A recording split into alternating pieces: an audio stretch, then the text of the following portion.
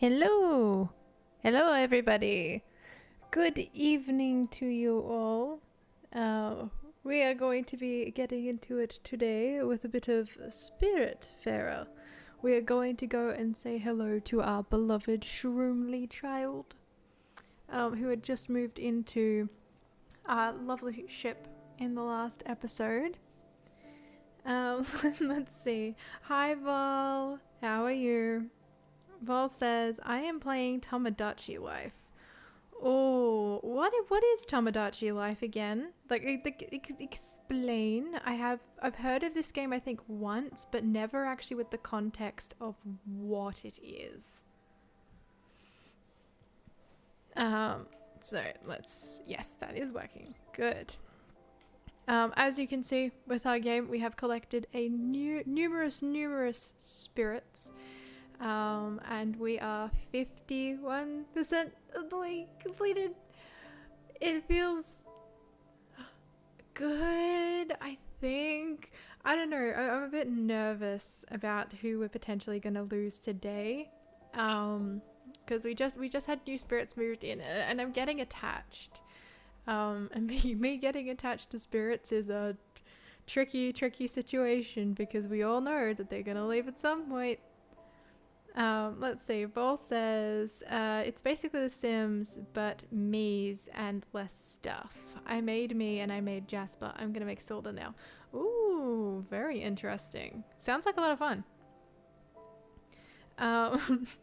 If it's got like less stuff than The Sims, is it kind of like regular levels of Life Simulator sort of stuff, or more bits and pieces just in general? Than like that, but not by a lot.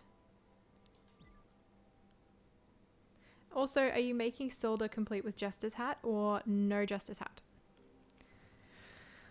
Alright, because we're still at the end. You know, I actually haven't had a good look at this area in a while. So if you look way off into the distance of this particular shot, you can actually see the Everdor, where we have left many a beloved behind. And it is morning. I don't know if I rang the bell on time or not, so I'm gonna have a quick little look-see upstairs. So, to catch those up who haven't been here very long, hi John, how are you? Vol says no Justice Hat ATM. I mean, absolutely fair. So, for the spirits that we have loved and lost so far, we have loved and lost Gwen. We've had Giovanni and Astrid downstairs, just giving a quick cuddle to Daffodil. Astrid, beautiful, lovely. We have loved and lost our Uncle Atul, our wonderful frog uncle. And we've got Summer, who has left us a long time past. Alice is also gone, but her room is nice and complete. And actually, while I'm here, I might change to the Periwinkle outfit actually for part of today's stream, because we might as well. We have a nice bar where we can actually play. I mean, in honor of Astrid passing, let's play Astrid's theme, because it's quite pretty. Then who else have we got? We've currently got Bev, who's here. Let's actually chat to Bev. What was we doing here? We should leave. Okay, I'll leave, but like I just got up. Then there is Gustav, who is still here. I will give you some fid, because you haven't eaten in a bit. We also have, hello boys, these gentlemen who I'll get used to. We'll adapt. John says, not great, how are you? Also, hey to Vol. Just had dinner in inverted commas. Why is it in inverted commas, your dinner? Was it because it's like in the middle of the day for you, or something else? We also, actually, we have darling Shroomly. Oh goodness, where did I leave the guest house actually? Because like I keep running around in circles and then forgetting where I've left the guest house. because it's been a while since I've actually had to go in there for a spirit. Here we go. Then we've got our dear Shroomly here. Shroomly, do you like apples? Work. What's that? That thing has fruits in it, doesn't it? Fruits are yucky. No thanks, big hat. Okay, Shroomly, I'm sorry. I didn't know you didn't like fruit. Do you like candy? I have to do the dance. The dessert dance. I do it when I'm happy. I'll eat this delicious dessert first. It's dessert time. So yummy. Oh, darling little Shroomly, we love you so. Let's have a look at this. That's a Feedorama package. It's from your friend Madison. Today's my last day. I'll be signing off forever. However, I'm leaving you in good hands. The people at Feedorama are trying something completely off the walls. I was promised that this mystery box was all the rage. Try it for yourself. What a great goodbye present. Even Madison's leaving. Oh, man. Yes, let's head to the bus stop before nightfall and have a little look-see at what our quests are for the day. John says I had yogurt and fruit. Yeah, the candy does have fruit in it, but it doesn't qualify as fruit anymore, as it says in the description. Yogurt's still a pretty decent. It's a decent enough dinner, if you ask me. I had, I think, burgers and chips for dinner, because fancy. But yes, we have the lifestyles of the rich and famous, which we need to build Bruce and Mickey extra lavish things inside their house. We have Shroomly, who we need to get a specific old doll. We've got Gustav, who we need to wait until he gives us more designs. And then we've also got, we need to cook for Bev. I think I already cooked the laksa, if I remember correctly, but it has been a bit.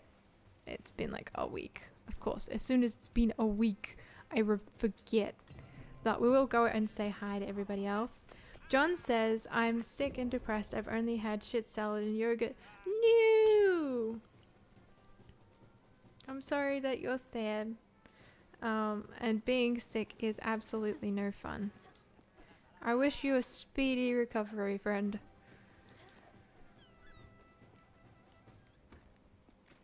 Also, I'm sorry the salad wasn't great. That's not ideal. Even at the best of times, that's not great. Ooh, there's a seagull. We love seagulls. Let's give it a watering. Ooh, more food. Right, we've probably got the food still in the thing. Yes. Over here. I can't wait until Shroomly actually starts walking around a bit. Yeah, there we go. There's the laksa. Alright. Well, because it's early on in the day and I want to get some things started, let us start with a bedtime. John says, I don't know why, we could chat in those Discord channels. Yeah, I had initially tried to fix it and I think things were just not getting set up appropriately at the time. But it's all fixed now. Nobody should be able to chat in those Discord channels unless they're specifically a mod or myself now, I believe. But we shall see how things go. Thank you for alerting me as well, John, to the fact that that is a thing that was going on. Because I appreciate all of the assistance in the Discord. Hello. Hello. Let's just grab our utensils. Well, utensil. It's only one. Yes! And we'll grab out all of the limestones and all of the different bits and pieces that we need. Oh, wait, let me... Yes! There we go. What do we want to plant here? I'll plant some quartz because it's been a while since I've planted quartz. We'll need... Oh, actually, you know what? I won't do slate. I'll do more coal because we always need coal. Almost. We can type in newbies as well, just letting you know. Yeah, newbies is not too bad. Newbies is actually deliberate because it's a chat for if there's any issues that people are having trying to access the actual Discord itself. So that's actually alright. I don't mind that too much. Thank you for the updates. Yes, I'm all done. Thank you, my dear. Let us carry on with our expedition. Mickey's got something to say to me. I'll go up actually, because we need to head to the next location. Let's see, there's South Point Docks. We've got gold and stuff there, but I want to try go to the shipyard actually for now and see how that goes. John says, okay, just wanted to make sure you knew. Much appreciated. Now, let's have a look. We've got a letter from Jennifer. Giovanni was a mess. Let's see, a lobster roll. We do need to give a lobster roll. Do we have lobster roll? I think we've got lobster rolls, actually. Oh, but we do need to go and talk to Bev. Okay, so let's go up and talk to Beverly. Beverly? Oh, you got all the spices right. It smells amazing. All right, let me give it a try. My stomach is basically a hot pepper at this point. I can handle it. First I'll give you some regular food. And now I will... Oh, you're so cute when you're eating. Oh, that's so adorable. Let's see, the laksa. Laksa. There it is. Give. It's just the right kind of tongue burning. I mean, that's incredible. You haven't lost your way around the kitchen? Wow! Fun fact for the day. Okay, so my fun fact for the day is even though it is far less common than an earthquake, the moon also has moonquakes when like the internal plates and stuff, like the gravitational plates and stuff in the moon actually shift. So yes, the moon also has a variety of quake similar to our earthquakes, even though it's very, very rare. So that is our fun fact for the day. Moonquakes exist. Oh wow. Yeah, exactly. It's such a strange thing to think about, that it's not just earthquakes, but quakes happen all over the place. I can feel my sinuses clearing. Thank you, sweet pea. I suppose I got carried away a bit there. Sorry, there isn't any left for you. Nah, don't you worry, I'll make it up to you. I know. This was supposed to be a treat for you as well. Next time. Thanks, Beverly. Well then. Do you have a minute? Like I was saying, I've been having this dream. Don't worry, I'm not a monster. I won't start telling you my dreams. Well, maybe a little. So in my dream, I was using the projector in the archive room B2522. And then I was transported inside the images. And the first image was... Let's see... Oh, I remember. I went sightseeing in the city. We rented an apartment for the whole family. It was so luxurious. We had the whole week planned out. Museums, parks, restaurants... Obviously, Henry got sick on the first day. I remember staying by his side knitting. The only thing he was able to do was to draw. Poor thing. He was really obsessed with his cartoon show back then. It's probably just giant robots and men in tights. The apartment was somewhere in the old Central District. It was supposed to be our home away from home. For a week at least. And the whole time I was eating a giant bag of sweet corn. That's dreams for you. They're always a bit foggy. Hopefully, if you find that acetate, it will jog my memory a bit more. Thanks again, sweet pea. You're a lifesaver. Ooh. Nice. So we've got more bits and pieces to do. Ooh, work for us. Work. I do like work.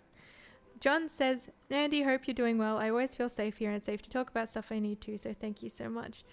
I'm glad you feel safe here, John. I'm not doing too bad, actually. I'm full. I've had an okay debrief after a long day of making calls and chatting to people about all the things that I need to.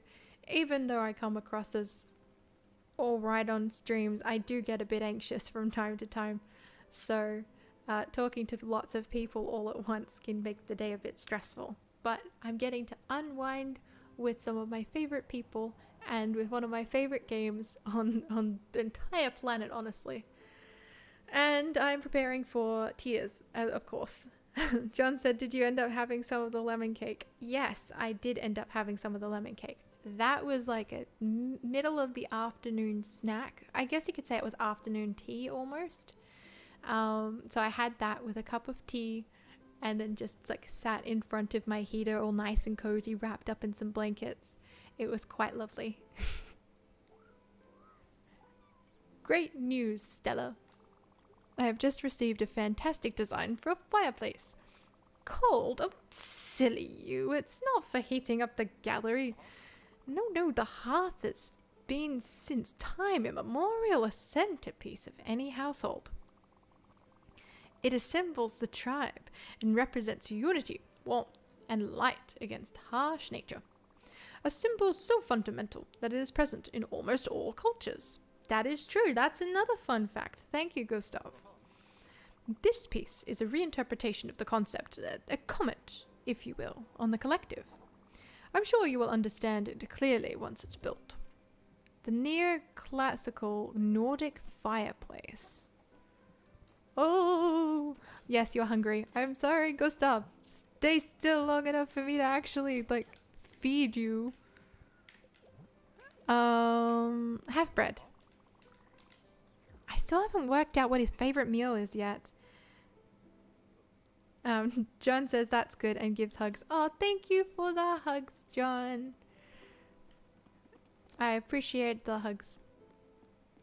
Actually, do we have the lobster rolls? Because if we have the lobster rolls... Yes, we do. Okay, so let us go up here. Oh, wait, no floating away. No floating. No floating. I need you to stay put. Sir, please, I need to talk to you about your harness's extended warranty. It's very important. I get the feeling that you'll get a kick out of it. Come along. Oh, damn it. Always a door slammer. Alright, let's give lobster roll. Well, you took your sweet time. Wait, what's this? There's fish in a lobster roll. Mickey can't eat that. He's allergic. We might as well be starving, but we ain't eating this. Mickey won't eat something that might kill him, Scout. He wants something a little more traditional. None of that fancy garbage. You know what? There's this place in Woodbridge. It had an amazing slogan. What was it? It doesn't matter. They had the absolute best fried chicken. So, bring him some fried chicken. Don't just wait around. Go. But I just did a fried chicken quest. Well, at least I've still got some chicken left from that request. Goodness.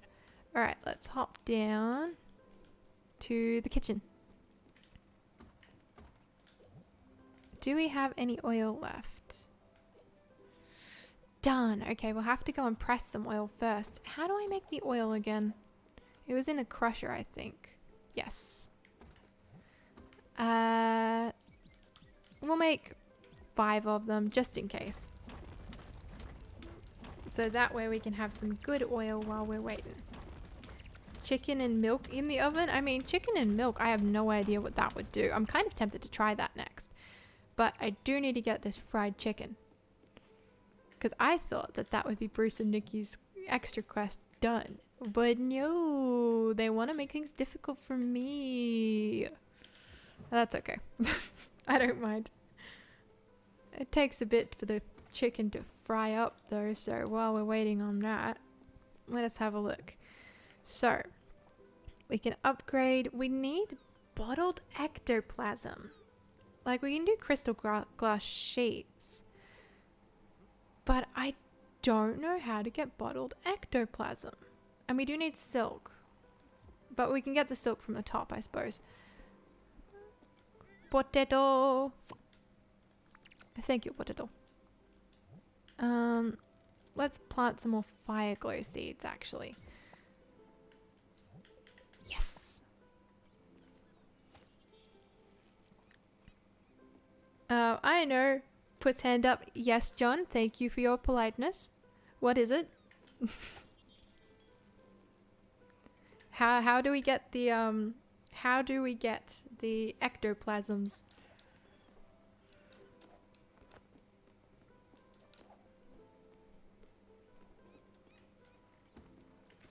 Alright.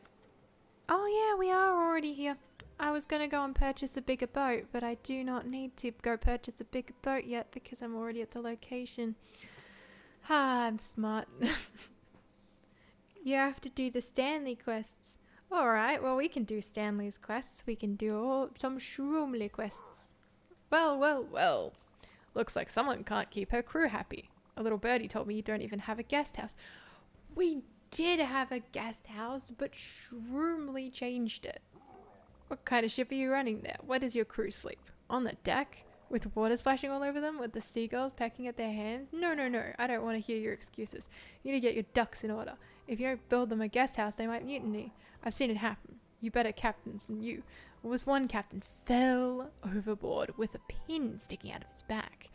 If the fall didn't do it to him, the piranha sure did. Well, good talk. Enjoy the rest of the day. It's going to be a scorcher. A scorcher? It's an evening. New beginnings. Okay, so there's another quest as a result of us going and talking to him. Alright, well that's... Wait. No. Yes, there we go. Yes, a big boat. We do like big boats. We like big boats. We cannot lie. Your other can't deny. Alright, so we can nearly do the mist cleaner. So let's see. John says when you've done them, you can go inside Stanley's home and see like a fish tank. A fish tank. That is quite interesting.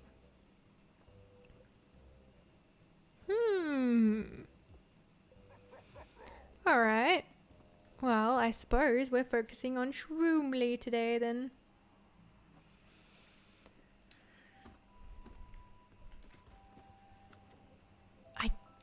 Let's see. Do we have any of the things these after? Because we can do like a colossal sized boat, but we don't have the bits and pieces to do that. So we can give Bruce some fried chicken.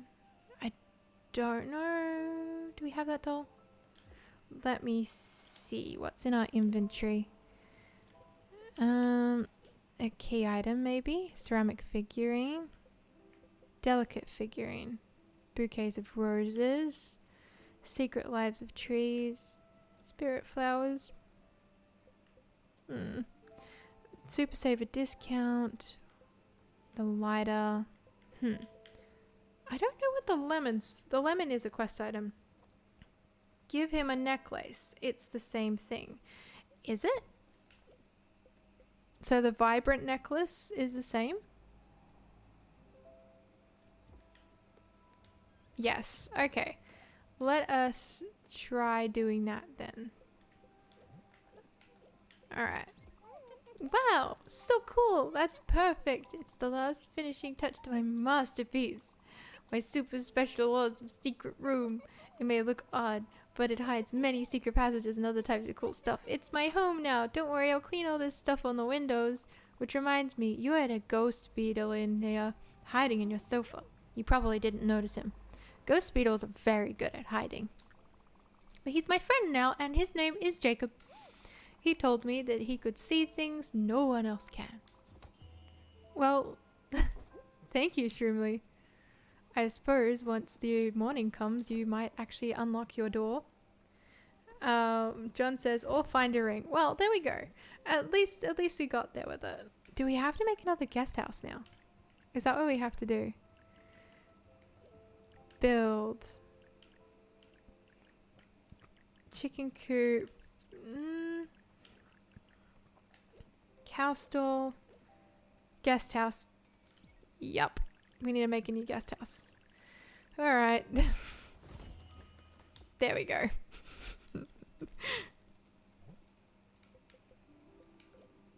Well, we've got a new guest house. I wonder if the new guest house is different to the old one. I don't think it is. Yeah, it's not any different to the old guest house. Interesting. Do we need to upgrade it? Ooh. Actually, what can we do to upgrade it? Let's improve the guest house. So we need fire glow and linen thread, and then we can add some star seeds. Ooh, some nice stars. That I think would be quite a nice change for the guest house, especially since of course dear Shroomly has moved into the other one. So we've got fried chicken, and let's try what this does. Okay, so we can't mix the milk, but we can cook some of the chicken. So we'll cook that and see what that does. It's probably just going to make like regular old cooked chicken, but you never know. Oh, now that these trees are a bit older, they're definitely getting many more things. Actually, you know what? I think I might make a second orchard. Well, a third orchard technically. Because we do have a second one. But... orchard.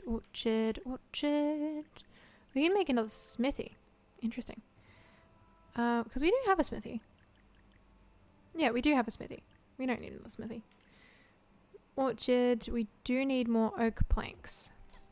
I suppose we're going over to my least favorite of the mini games. In we go. Maybe chicken wings. I mean, it might make chicken wings. I wouldn't be surprised if it did, honestly. Yeah, that'll do. Ooh. Got one of them good.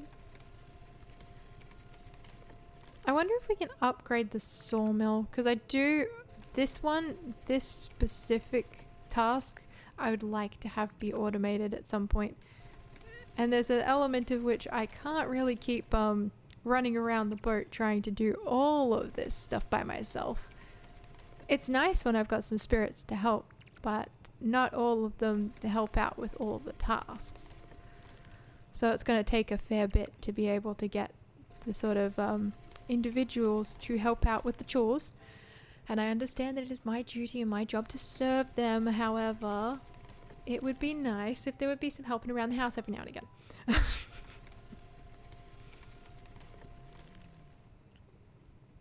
John says, I don't think an upgrade does automate it. It does anything, I'm not gonna lie. Damn. Oh well. I'll have to see. Like, it might, but this building also may not have upgrades. It'd just be like really cool if you had the capacity to automate it somehow. Oh well. Another day. Another day.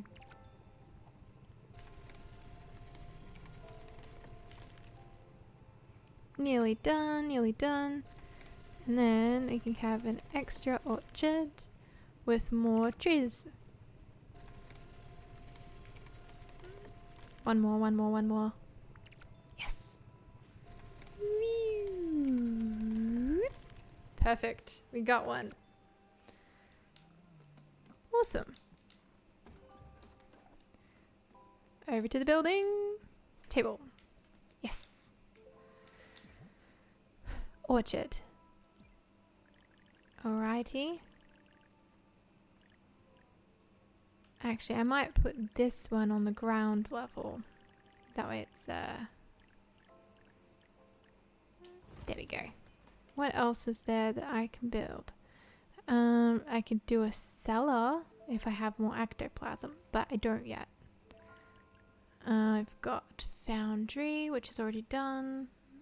Do I need another garden? I could get another field done. Actually, another field could be very handy. So I'll put another field in, so that way I have more bits and pieces to grow. And I'll grab an extra garden as well. There we are. Beautiful.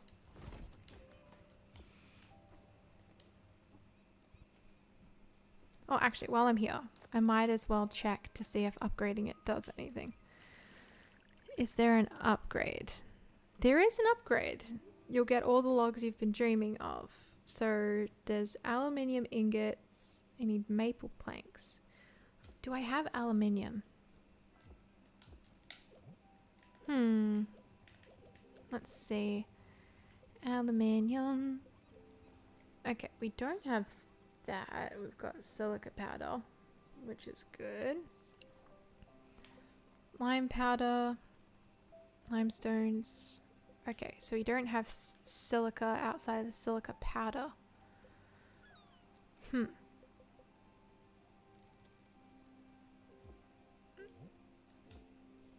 Oh well. Keep moving. Wakey wakey, eggs and bakey.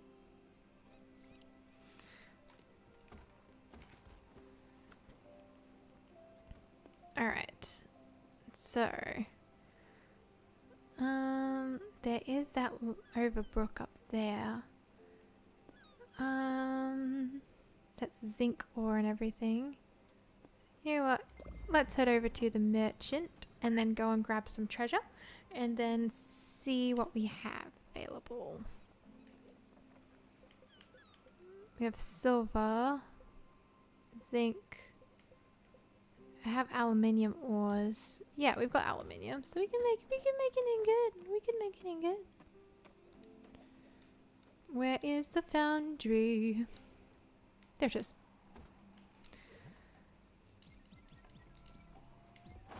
Before I go anywhere, I've got to go down. Downward. There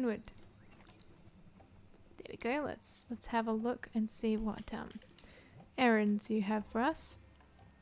We linen, a menacing shape. I'm intrigued. So I need more linen thread for you. Alright.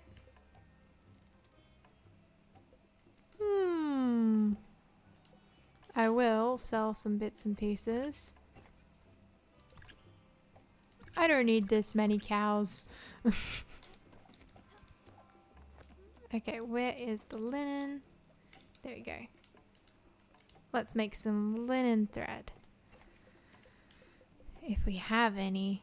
Yeah, there we go. We got some linen fibers, so let's make some linen thread. By the way, the chicken in the oven is done. Have you given Mickey and Bruce the fried chicken? Not yet. I'm waiting for them to wake up. But I will go and grab them to then go give them the chicken. Because I don't think I've done that yet. I'll double check my quest in a second. Just gotta get through all of my threading. Weaving, yes. Okay. Yeah, so we can go and give Mickey and Bruce the chicken. Good morning. Now let us errand. Goodness. Back up. Very woolly, very angry. What is a menacing sheep? Okay, so we got tomato seeds and stuff. Angry sheep. Public service announcement. Always stay away. Feed your sheep. Okay, I will. Alright, come on, turn around. Mickey wants decorations for the new place. Yes. I understand this. That you... No, come back. Come back, you. Come back. You. Come back. Hey, that's very rude. Oi. He is going to continue to retreat continually. Alright, let me give you the fried chicken. Have chicken. That's more like it. Tastes exactly like that place's. And what was the name? Mickey doesn't know either. Still, it really hit the spot. That's what a scout is for. Scouting good food. Keep 'em coming. Hopefully we won't have to ask next time. Okay. Well, happy to help you there. He always flies away when you want to talk to him. Yeah, he's just really rude to me. He knows that I want to speak and then is deliberately ignoring me. Yeah, he just gives us grilled chicken whenever we do that. That's okay. I don't mind. Alright, so improve, project the Henry 8 years old asset in the archive room. Okay, so we can project that on the way there because we've still got to talk to the Dice Boys, which is in Oxbury. So let us head onward to some treasure and then to Oxbury. In the meantime, actually, we'll have a look at what the upgrade is requiring first. So upgrade, then after that, we will.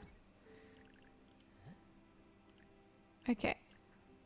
Neoclassical, so we need a steel sheet and zinc ingots. Alright, we can do that. Steel sheets, zinc ingots, gotcha. But first, ooh, there's Bev.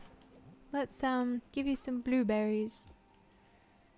Project Henry, a portrait of Beverly knitting on a chair. Look at that. That's not a giant robot. That's me. I look so young. Oh wow. He was drawing me knitting on that chair. Oh, Henry. Growing up made such a sweetheart out of him. Before that, he was a little monster. The kind of kid who's noisy when the show is on, but calm during all the commercials. I was that kind of kid. One day, he just calmed down. It was strange. Overnight, he became his dad. Brilliant and quiet. Real quiet. He just retreated into his thoughts. What an odd thing to think in your head at night. To dream. Yeah, to dream about.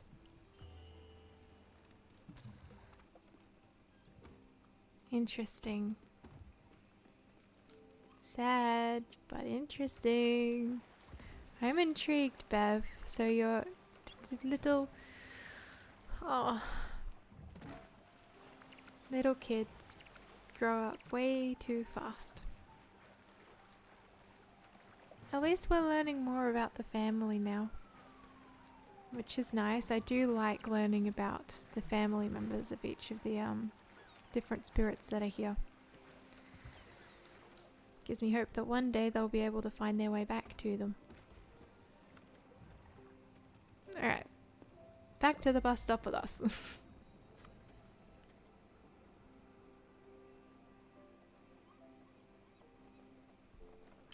Alright, come on. Up we get. Yes! Fire glow! Oof! Yay! Okay, now let us select some more seeds or plant some cabbages. Maybe some carrots, because we haven't had carrots in a while. And I'll plant another potato for the potato's sake.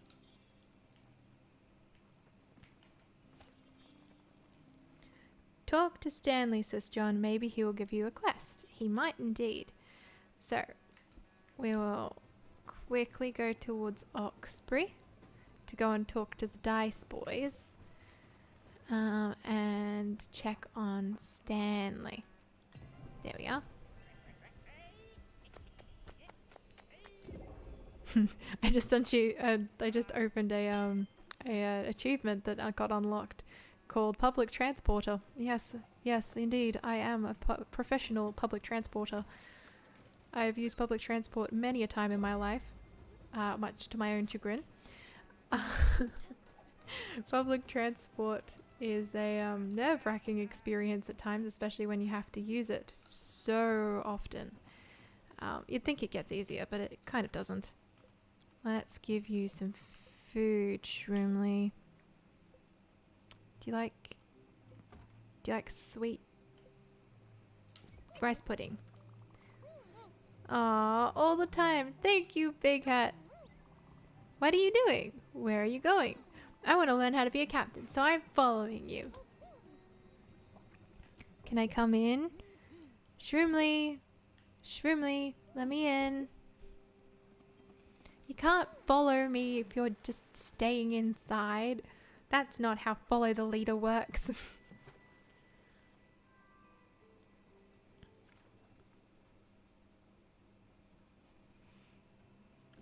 A fully improved Stanley is another achievement that I just unlocked. Interesting. Out of our way, you. You did good. You got word out about our new record. Wouldn't be surprised if we became music superstars. Dice Boys! We really didn't need the help since we're already poppin'. But still, good to have a true fan singing our record on the street. Thanks again. Hard. Awesome, so we completed that request. Oh wow, you didn't hear? That lemonade tomato juice stand is done. Everyone could see it coming from a mile away. It was so out of this world. Police sirens, SWAT team. A major bust. Someone must have ratted him out. Apparently they had someone running produce from an island to island. They're still looking for that person. No leads yet. The island is dry as bones now. You should have seen it. It was intense. Oops. See you. Okay. Hi. Hello, friend. Okay, so nobody will talk to me, and that lemonade juice tomato stand is done. Shame that. It was quite a helpful thing. There's miniature decorama. I could get some beef. Yes, some chicken while I'm here. Ooh, mulberry seeds. I do like mulberries. We need potatoes and wheat. Grab some mulberries. And I don't need that right now. Is that the first time? This is the first time something like this has ever happened to me. Okay, well, there's a first time for everything. John says when you hug him, he's so cute. I'm assuming you mean Stanley. And I'm going to love giving him a hug when we get back. But right now, I'm busy destroying the city environment. So I will have to do that once I'm home. Okay, so I got that. No more tree. Boring. Trees. I could have sworn there were more trees around here. I must just be missing them.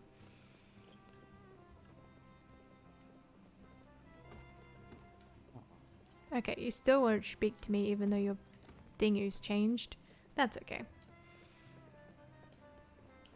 Any quests? What about if I go inside here? Nope.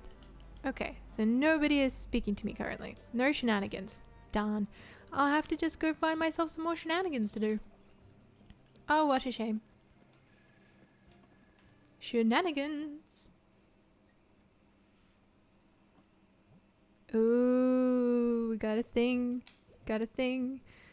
Let's see. Do we have any more treasure or anything? Farragoa Tours. Feedorama. Letter from Albert. We've got 2. Okay, let's start with Shroomly. Oh, oh! I love your room. Oh my goodness, this is great. Hey Stella, what do you think of them? You know, the dust shades on the boat. I mean, they're funny looking, but they're so gloomy all the time. And once they're here, they cling to you like chewed gum and never let you alone. They bother me, you know. I wish they'd be gone. They make me and everyone sad. What? You've never seen them? That's weird.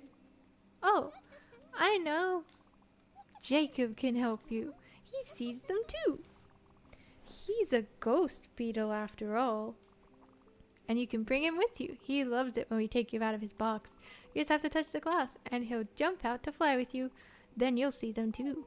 But you have to catch them to make them go away. Be careful though, they're super fast. Put on your running shoes. Start the event.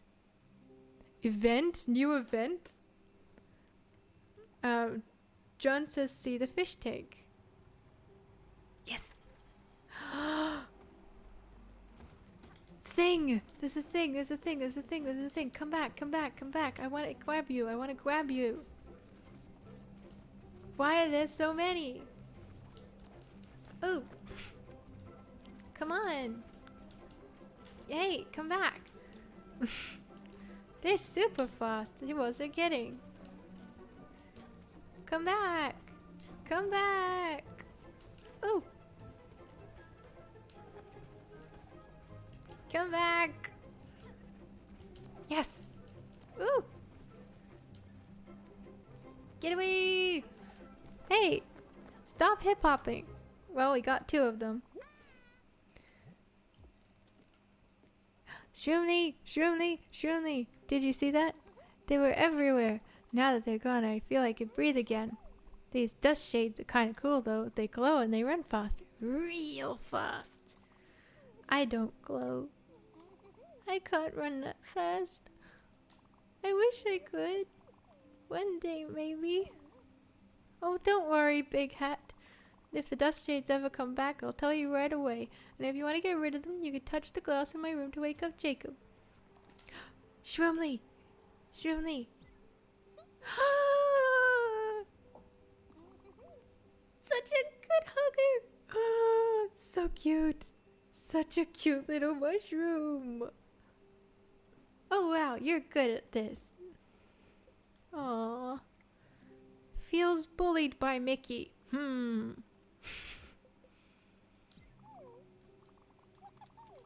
Okay, so now you can play Follow the Leader.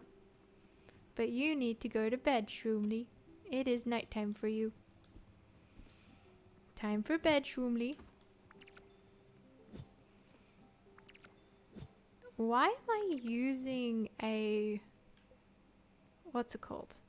A scythe on garlic? I don't think I'm gonna understand that. If I put rice seeds in, that will be good. Let's give it all the water.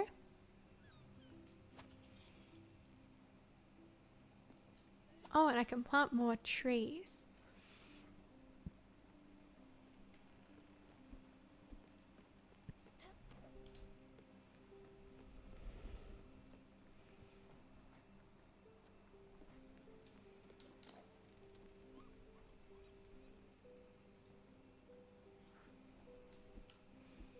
Yes, what trees may we look at today? Alright. Whoop. And you go. Alright, we've got apples, we've got a cherry. We don't have a peach. I want a peach. So get a peach tree and a pear tree. Hooray!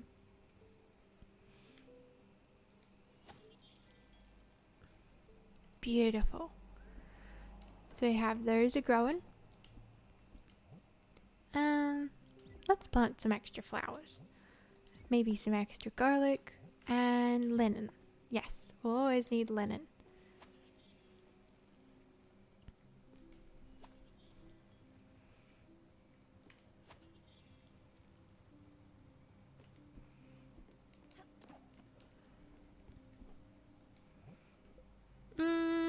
More cabbages! My cabbages!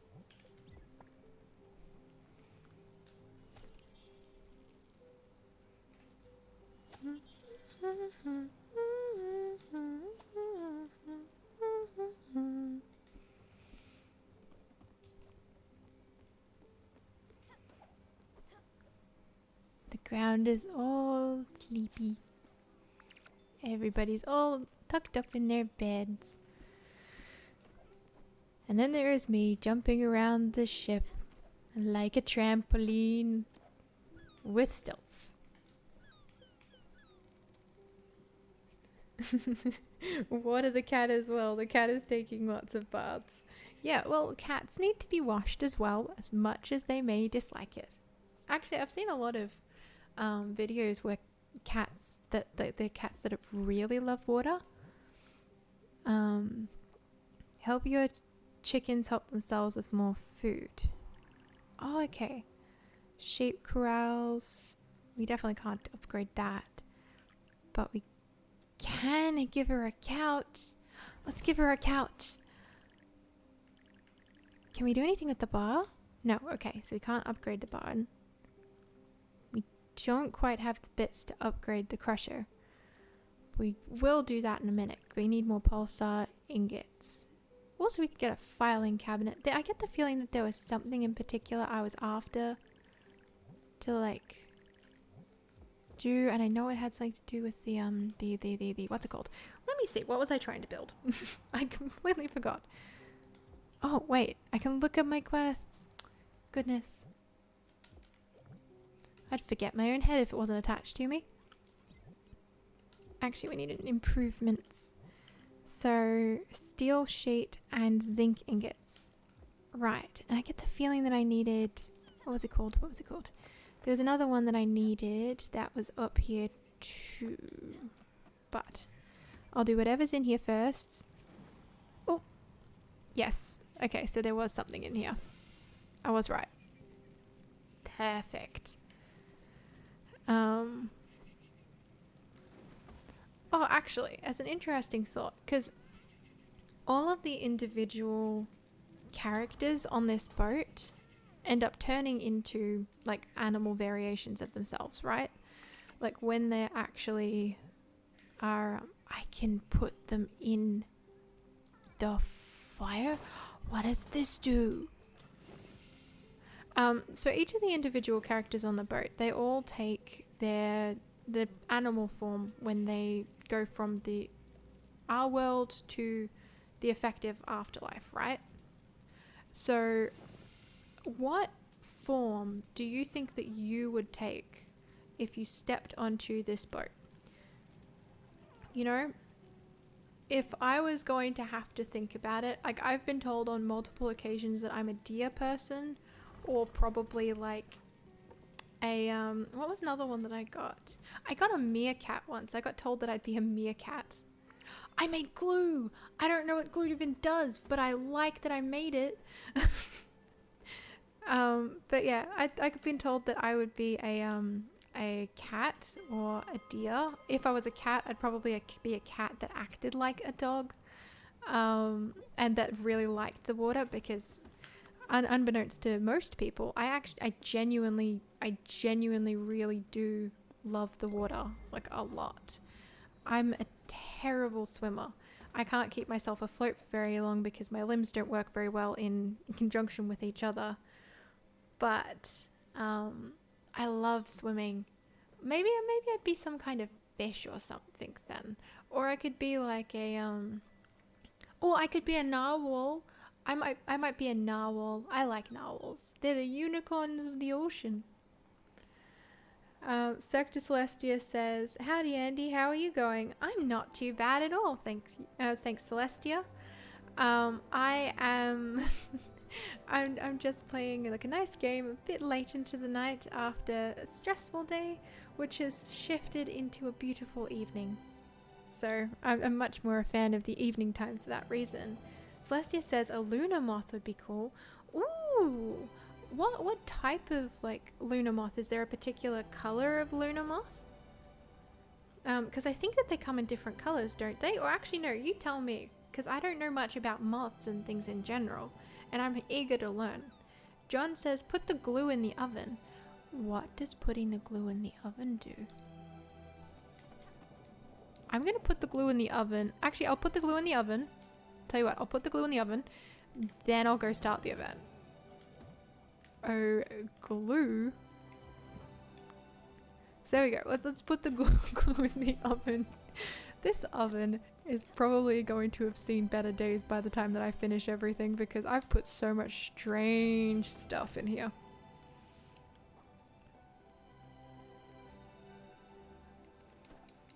Alright.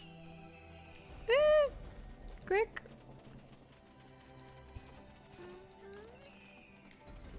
Yes, up. My boat is so big now. Ooh. Well, that was something. I know that this is the type of event that this is. Does that mean that I'm going to get any less surprised every single time that they fall from the sky and drop nearly onto my head? Absolutely not. Come back here. Ooh. Yes. Come away with me. Woo!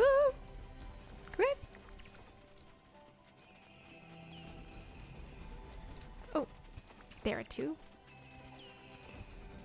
So many shooting stars. I'm still surprised that this entire game hasn't been labeled with like a flash warning or something. Because honestly, at this point, there are so many random flashes that happen in this game that I think could be good to actually be marked.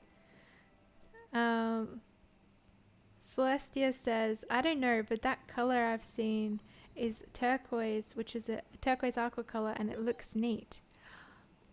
It sounds beautiful. I'll look it up in a minute. Miss makes a questionable meal. You tricked me, John. It made inedible food. Although, to be fair, I didn't actually expect it to make like actual food. Because, glue being cooked doesn't sound like the best meal idea to me.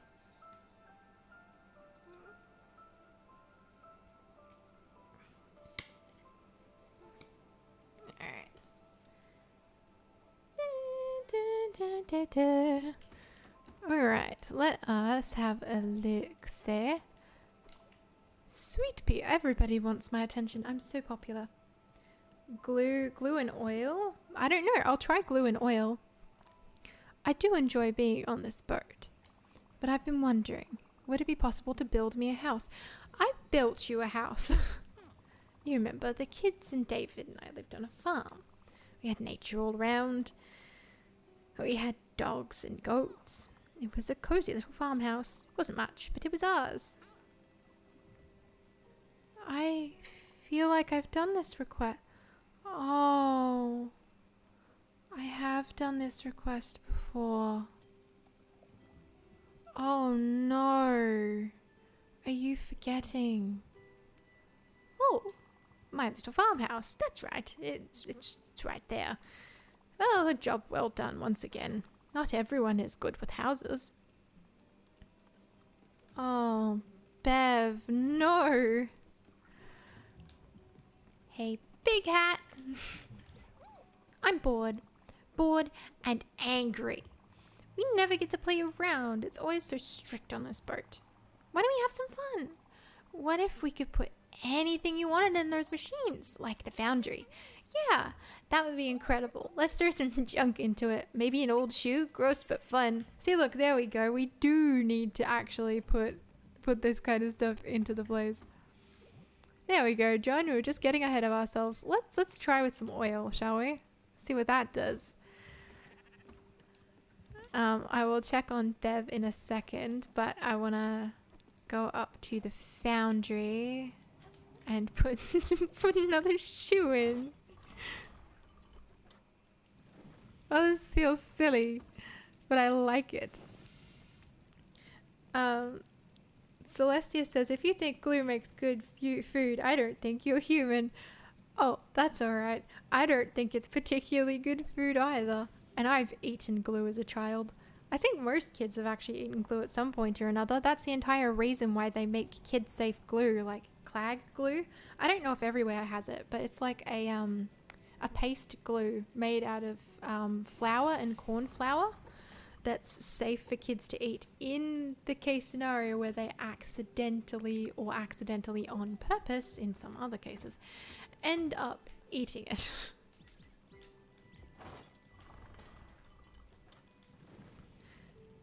Ooh, I have to keep an eye on this one.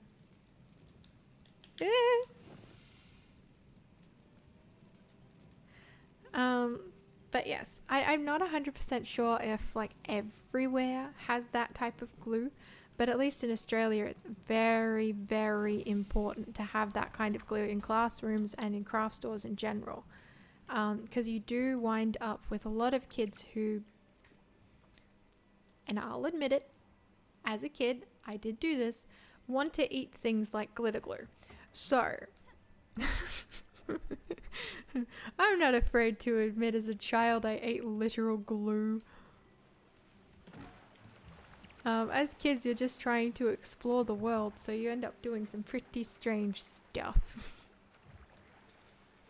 I don't think that was the weirdest thing that I ate as a child. I used to eat like Play-Doh as well, which had a high salt content, but at least it was non-toxic for the same reason that like we're automatically assuming that kids eat everything, because little kids especially just want to put things in their mouth because the texture might look interesting or it might smell nice.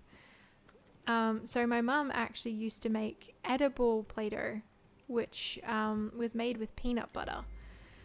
So that way we could eat as much of it as we liked. It didn't last very long in the fridge or anything. It only lasted about 3 or 4 days, I think, per batch. But it would be fun to play with, and then we could just eat a massive amount of it later. Almost like it was a kind of fudgy consistency. It was really interesting.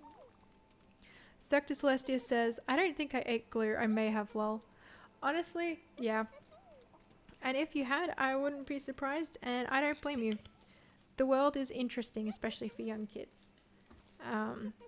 What was like an interesting experience that I had as a kid with like food and stuff in general? Now, this wasn't with something that I shouldn't have eaten, but I remember when I was, I think, 3 or 4, this is one of my earliest memories actually, I had a fruit called a fig for the first time.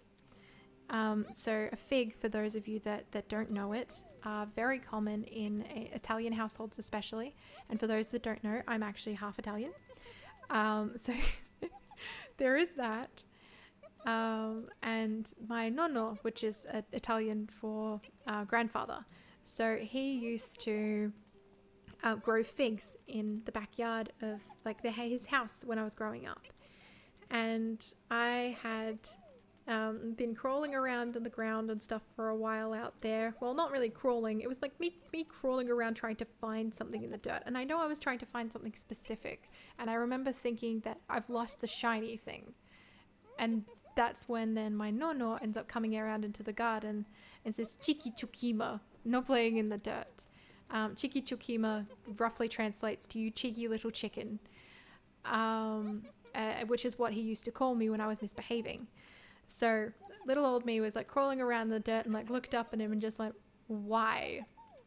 And it's like, because there's so many better things to have than to just be crawling around in the dirt. I could show you many more interesting things, he said to me.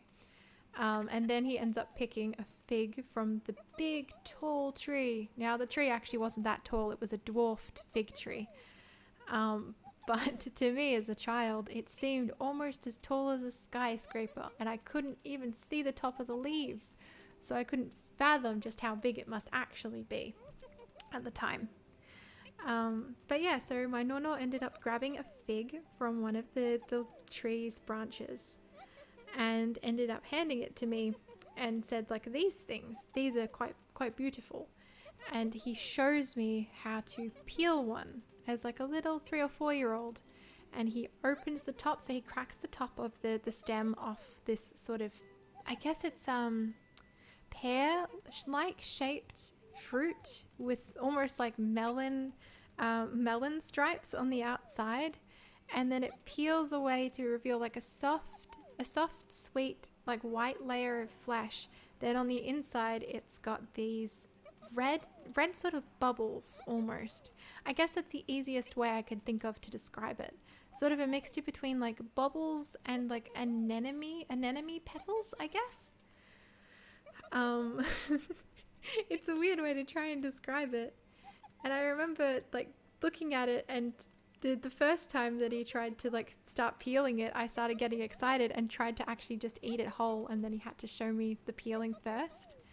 And then he showed me the inside, and I remember looking at it and going, that's a weird fruit. And he smiled at me and said, yes, it is a weird fruit, but it's part of our culture. And you need to learn to love the parts of you that look a little strange. And I remember that was actually a really deep message, even just as a little tyke, that I didn't think that I would carry as long as I did. But I remember at the time thinking, this sounds important. I'm going to remember this. So one of my first memories was eating a fig. John says, I ate paper. I mean, fair enough. That happens too. Celestia says, I used to eat grass occasionally. It would have been slightly better had we not had chickens as well, though I remember making sure it was okay first. I mean, grass can be edible. Did you know that there are edible grass seeds that kind of taste like a bit licoricey? Not like black licorice, but a mixture between that red licorice that's not really licorice, it's just like a raspberry twist, and then also a bit of like the aniseed flavor from actual licorice. It's really interesting. I can't remember what the name of the particular variety of the buds are, but I used to go for nature walks and learn about things called like bush tucker, which was like food from the land, I guess, when I was really young. Well, it wasn't like that young. I would have been around 8 or 9, but given the context of how many years it's been, it feels like it's forever ago. Celestia says, I don't think I've ever had a fig, but that seems right. Yeah, figs, at least in my opinion, are a very delicious fruit. They're kind of pear-like and a little bit appley, at the same time as tasting like a hint of rhubarb and something slightly floral. It's very interesting, trying to like figure out how to explain it for someone who hasn't actually had a fig before. But every single time that I have figs now, I'm reminded of summer and also of my nono. So, yeah. I do miss him. I miss him a lot. But I think that's actually one of the first times in a long time that I've spoken about him without just falling into tears. It's been a while since I've been able to fondly remember. Maybe this game is actually helping me with that a bit. Because it doesn't seem so scary anymore. Celestia says, random question, but do you know a show called The Bush Tucker Man or something like that? You talking about it just made me remember, as vague as that might be. Let me think. Like, it rings a bell, actually. Hang on. Bush Tucker Man. So, TV show. The Bush Tucker Man. Yeah, it's a very old TV show. It's from 1990, but yes, I've actually watched this. So the Bush Tucker Man is an old series starring Les Hiddens, who shares his knowledge of the people and the land that make up Australia, as well as like elements of the food. It's really interesting. I might actually watch that. You know what could be interesting? It's like we could watch some of these sorts of things in the Discord sometime. That could be a lot of fun. Stride, Treble Dandy. Hello, Stride. Hello. John says, I'm going to go now and sleep because it's nearly 10 and I'm sick. I need some sleep. So see ya. Thanks. I'll watch the VOD. Bye. That's all right. Thank you for stopping by, John. We appreciate you. Rest well. Celestia says, yeah, my mum has some DVDs of it. Oh, that would have been so cool to watch. It'd be interesting to go through a whole bunch of like foraging videos and those kind of things. That'd be great. But yeah, like what outside of just like the comments, do you have any particular memories of like the actual show or anything in particular, or just kind of that one little piece that you shared with us just there? Stride says hello to Cirque. Hi Stride, how are you? Celestia says, hi Stride, how are you going? Yep, agreed.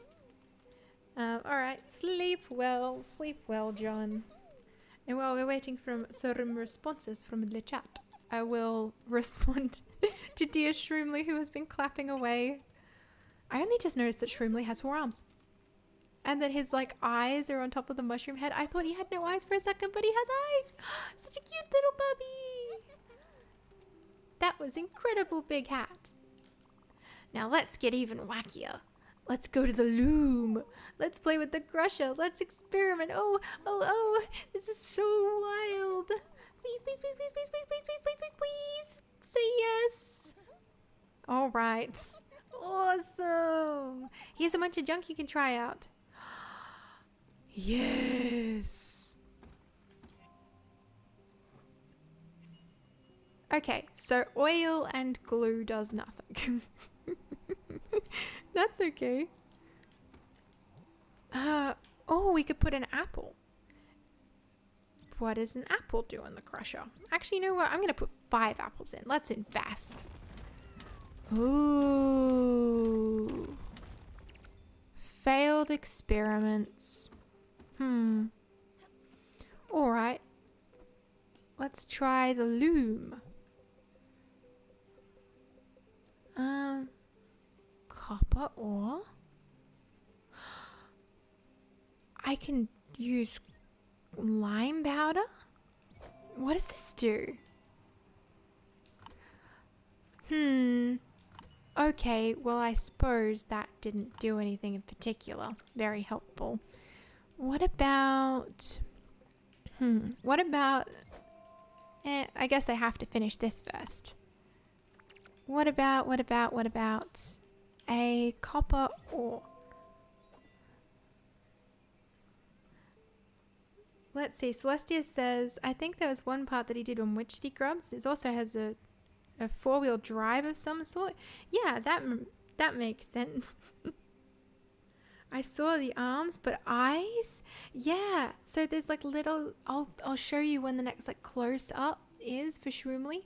And so he's got those like little yellow eyes that are like dots just on the front of the mushroom head that go into like little arches when it's happy. Stride says, today's been quite good. Last night was a little tough. First night without girlfriend since vacation started. Aww, but strong Goyle, I made it through. I'm proud of you for making it through. It's difficult being away from a partner for a while. John says, by the way, if he asks for something, give him an egg. Okay, bye, I sleep, I'm tired, bye. Alright, bye John, thank you for the piece of advice. Stride says, that's the 4th time Wallace has said bye. I suspect at least 7 more, of course. Stride says, how are you, Cirque? Also, would you rather me call you Celestia? Sorry if I made you uncomfortable. That's okay. Like, we're all learning. Ooh, made red metal rope. Oh, so I don't just have to buy it. I can actually make it in the loom. Why have I never tried this before? That's brilliant. Celestia says, I'm doing good. OneDrive was being exceptionally stupid today though, and I had to reinstall Clip Studio Paint because I messed up the files for it. Well, ooh, I dislike it when that happens. But Clip Studio Paint's a drawing software, isn't it? Do you draw Celestia? Celestia says you can call me either, whichever is easier or best for you. That's all right. Thank you for keeping us posted, Celestia. I do appreciate it. Because that means that we can all respect each other appropriately here. Stride says, "Aw, glad you got through it though. I draw too sometimes." Ooh, and so does Celestia. Have you had any particular things that you've both been drawing recently or that you like drawing? Also, what style of drawings and art do you make? Like, everybody knows that, like, I make music at this point, predominantly as my main art form. I draw a little, but I'm not necessarily the most skilled with it. And when I mean that I'm not the most skilled with it, I mean not necessarily on like a technical level.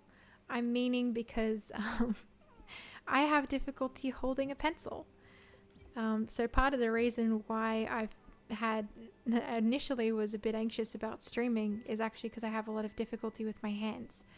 So because of that, I need to be very careful for how long that I end up streaming. And I actually have gloves that I usually wear when I'm playing games because they help hold my hands so that way it's easier for me to play. And this was before that I ended up getting these gloves that I ended up starting streaming, so I was a bit nervous. Let's see. Stride says, "Show me a piece or two, Cirque." Ooh, yes, let's do an art show. Celestia says, "I do both digital and traditional. I use Clip Studio Paint for digital art. Mine's more an anime style." I love anime style art. That's so cool. I've always wanted to learn how to draw it, but most of the art that I tend to make is kind of, I guess it's abstract. And a lot of the time, it's not intentionally abstract, but some of it is just, it doesn't necessarily, how do I put this? It doesn't necessarily always look like the thing I intended to, but it doesn't not look like it, if that makes sense. Alright, I'll talk to you in a second, Stanley. I just have to go and help. I know what I wanted to tell you. This man from my town was one of 2 real estate agents around. He just started and wanted to make an impression. He had a giant mustache and was always wearing a tuxedo. It was quite odd. Anyway, it turned out he couldn't sell a house to save his life, but he was the lead salesperson in his district for 2 years straight. The local paper did a big story on him. And they found out his wife was buying up all the properties. She had like 20 houses in her name. The whole neighborhood was nearly empty. She could afford it. Her dad had struck her rich in oil. Just goes to show you. You can't judge by his...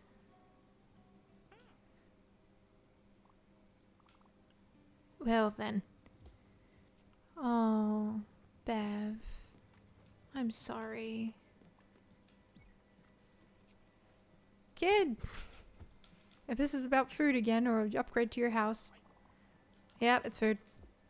That's alright. Stride says, here's a little painting that I made recently. That's okay. Give me a second. I will... User actions, copy text. Stride link isn't allowed. And I put 8 in mud. Get fricked. That's okay, but I can actually put this down. Hang on. I will repost the link myself, actually. And because I am indeed a mod of myself. So if somebody can't see it, they should be able to now. If I can, I could link a OneDrive folder with some pictures. That would be great. Let me see. Celestia says, Ayo, that painting's insane. You're so good. Actually, why don't we just put that there for a hot second, and I might actually open a what's it called? A thingamajiggle, a thingamajiggle, a thingamajig, that thing. I know what I'm talking about. So that way we can all see the paintings. It'll be really good. Let us see. You're viewing as guest.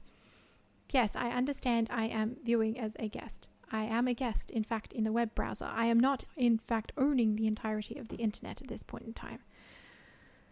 So, let's put on a little bit of some music, which should pop through. Yeah, there we go. So while the music's coming in, I will have a look-see and try and grab this and clickety clicks. And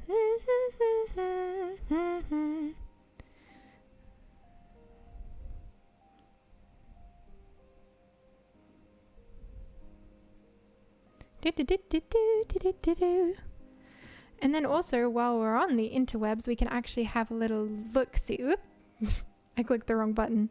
But while we're on the interwebs, I can see it. Let's see. Da, da, da, da, da. So that will be in multimedia. Da, da, da, da. Whoop. Scrolling. I keep forgetting that I do not, in fact, have my mouse. Art. So, if I go here, copy.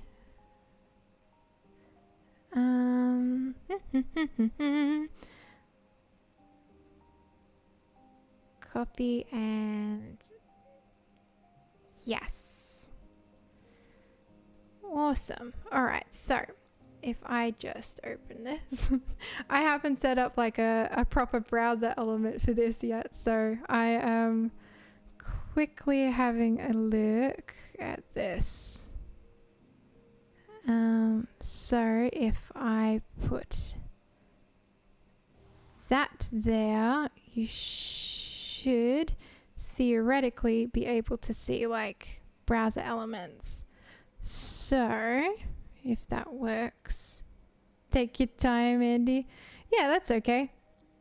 So should be able to see things, unless it doesn't want to see things, in which case then it can actually just like stop for a second. Hang on. Window capture. We are after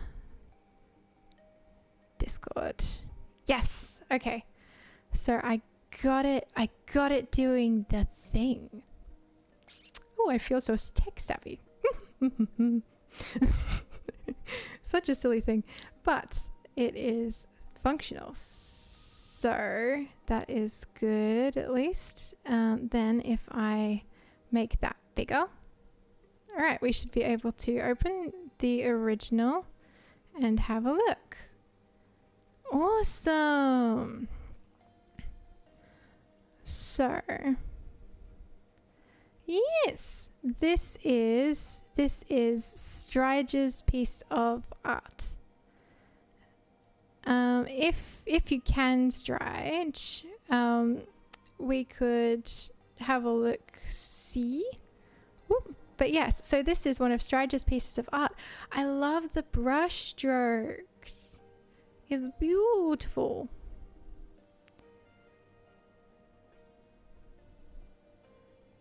Ooh. I like the way that the fur is all like furled out, and then is that like a blanket or something that they're kind of scratching up? And then the kittens. Oh, it's so cute. Such cuties. Then if I chuck this back in where I was, then we can go here. Just having to jump between different spaces, I suppose. Then here is another one. Oh, awesome. The lighting effect. I like the lens flares at the bottom. Beautiful. I love it, Stretch. It's gorgeous. Let's see. Celestia says, Shinso? Also, hell yeah, you're so good. Yeah, Shinso from BNHA. Awesome. It's a table made of wood. Ooh, nice, nice, nice. I like it. Also, the reflections as well, like the very edge of the picture. That's awesome. I love all of the little reflections and refractions that are happening at the edges. Brilliant, brilliant. Andy, I'd appreciate if you don't keep it in channel art. Slight self-confidence thing. That's okay. I would DM it and stuff to myself, but I can't actually do that on Discord, funnily enough. I don't think I can DM myself. So, I will do that. But yeah, so those are some of them. I'll delete them for you. They're all done. Celestia, did you have any art and stuff to show while you're here? Because I can get that all, have a look at that, and then we can show people. DM you directly, but I remember once in the past said something to keep safety. That's okay. You can whisper it to me on Twitch if that helps. Because sometimes that also helps. Your site isn't allowed. That's all good. That's all good. Twitch. Yeah. So, .com. Can't whisper an image. It'd have to link either way. That's okay. Ooh. Accidentally entering Twitch in a spot that I didn't intend to. But that's okay. Give me a minute to upload it, but I'll link it through. Awesome. You can DM Vol, I suppose. I showed it to him earlier what I made. I mean, yeah, but I don't even know if they're up. I mean, of course they're up. It's Vol. But I don't know if they're up to actually, like, link stuff, you know? But in the meantime, while some extra linking and stuff is being done, I might actually go into... Frick, where did I put my test server? Test server. Ignore all of the, like, hundreds of random servers and stuff that I have. Actually, I might just add a new server. Create my own. For me. Thank you. It is mine now. I have a new server. So I can just chuck things into there. It's just like for me to mess around in now. But yeah, that's very cool. Very cool. But yeah, Celestia, when you do have that, let me know. In the meantime, we'll hop back to bringing the game up. So that should close that. Game capture? Why are you not capturing? I do know that there's a game there. Thank you. Yes, awesome. So that is now capturing the game, which is good. I will turn off the Serenity music while it's checking. Did you check the last one? Yes, I will check the last one again once we've got Celestia's up as well, because I like being able to share the work and stuff that all of you have done as well. But yeah, I'll have to like copy, paste, and put them somewhere so that way we can actually have a proper look at them. Improve Gustav's gallery. There was another thing. Use the Foundry to have fun. Alright. Now I'm pretty sure I used the Foundry for something, but I need to use the Foundry again. I'll put a mackerel in it. Yes. Put a fish in the Foundry just for shits and giggles. Why is it taking so long to melt down a fish? I would have thought it would have charred much quicker.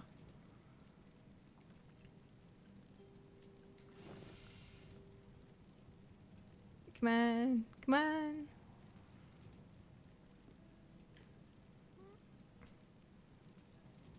Let's see. Give me a new servers link. It'd be like a personal place to share art and stuff. Yeah, fair enough. Sector Celestia says, okay, I'll send it through in a sec. They're uploading to the folder now. Awesome. Well, I look forward to seeing it, Celestia. Stride says, I play the guitar. I've been about it 9 years. I got a diploma a year into it. Nice. Was the diploma specifically in guitar or in something else?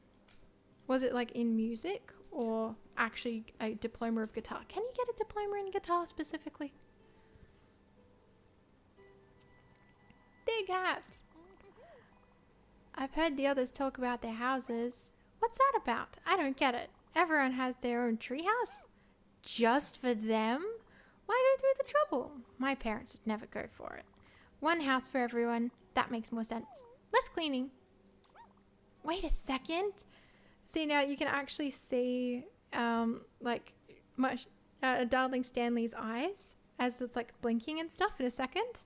So as I change slides effectively for this, you'll see. Could I have a house too? You already have a room, Shroomly. But yeah, like you can see the blinking eyes at the bottom of the mushroom's cap. Those are the eyes of Stanley. Just for me? Okay. I need paper. Yes, paper. I've got to find some paper. I think I know how to make some. My mom would mix things together to make it. You could do that, couldn't you? Yay, thanks. You're awesome, Big Hat. Homemade paper. Okay. How do I make the paper?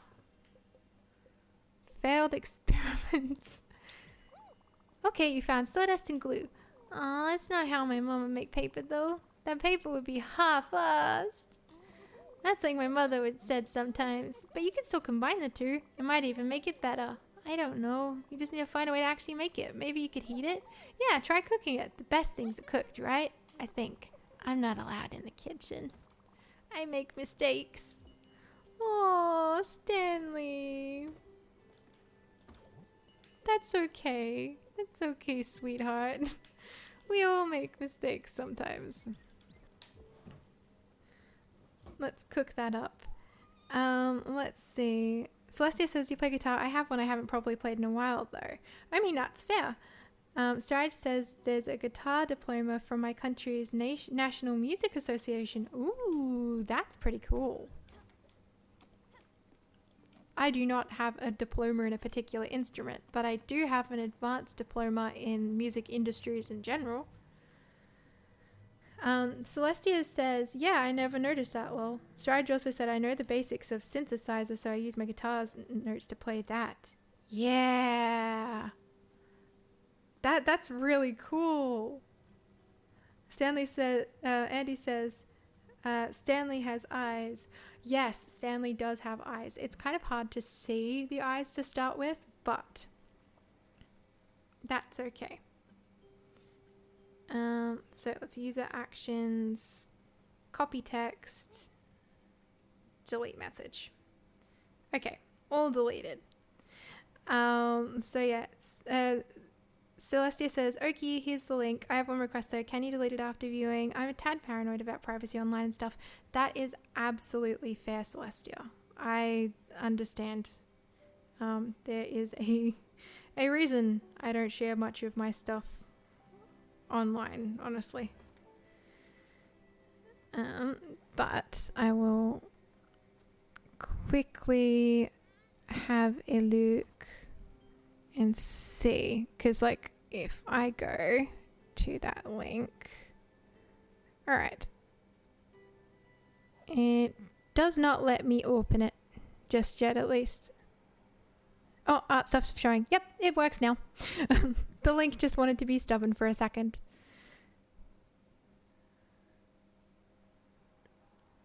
All right, stubborn.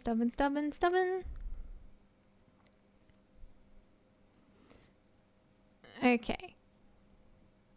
Let's see. Celestia says, a mod deleted it. Yes, it was me. In fact, I deleted it because you asked me to delete it immediately. So I did. I deleted it straight away after you said that you wanted to delete it, so I did. Stride says, Andy, the music person. Yes, I am the music person. Whether I want to be the music person sometimes or not, I am in fact la music person. Or la person de musica, maybe. Who knows? Let us open up window capture again. And open up. Where is it? There we go. Awesome. We'll hide the game capture temporarily and make this a bit bigger. Awesome. So this is one of Celestia's pieces. Some of them are a bit old, but I really like it. Is this one of the FNAF characters? Like, I think this is Foxy, maybe? Most of my art's fan art, lol.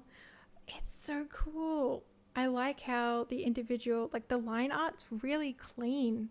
Like a lot cleaner than I thought it would be with like the textured background. Is that like crayon or something that's been used to color in the background? Because it looks a tiny bit waxy, but I like the effect that it's giving the character because the character pops out a lot more for that reason. Very cool. Very cool. Pencil. I like it. Oh.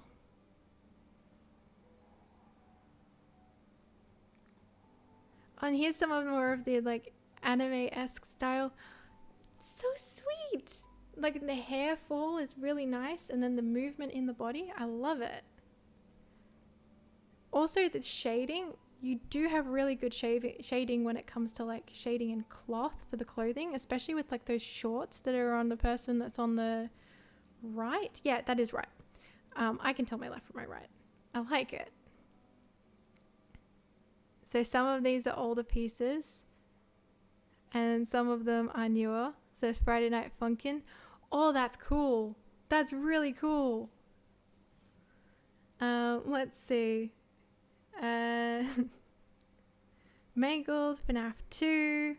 So good. Yeah, this is awesome. I love it. Celestia says, my newer stuff uses pencil over alcohol markers, but my older stuff just uses pencils. I like it. I like it a lot. Stride says, I gotta get at least one piece per week for my Discord server. Fair enough. That's my general avatar, lol, Celestia. I like it. Then we've got this one that's just finished. Ooh. I like the floating bat wings and how like the different bits and pieces it's like partially just disjointed. It gives it a really spooky, geometric, sort of surrealist feel. And again, that pose. Very good. This is a different style of eye. Ooh, I do like close-ups as well. We've got another Five Nights at Freddy's piece. So this is kind of almost like a poster. Very cool. Very cool.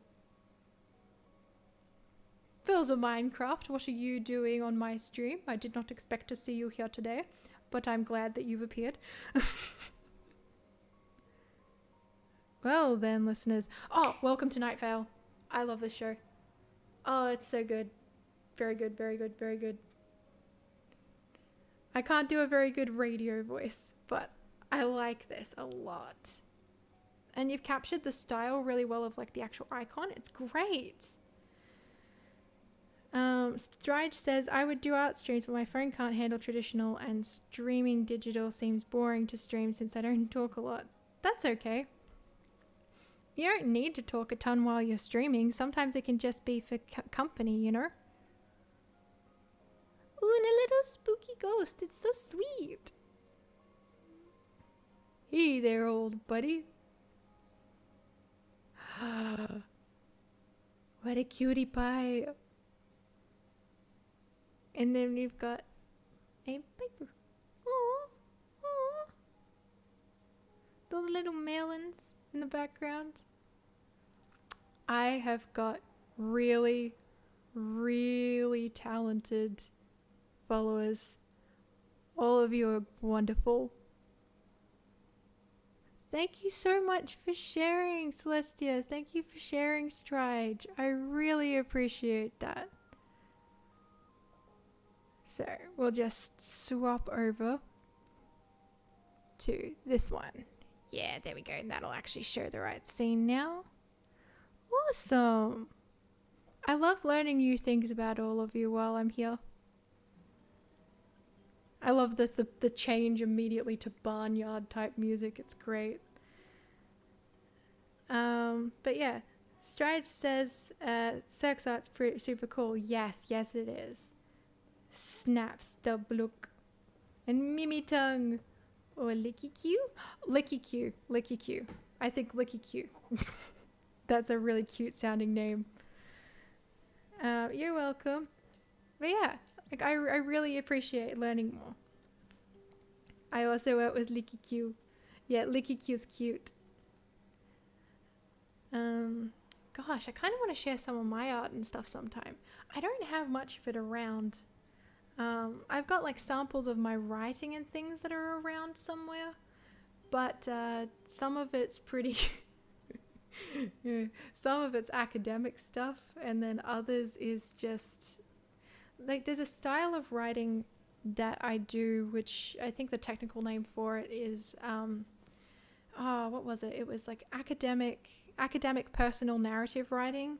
So it's you've got a basics of a story and a message that you're trying to get across, and a point to sort of prove, but you utilize your own experience in a sort of semi-journal format to express that idea all the way through using your own personal experiences.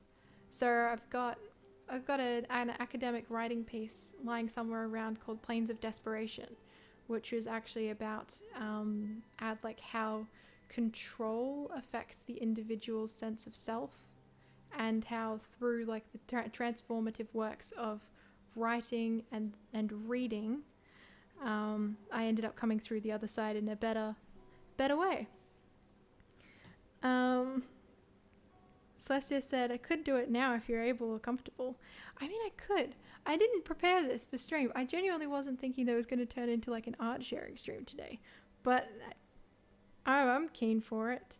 The main thing is that some of my work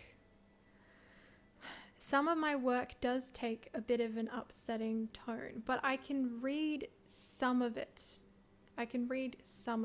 It's just not all of it would probably be the most appropriate for now, because like triggers and disclaimers, it does talk about my own previous experiences with things like previously like eating disorders, some of the family history a little bit, which can be traumatic for some people to talk about or listen to, and amongst other things. So I want to always be careful that whatever I'm talking about isn't going to be too upsetting.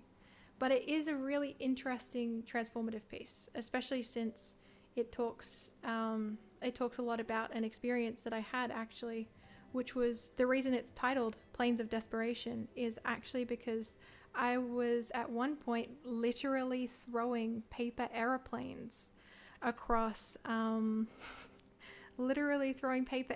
airplanes across ER at one stage, trying to get help for myself when I was not very well, and it ended up getting me help in the end.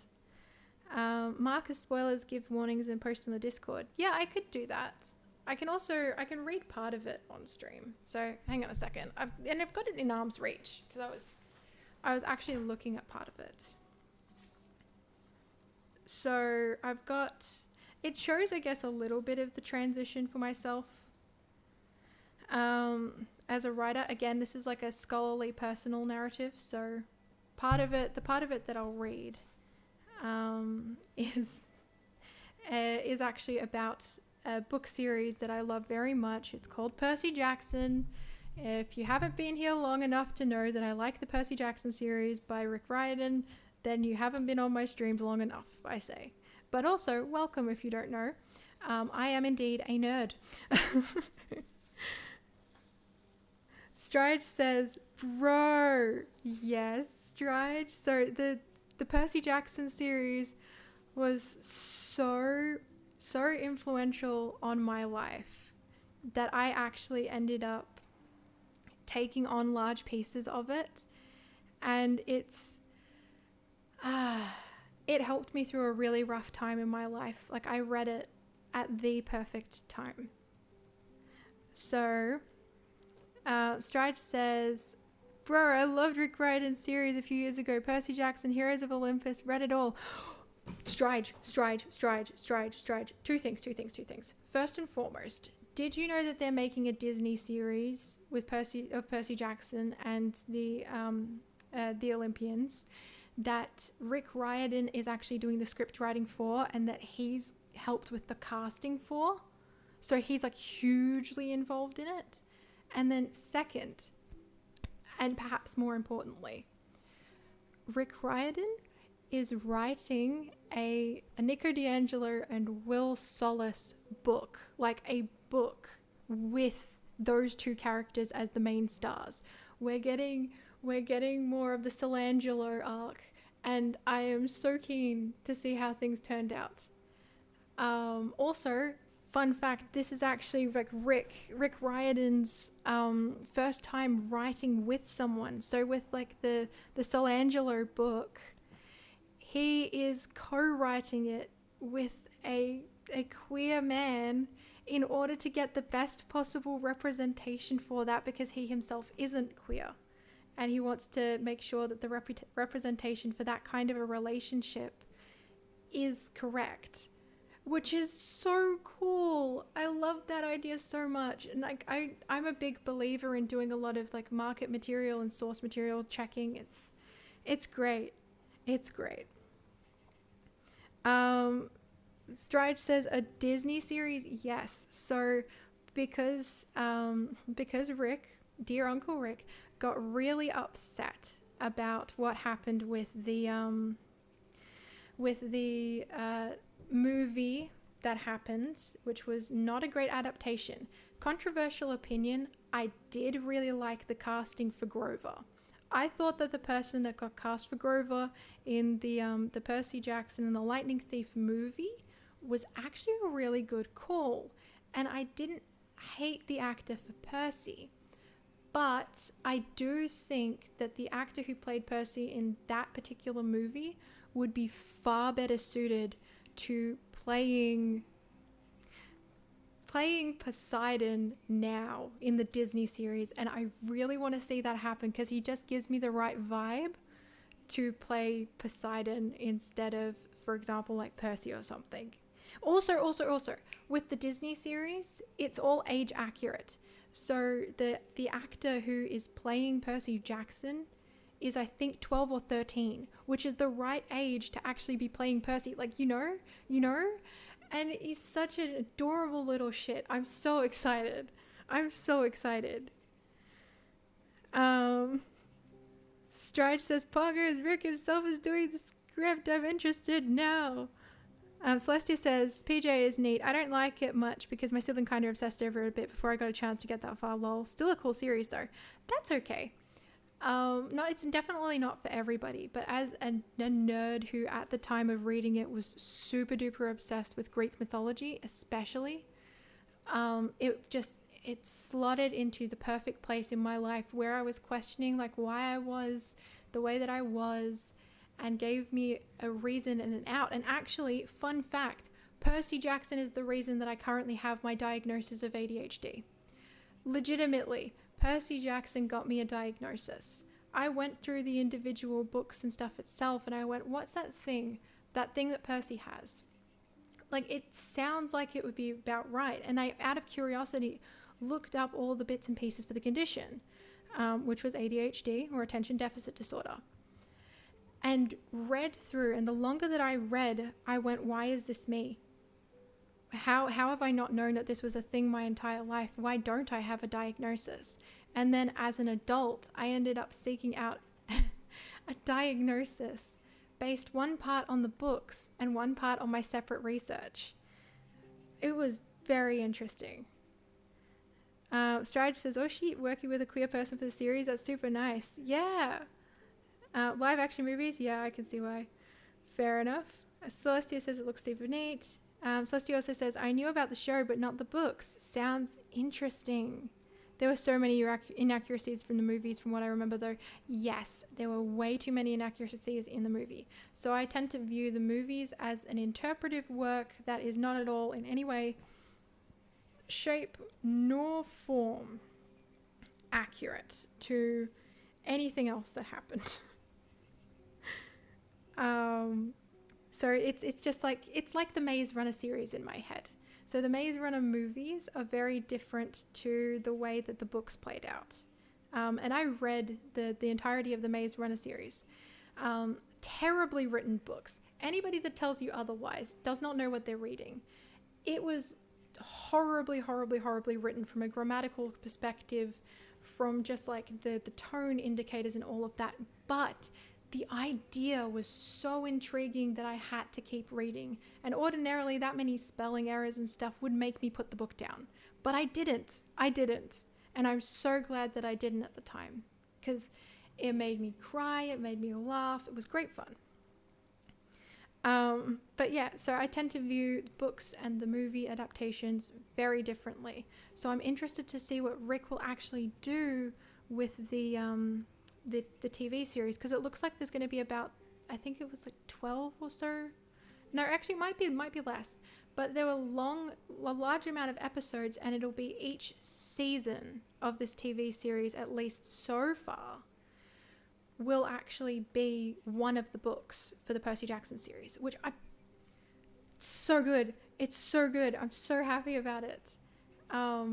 Like, you can't actually see me behind the screens, but like, I'm like flapping my arms and getting really excited. I'm gonna just take a drink of water to calm down, because I fan person. I've been a nerd for years. I'm gonna continue to be a nerd until I disappear into the ground. Let's see. Stride says, I'm glad you could get a proper diagnosis and help. And yeah, the Maze Runner movie and the book was difference was lol. Okie Andy, as much as I'd like to chill here, I need to go. I have a class. I shall lurk. Have a great stream. That's all right. Thank you for popping by, Stride. In the meantime, I will actually read a little section of what I had written. So, fun fact, this particular piece was actually a university submission. Hello, sheep on the screen. You scared me for a second. But yeah, we'll see you when you get back, Stride. If I'm still streaming then, which I might be, given it feels like a sleepless night, but that's okay. So what I wrote here. So the context was: compose a scholarly personal narrative surrounding the relation between reading and writing as a way of understanding oneself or another self. This narrative could be factual about you, or it could be fictional. The scholarship of this narrative needs to incorporate at least one main idea or concept from the semester and explore it from a personal experience. The unit that I was actually doing this for was a it was a philosophy unit. So I really love literature studies and philosophy studies, but I don't often get an opportunity to explore it. So I explored it in an elective sense at uni.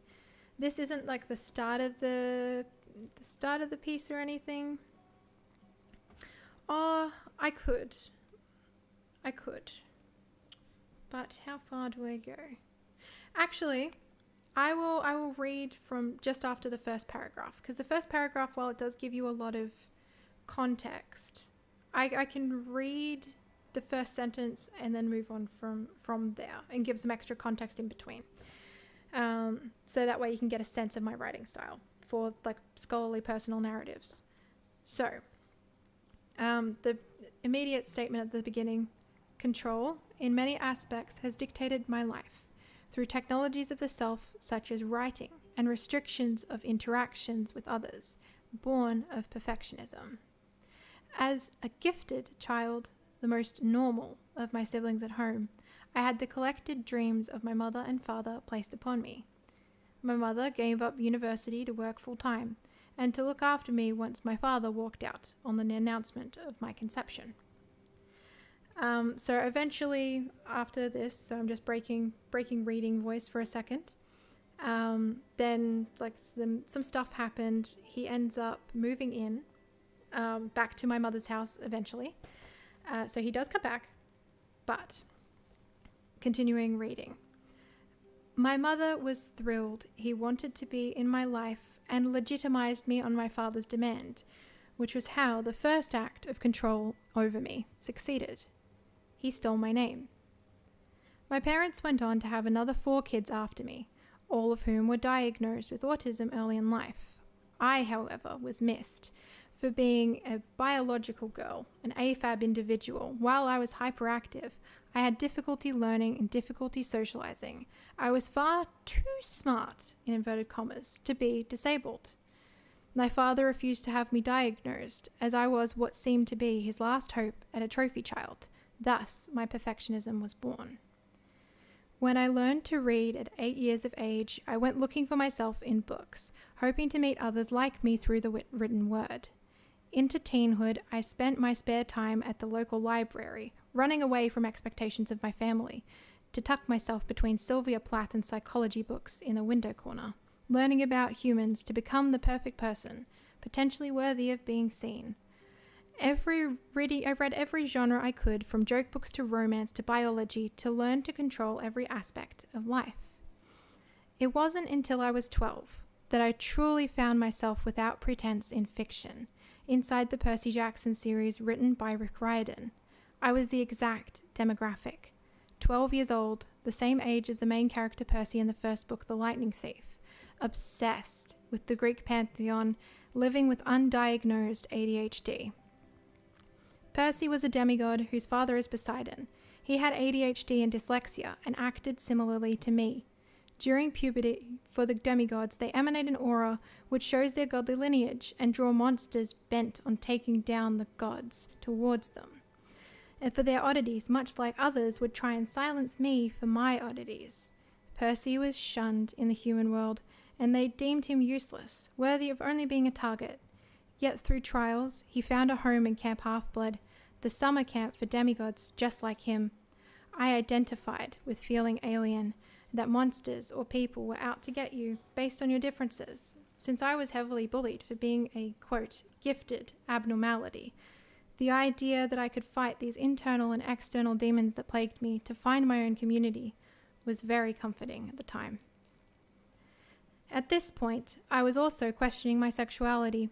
The series introduced me to queer children through a character called Nico. When I was reading The House of Hades, the 4th book in the series, I was attracted to a friend of mine. Whenever I asked my family if I could like girls romantically, it was met with a form of disgust, leading me to believe that I too was subject of their contempt, and unlovable, then hid my affections. When presented with Nico, however, I was moved. He was scared like me, loving someone of the same gender, and others accepted him when they found his queerness, after Nico's emotional turmoil bubbled away behind the scenes. The truth of his emotions echoed mine, and I cried with him as they held him, as it felt in a way that the characters were holding a part of me too. I knew it was fiction, but the validity I found in those books was far from it. As I aged, I realized that reading gave me an opportunity to confront myself in someone else's world through characters that reminded me of myself, without the added wounding of needing to speak for myself about myself. It allowed me to see myself through reacting to media and reflecting on concepts that struck me instead of creating a narrative solely based on my cyclical thought. My worldview was formed from these texts. They created a space for hope that I could no longer hold on to. I could escape from my life into the possibilities in a future of one day I might be able to control it, taking the prophecies written for me by others and shaping them into who I wanted to become. So yeah, that is part of that particular piece that I wrote, which is, like I said, as you can see, Percy Jackson, very impactful in my life.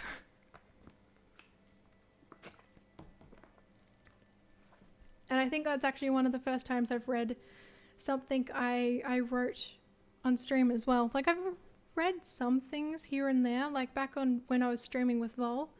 I read some of part of one of my fanfics that I had written as a kid, and some of my works of fiction. but because that's a bit of a more personal note, we'll we'll leave it to that to simmer away in the background. I feel a little embarrassed, but yeah, the Greek pantheon and the Percy Jackson series will always have a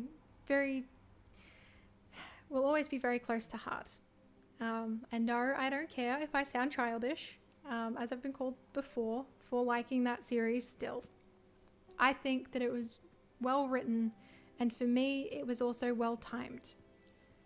So I say thank you, Rick Riordan, for giving me another chance and another lens to look at my life through.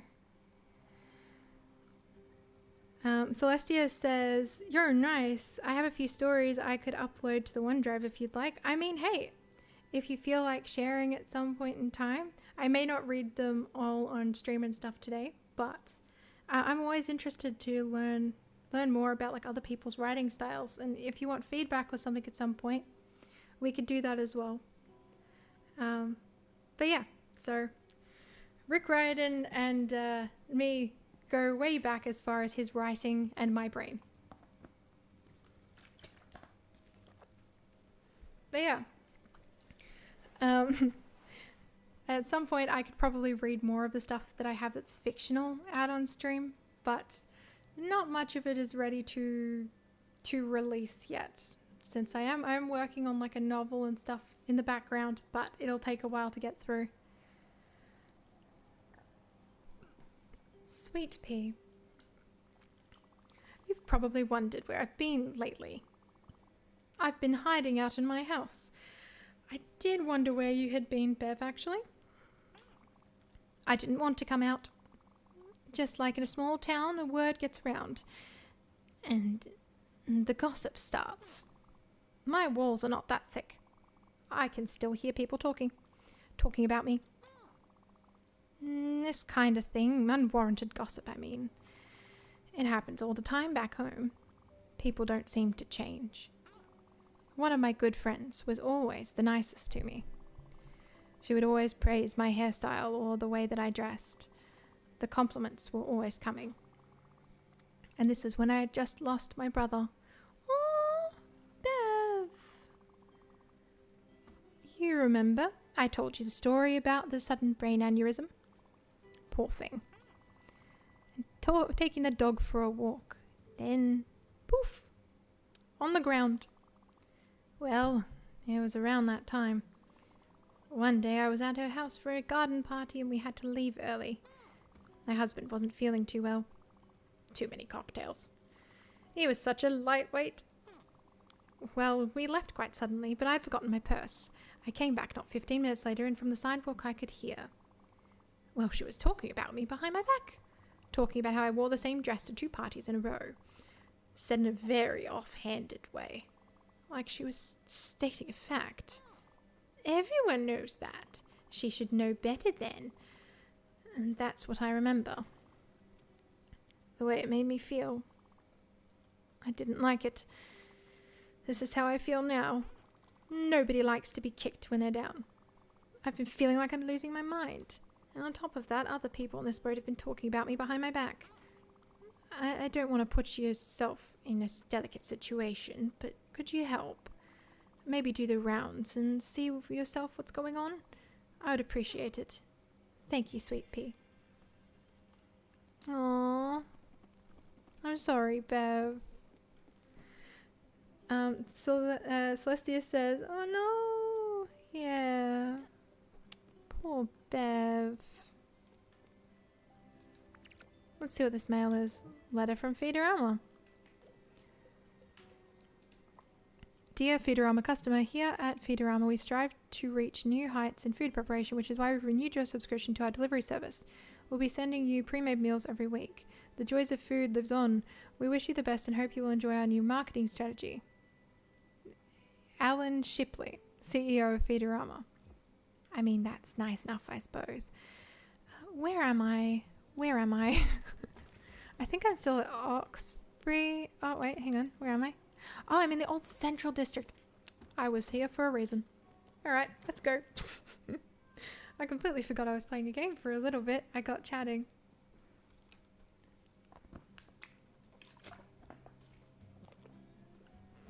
It is an Ask Me Anything stream. Can't wait to see the set. It will be another turning point in my career. Set? Set? Okay. Have we got a movie or something happening here? Good. I don't know what is the good thing you were talking about, but you know what? Oh, I couldn't quite get up. Oh well. Let's have a look-see. I get the feeling I just went here for something. Nope, not yet. Alright, let's have a look up.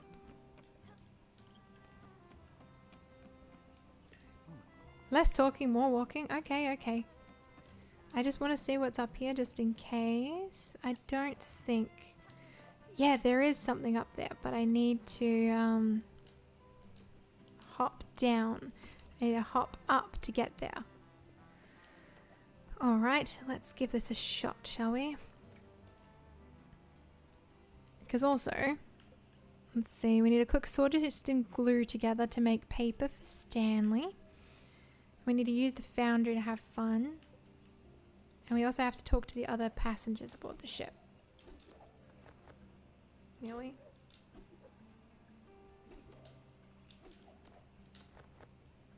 Yes. Ooh, that's the door. Ooh, that's a window. No! Damn. Alright, nearly. Lonely. So lonely. Yes. Okay, French fries. Ooh, I do like French fries.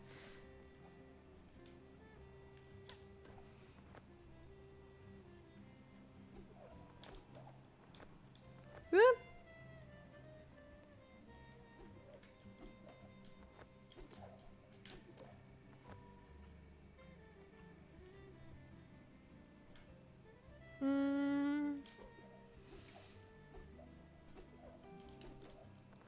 Whoop. Almost.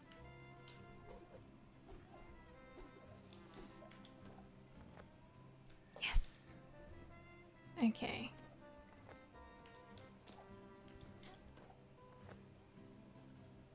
Alright, so I can get up there that way. I just need to time it right.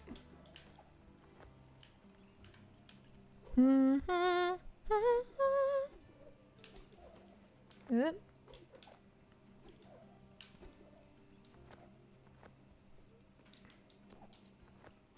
Nearly.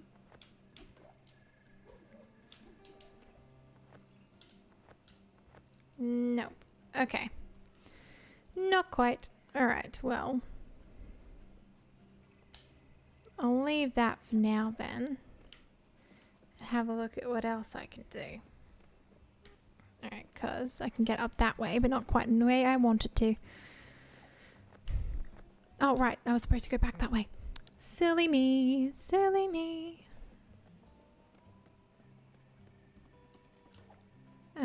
Yeah, there's actually been like a... Going back to the book conversation that we were having earlier. There's been quite a lot of books that have dramatically affected my life in a way that I didn't initially expect. But I'm not unhappy that they did. What's another one? I think there was another series which was oh, what's it called? It's called the Inkheart. Yeah, that was right. So it's Inkheart by Cornelia Funk, who is I believe a German writer. I got all of her books translated, but yeah. So she wrote like the Inkheart book, or Inkheart series. I think she's actually releasing a new book in that series as well. After like Ink Death and everything, it was a pretty good trilogy. But the basic premise of that series, because I don't know if it's one that many people talk about anymore. The basic premise of that book series, well, to start with, because it's like 3 books and stuff at the moment, and it looks like it probably will be 4 eventually. But the basic premise of the book is that the main character, well, one of the main characters, so there's Maggie and Mo. Mo is a book restorer, I guess you could say. So he's a book doctor. He takes care of books and repairs them as best as he can, wherever he can. Not always doing the best job, but always trying his best. And he goes traveling around the country with his young daughter, Maggie, who is a bit of, not necessarily like a wild child, but she definitely has a wild imagination. And Mo, unbeknownst to Maggie, has a gift called Silver Tongue, which more or less means that he can read characters and items out of books into the real world. But any time that he reads aloud, something goes in its place when something else comes out. One day when Maggie was really young, something happened, and Maggie's mother actually became one of the individuals that got read into a book by accident, and another character called Dustfinger ended up getting read out in the place.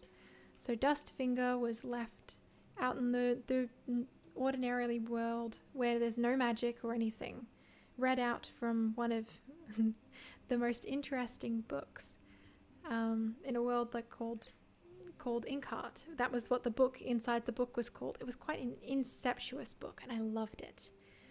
And Mo then ended up spending his entire time repairing books to try and find a copy of that book to try and read his wife out again, so that way Maggie could have her mother back. But obviously many years has passed, and he's never come across another copy of the book until much later, because it's a very highly sought after book. It's a collector's item, for good reason. Then Mo ends up getting, like, a lot of things end up happening. I don't want to spoil it too much because it's an awesome book, but one thing leads to another, and both Maggie and Mo end up getting read back into the book Inkheart, and then go and explore that particular world. There's a character in it called Rosenquartz, who I love very much.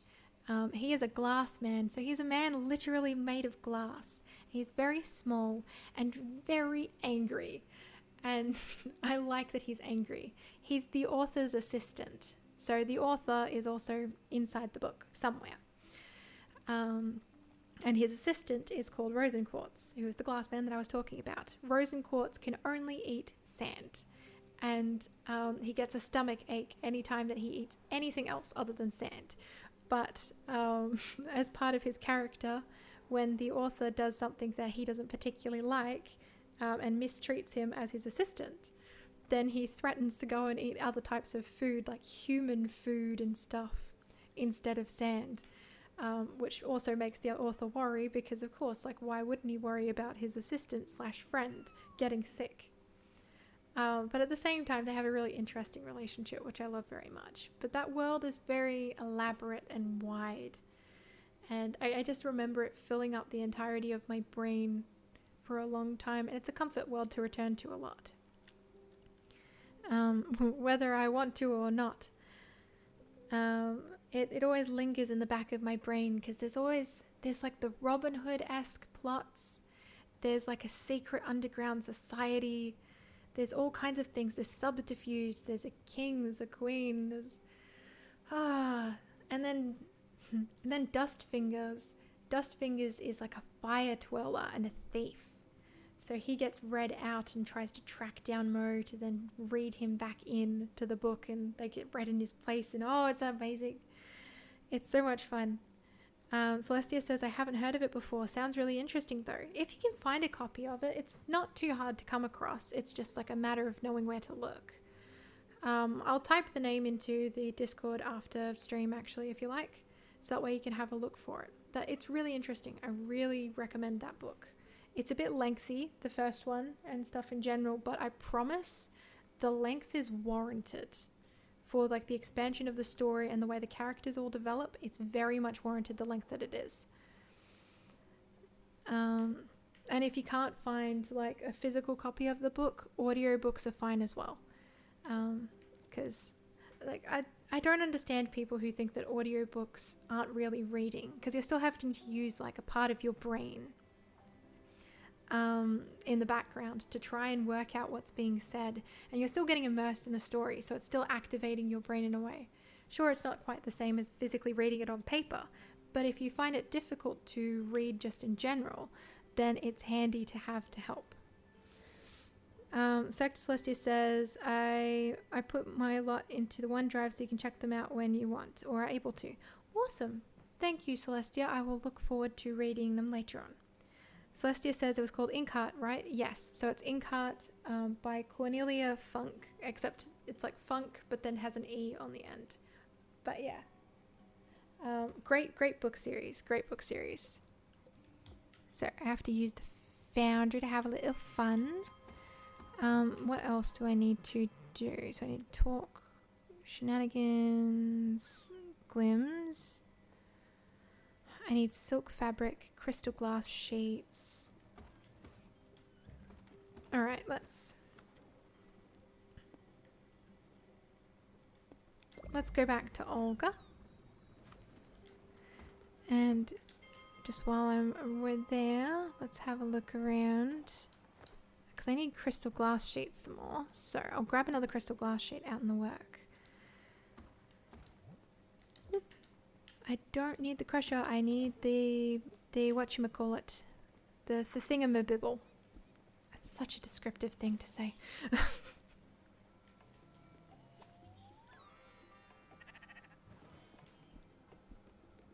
Hi, Francis. I didn't mean to run into you, dear, but thank you. Let's see what your errands are today, hey? Ooh, aluminium ore.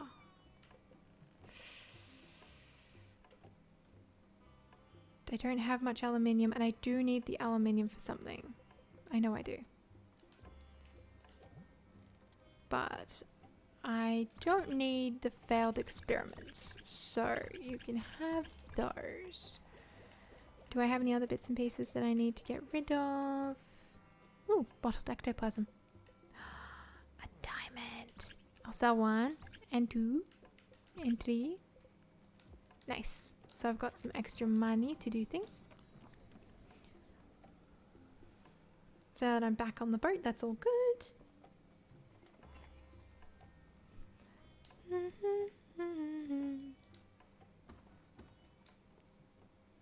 Oh, I can start the event anytime I like, so that's handy.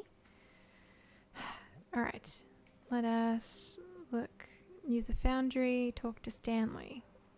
So, oh, there's Stanley. Oh, excuse me, Stanley. Let us give you apple pie. Don't think I could do it. Don't want to be sick. Fruit is horrible. Okay, so you'll eat some types of dessert, but not others. There we go. So you like... Oh, he's so cute when he's eating. I don't understand. That nice lady. Big hat. I don't like it when people say lies about me. We'll talk again. I don't know if there are more ghost beetles on your boat. Jacob could have another friend to play with. On the other hand, I like that he's with me. He sees them. They fill me up with sadness, and thanks to Jacob, I can avoid them. One time, one of them bit me on the nose. Did you know that? I switched the light on and he got scared. That's the thing with dust shades. Light scares them big time. That's why they hide in the shadows where no one could see them, and why they don't like your belt buckle. It's bursting with light. Thanks. That looks exactly like paper. It's even pretty cool. Yes, that will do it. Just give it to me now. I bet I could draw some blueprints on it. Alright, I will give you the paper, Stanley. That'll work. I have crayons in my house. A bunch of them are hiding in the sofa. Thanks, Big Hat.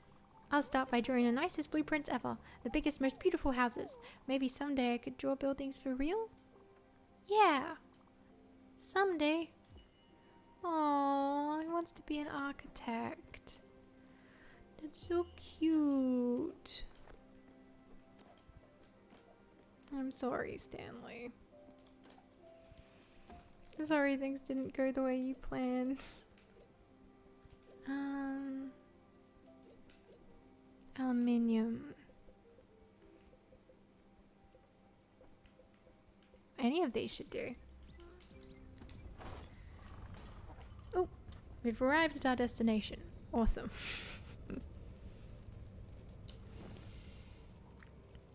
Celestia says, I both do and don't want to know what happened to him. I may cry, but it may be worth it. I agree. I want to know, but I also don't want to know because he's little. He's so little. And we know, but I don't know if he knows. We know that he is dead. So something happened. Look what I drew. I did this drawing for you. A drawing of Mickey and Bruce. Oh, let's have a look. Stanley really got the eyes right. The anger's on point. Well, there's that at least.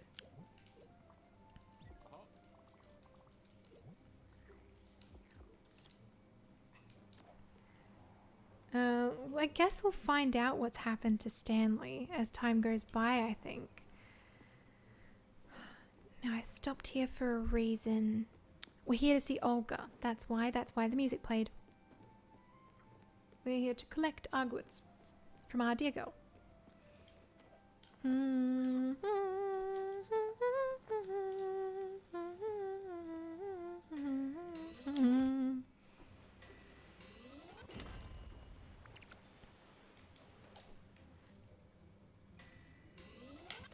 I'm really interested as to what gave Stanley the idea initially that he wanted to build houses.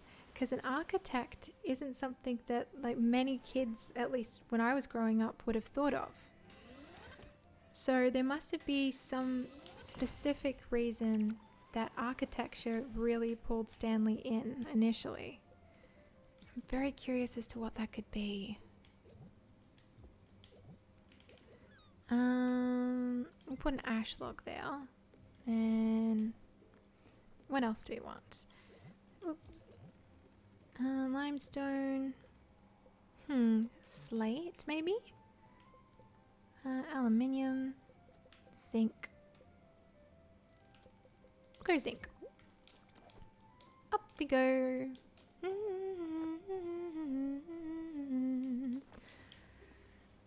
Yes, all done. Thank you, Olga.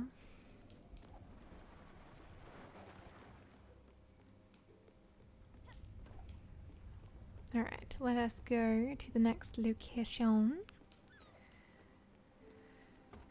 Alright, need to improve houses.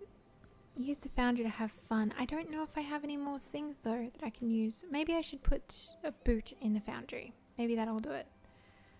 I need to talk to the other passengers still. I've nearly got enough I need more crystal sheets and more silk fabric. Okay, crystal sheets and silk fabric next.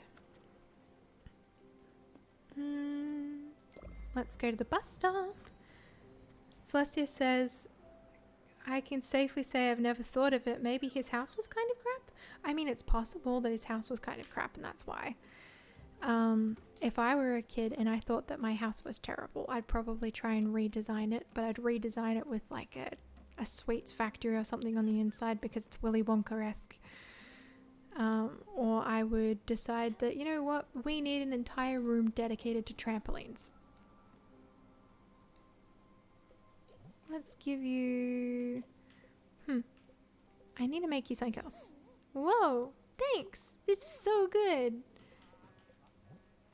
Likes dessert, dislikes fruit. Brings you useless garbage. I love that he brings us useless garbage so much. He's so cute.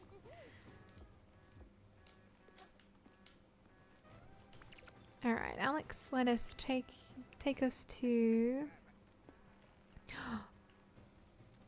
We can go see Susan and bug her. Let's go bug Susan. Love you, Susan, but I will bug you. Okay. Oh. Hey, Big Hat, do you have a favorite passenger? Wait. Don't tell me. It's your secret. I have one too. It's my secret. Wait. What if it's the same one? Oh. Now I kind of have to know. Oh no, it's going to bug me the whole day. Please tell me. Come on. Wait, no. Don't tell me. Oh, fudge. I shouldn't have said anything. Never mind. Oh, Stanley. Oh, Stanley, I love you so much. You're such a cute little bean.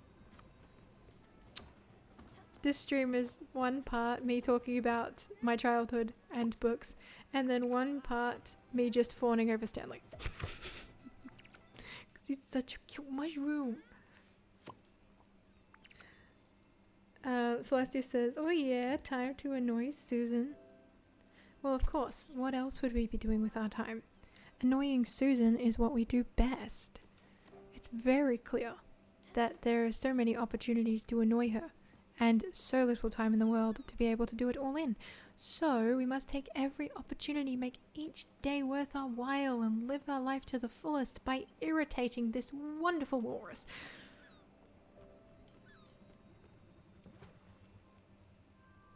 Celestia says, adorable Shroom Bean. Best boy, agreed.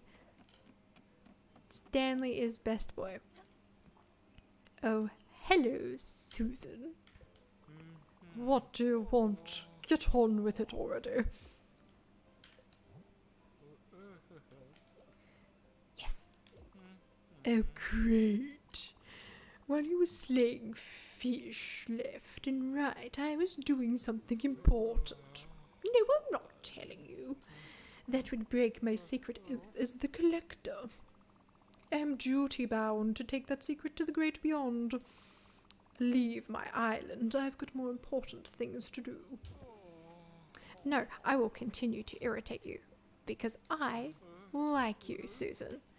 And you can't get rid of me if I like you. You are halfway to melting my mind to mush with all these ingots. Take this and go. I can't think with you in front of me. Thanks, Susan. Appreciate you.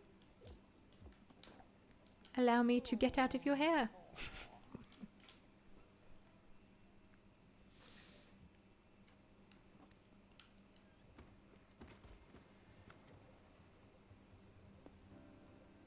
There's still stuff at Nordsea.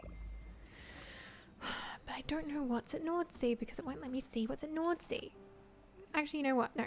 I've changed my mind. I don't want to go to Nordsea because I'm irritated that I can't figure out what's at Nordsea. But I do need to go get aluminium oil.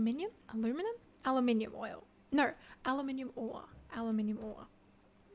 I need to get the aluminium ore so that way we can have more bits and pieces to build with. Alright. Silk fabric and crystal glass. Remember, the crystal glass is what we need. That's what we're here for. Do not forget the glass of crystal.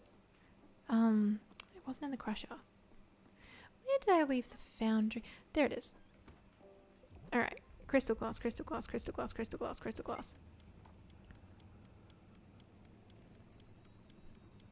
I remember what I'm doing. I do remember what I'm doing. I do. And 100%. Okay. Come along now. Let us make this crystal glass and then go and battle a dragon.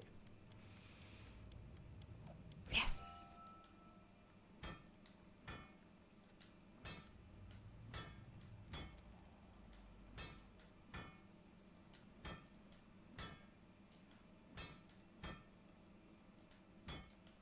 Yes! How many more pieces of the glass do I need? I need 6 whole pieces. Man. I guess while that's going, I'll start the event.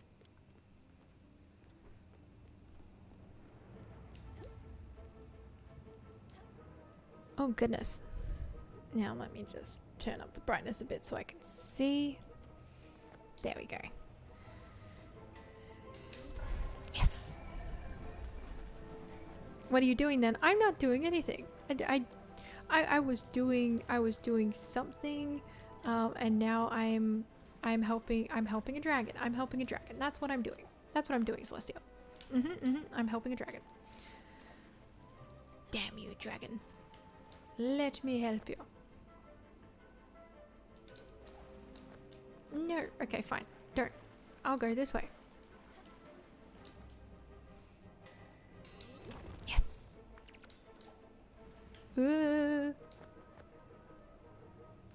Damn. Okay. Yes. Woo. Where am I going?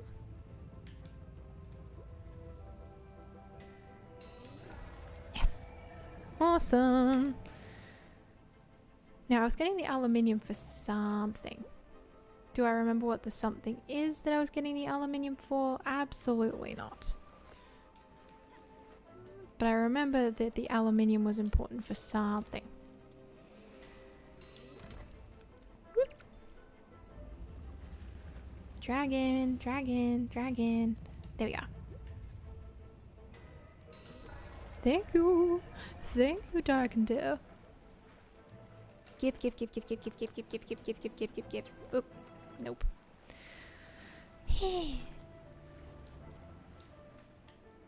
Alright, up. Run.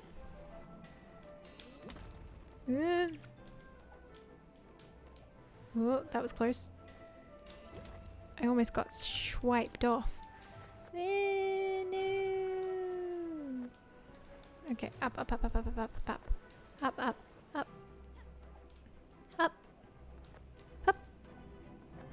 Yes. Woo. Where's the dragon? Where's the dragon? Where's the dragon? Where's the dragon? Where's the dragon? Dragon head, dragon head, dragon head. Where? Yes. Hello.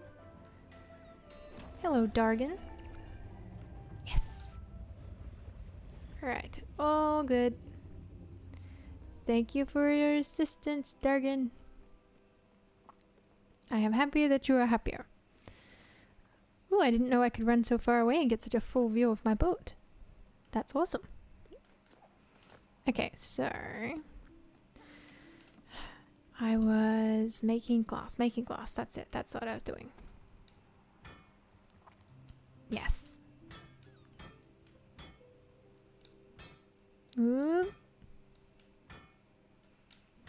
Because I'm after the crystal glass. That was what I was after. It was the crystal glass. Yes. The crystal glass.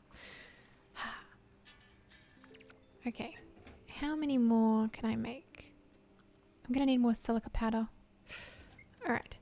Well, that's good. That looks so cool and pretty. Thank you. I have been practicing. The longer that I do this game for, the better I'll get. I need silica powder, so give. And thank you. My parkour skills are on point today. They aren't every day, but they are sometimes. Give.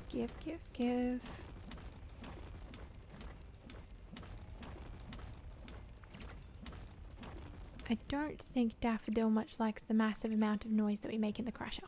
Oh well. Yes.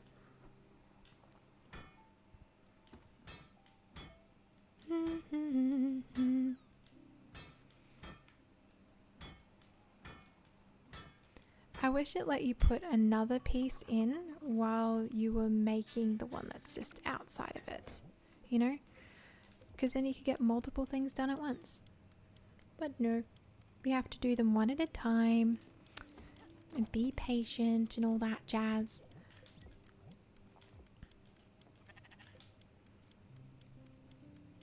It's a good thing that there's always a lot to do, so I don't have to be totally patient 100% of the time. Oh, and I should get more ectoplasm at some point. Celestia says, completely random, but you have a nice voice, like one I could fall asleep to.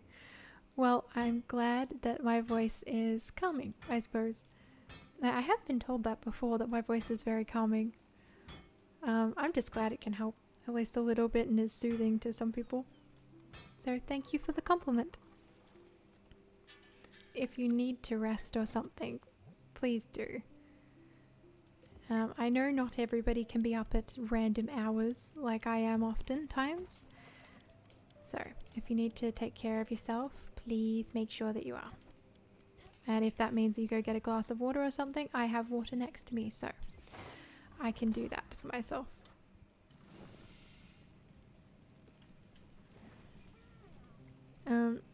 Is it just sort of like the general softness and soothingness of the voice that's really nice? Or is there like a particular element to it that's good? Because I don't really listen to my own voice very much. So it's interesting to hear external perspectives on it.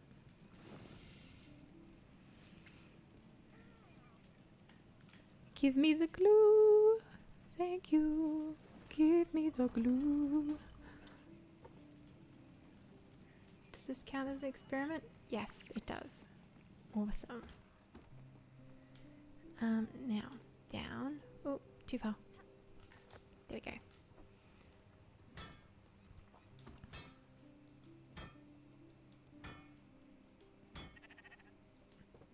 Celestia says, normally I can stay out quite late, but I think I've done it one too many times and getting a bit tired. That's okay. If you need to rest, please rest. You can, I guess, have me on in the background as I'm muttering to myself. Then you fall asleep that way if it helps.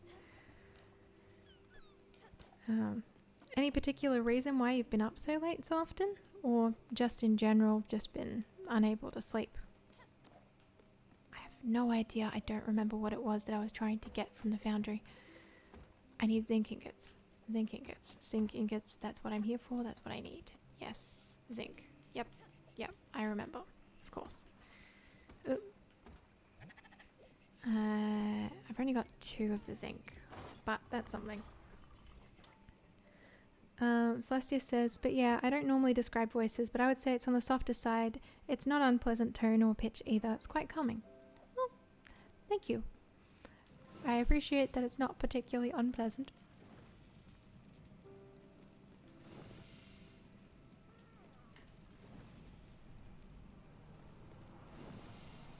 Come along now, Bars, you're mine.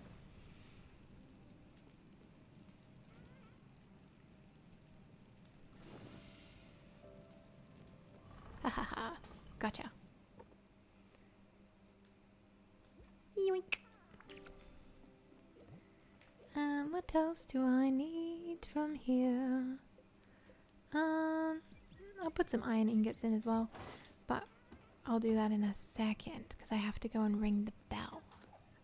And while I'm ringing the bell, I may as well go progress to the next area that I need to go to.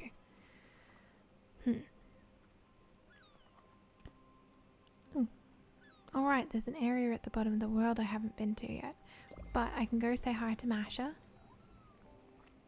Celestia says, not really.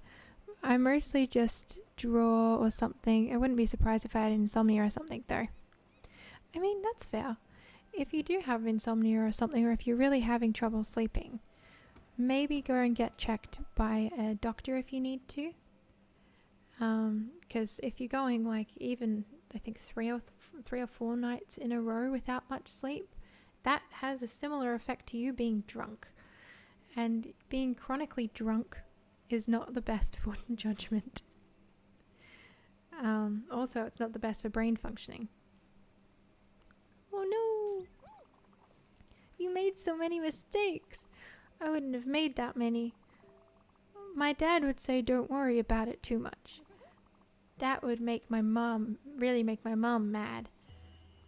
Oh. So Stanley's dad was very much a, it's okay to make mistakes, kiddo, sort of person. And then Stanley's mum didn't like him making mistakes at all. Oh dear.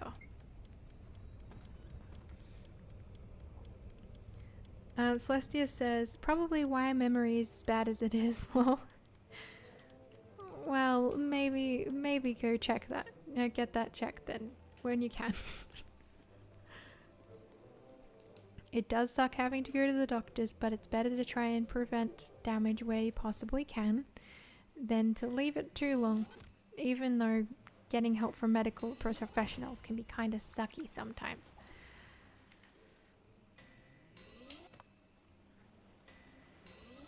Yeah, Stanley's family doesn't sound like it was altogether too happy. Poor Stanley. I'm looking forward to, and I'm not looking forward to, or however he ends up shifting and changing and stuff in his last hours. Because, like, I don't want him to leave. I love him so much. But also, I know I have to say goodbye at some point, and I have to get used to the fact that I'm going to have to say goodbye at some point, and I can't just hold on to them forever, because that's not how life works. Yes, thanks, Masha. See ya. Albert's ship. We need silk fabric. Goodness, my stutter came back. So we need silk fabric. Peaches! I love it. Hello. What are you doing? Where are you going? I want to learn to be a captain, so I'm following you. I don't know. Later, maybe? That's okay, Stanley. Oh, he must be in a good mood because he's following me all over the ship. Oh, that's good.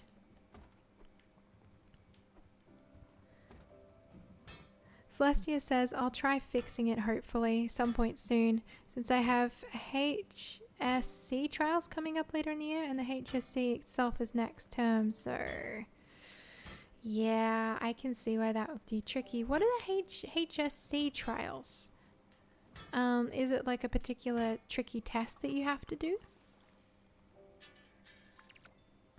I'm imagining so, because you've kind of used the same text tone that one would use if you needed to do an exam. Why was I here? What was I doing? There's apparently a rare chest here, but I haven't seen it. Calistine Mines. There's apparently one in there too. We'll go towards a crate. Why not? We'll go towards the crates. And while we're going towards the crates, we will go and grab extra silk if there is any. What can I give you? Peaches are considered tree fruits in the kitchen. I've never seen peaches that big. Have a lobster roll.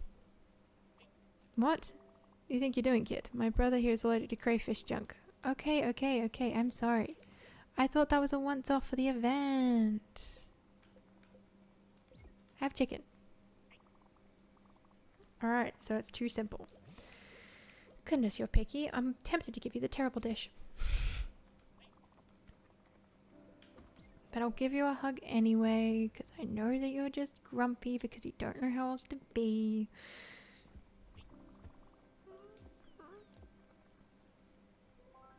Celestia says it's like a practice run for HSC, which is the end of year 12 exams. Oh, I wish you luck on that then, because at least if you're getting a practice run, that means that if you notice that there's something that you're struggling with, you have a bit of extra time to work on it. But I hope at least that it ends up working out all right, and then you end up being able to pass that pretty easily.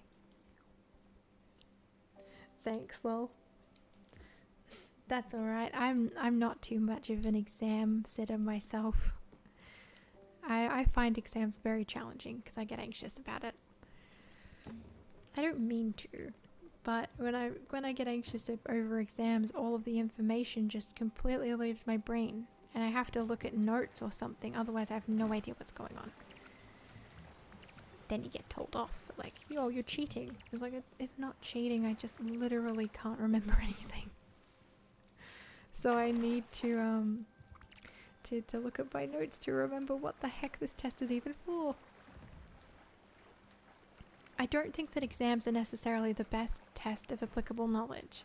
I think that exams are very good for testing your memory skills, but if you've got like severely reduced memory in general, that makes it even harder to do the tests. And doesn't it make more sense to use the actual information by practicing it or something than to just, I don't know, continue on with just regurgitating the information once a year and then not ever thinking about it again? I would prefer something like a bit more useful for the information, personally, but that's just me. Celestia says, yeah, it's almost all memory based in question or answering or essay writing, so I'm going to have to actually study it for once. Doesn't help that I chose some content heavy topics and made it so I can't drop any. Oh no. That does sound a bit stressful.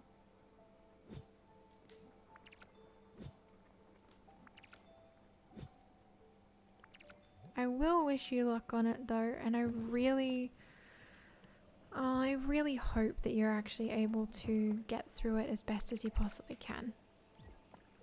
It's like, so long as you do your best, that's all that can ever really be expected of you. What sort of topics are you studying for your exams? And I'm assuming that you have to take a certain amount of units and stuff per year, which is why you can't drop any. But I'm interested in the topics that you're learning about, or that you have to do for the exam. Do they have exams for every single unit that you do, or just a couple of them?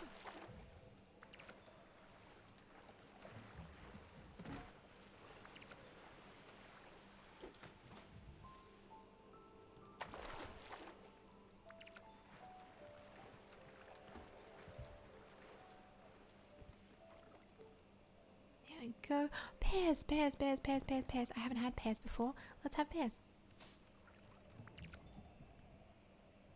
Yes.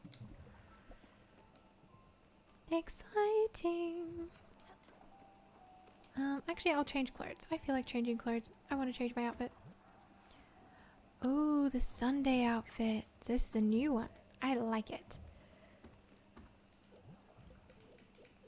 Ooh. Pears. What else can I cook with it?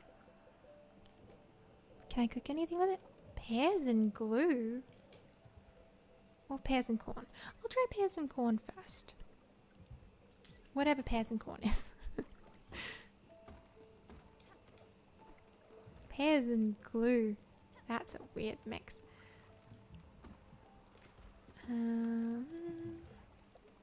Let's see.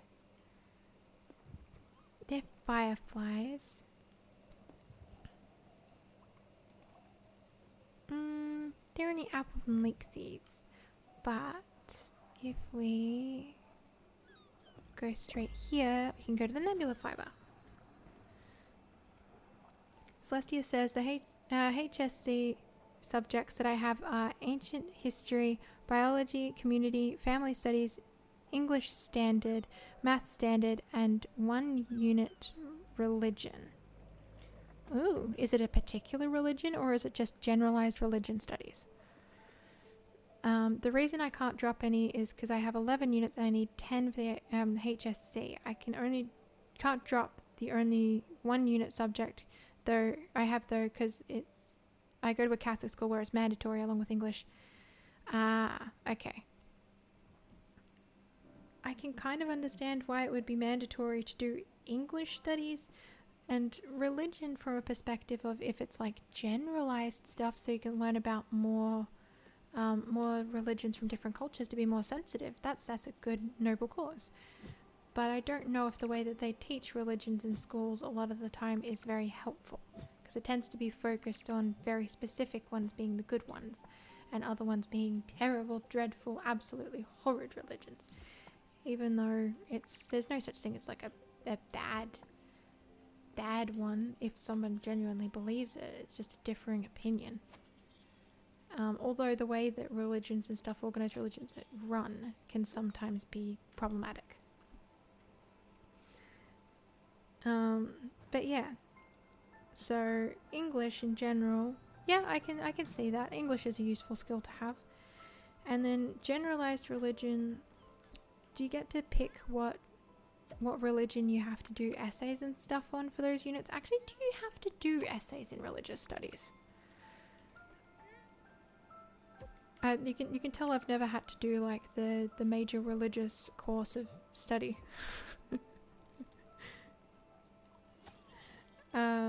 Celestia says, I also do photography, but that doesn't count to the ATAR, basically a ranking that determines whether or not you can get into a university.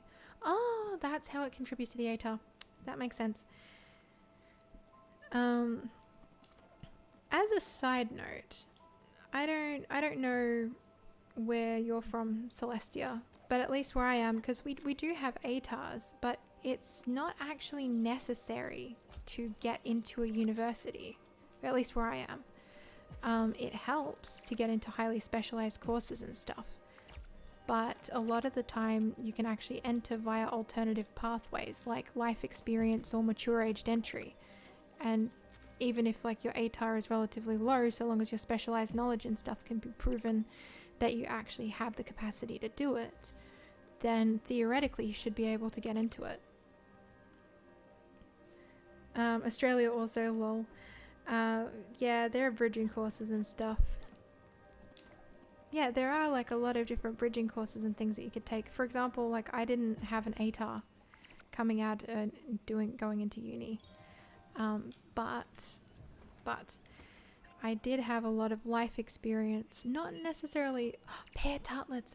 Oh, I love pear tartlets. I don't particularly like pears in general, actually. They're very squishy and strange, but I like pear tartlets. I can deal with those. What does pears and glue do? Celestia says, I plan on going to TAFE for art and design course though, so I don't need the ATAR. Fair enough. I suppose it's handy to have though, if it's a cultural thing that you, English.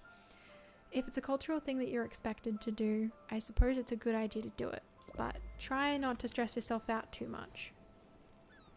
Celestia says, I don't like pears, they taste funny. Yeah, they do. Like, I don't know exactly how to describe what pears taste like other than pear, but they're also strangely grainy.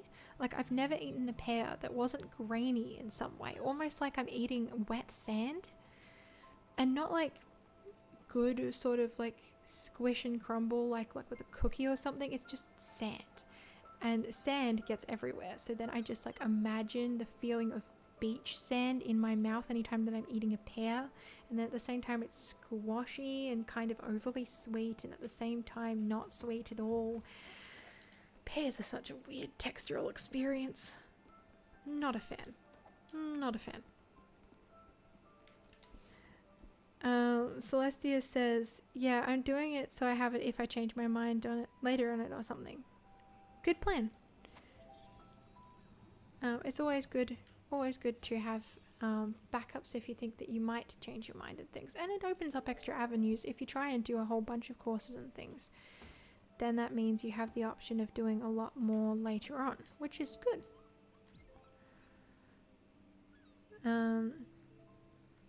Let's see, what are some things that I ended up doing that were really random? I did a lot of like mythology studies that ended up coming in handy when I started doing literature. Because I knew a lot of the source material, and I've done a lot of psychology study actually, though I've never studied to become like an actual psychologist or anything. I just find people so interesting, so I want to learn about how they work.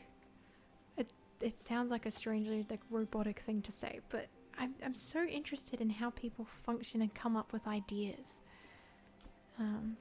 People's brains interest me in a lot of ways. Stella, no good at begging at my old age. That's okay. I'll give you some food. Do you like pear tartlets? Yes.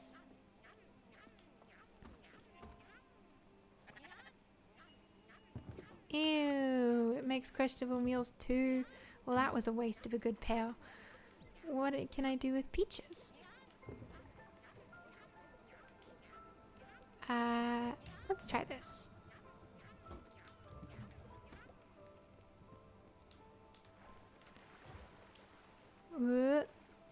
Back there. There we go. Celestia says, I was considering dropping the HSC and just finishing school, but I ended up deciding against that. Okay. Was there a particular reason you ended up deciding against it, or was it just you'd already started doing it, so might as well?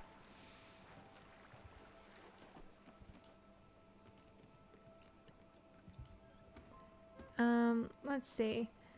Celestia says, I find forensics and crime interesting. You learn some interesting stuff. Oh, please tell me, what are some interesting things that you've learnt, like studying crimes and things? Because I used to read, and I used to read a lot on like old serial killers and stuff. Just because, like, again, I like figuring out how the human brain works and like why people do things the way that they do them. And I'm so far removed from like a serial killer or something that it's a really interesting thought pattern to try and investigate for me, because I just can't feasibly think of why someone would want to do something that terrible to somebody else.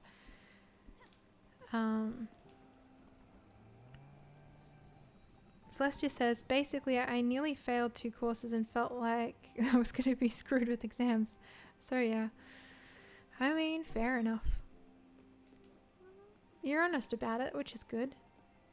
And look, if it's something that you needed to do for your mental health and for the sake of like of yourself, I think that that was a good move to make.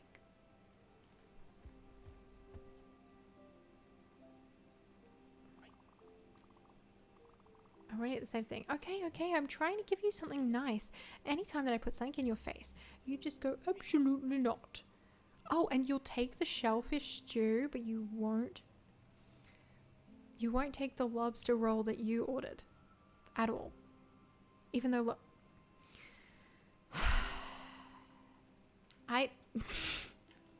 mate, you can go off in your own corner and do something else. I'm doing something else. Peach cobbler. I love peach cobbler. That's a great dish. I make a mean one. By mean, I mean generally good. Oh, garlic rice. Where's this do? Let's see. Celestia says, well, I know you have to freeze a body before throwing it into a wood chopper so it doesn't clog up the machine. That is an interesting thing to know about. I needed this for you earlier. It should keep you nice and warm if the weather ever turns for the worst. Thank you, Bev. I appreciate you. I'll come up and say hello to you, Stanley, in a second. Just give me a moment. Oh wait, I'm already where I needed to be. Give me a moment. I'm just being a silly goose. Celestia says the slight problem is that I'm not even particularly bad at anything I've picked. I just procrastinate way too much and then don't catch up on the work I didn't do. Oof. That is a mood. I've done that as well. It's really hard to get started on tasks. Like, you think you've got all this time and then the time just runs away from you. And ultimately, like, everyone goes, oh, you've got nobody to blame but yourself for the grades and stuff that you've gotten. But it's so tricky to start. Sometimes you just need the help to get started. I used to actually try and do starting with somebody else. So for example, I'd get a friend of mine to actually write a couple of lines on whatever Word document that I was doing, even if it was something completely irrelevant to what I was doing. And then I would have to erase it and then type something else. Sometimes that was enough to get my brain moving and going, hey, I can actually try and do this project now. Other times, nah, it still wasn't enough and I needed to do other things.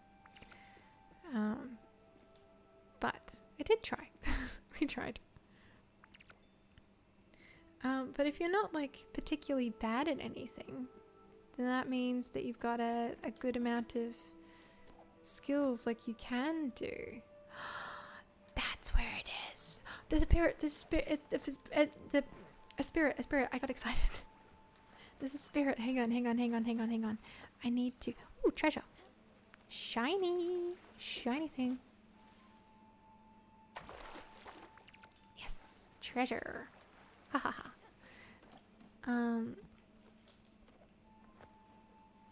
How do I get up there?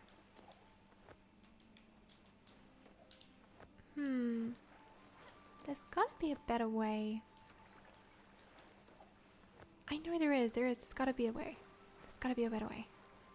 Because I can theoretically go out that way, but... Oh, what is it? How do I get over there? Because there is something over there and I want to say hello to it, but I can't. Grr. Celestia says, I was going decently before lockdown, but I kind of spiraled after that, after the one last year. Got bad enough that while discussing it with Mum late last year, she said she felt I'd given up, and I guess I had in a way, and I didn't really realize it. Well, yeah. To be fair, it was really hard to start motivating anybody to do anything in lockdowns. Like, everything was so challenging. Nobody was able to go outside and do the normal things that they would do. And because we were so far out of our usual patterns, it made it tricky to keep moving forward. I really struggled with lockdowns and stuff too. Losing motivations when you're locked up inside for days and days and days on end, and your whole life feels like it's been put on hold by the entire world around you. It makes it really difficult to keep having the motivation to continue doing schoolwork and stuff, because it feels like, hey, there's no point, nothing's normal. Why should I keep trying? Because it's too much. It's too not normal right now. Or at least that was how it was for me in a lot of cases. And spiraling during a period of like near complete isolation, that's understandable. I'm glad that you're trying to get back on your feet, but you were doing your best as much as you could, even at the time, I think. Sometimes your best can only really be as much as to rest and keep yourself alive, and that's perfectly valid too. You need to be able to do that in order to keep moving forward later. So, I guess as my piece of advice just in general, like, try and keep moving forward as much as you can, even when it's tricky, and the only things that you can do is to, well, keep both feet on the ground. Even if that's all that you can do, that's still an awful lot, and it's a large effort trying to keep yourself afloat. So, I'm proud of the effort that you did put in. But I can also see why it would have been a bit shattering to go through 2020, because, ooh, boy, and 2021 actually, there was lots of lot. Celestia says, I was still able to go to school along with a few others during 2021, and it didn't go terribly with that one, but last year's, the 2021s, then that doesn't go too terribly with that ones, but last year's threw me off pretty bad. Good advice, 10 and 10 would listen again. Well, I'm glad you would listen again, because I'll be here twice a week for the foreseeable future. Well, with the exception of when I have to go on my anniversary trip, because that's coming up in July. So there will be a period of time where I will, unfortunately, miss a Tuesday stream, but I'm away on a 3-year anniversary, so I think that's perfectly reasonable. But yeah, the piece of advice comes from a chronic overdoer who's always exhausting themselves, and as someone who is chronically ill, I know sometimes that's all you can really do, and it doesn't help if you feel really guilty about not making any moves in life and you feel like everybody just keeps moving forward without you. That can be hard. that can be really, really hard to manage. But it's a good reminder to keep putting one foot in front of the other and to know that you're doing your best, and sometimes people have more spoons than others. That doesn't mean necessarily that you're a terrible person or that you're useless just because you can't do something now. What you're doing is you're taking care of yourself now, so someday you can do the things that you've always wanted to do. And by taking care of yourself in the present, you're giving yourself a future, which is something a lot of people forget about. And I think it's something that we all need to really value. Because if you make sure that you're drinking enough water or getting enough sleep where you can, and goodness, taking care of mental health, that can quite literally save your life. So it's never a waste of time, because you're always worth something to somebody. And if you can't think of anybody that you're worth a lot to right now, it might be that you haven't met the person that you're meaning a lot to soon.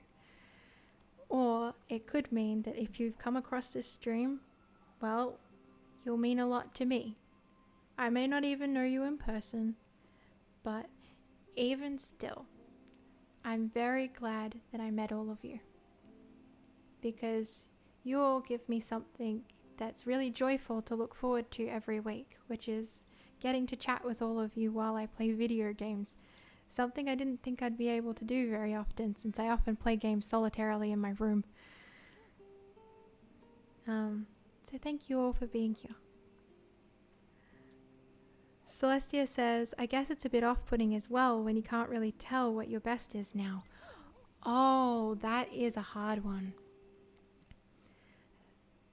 That is a really, really hard situation. I feel you on an emotional and spiritual level there. Your best is definitely hard to measure, because one thing that humans are very good at doing is comparing themselves to everybody else, and then also comparing themselves to who they used to be in the past.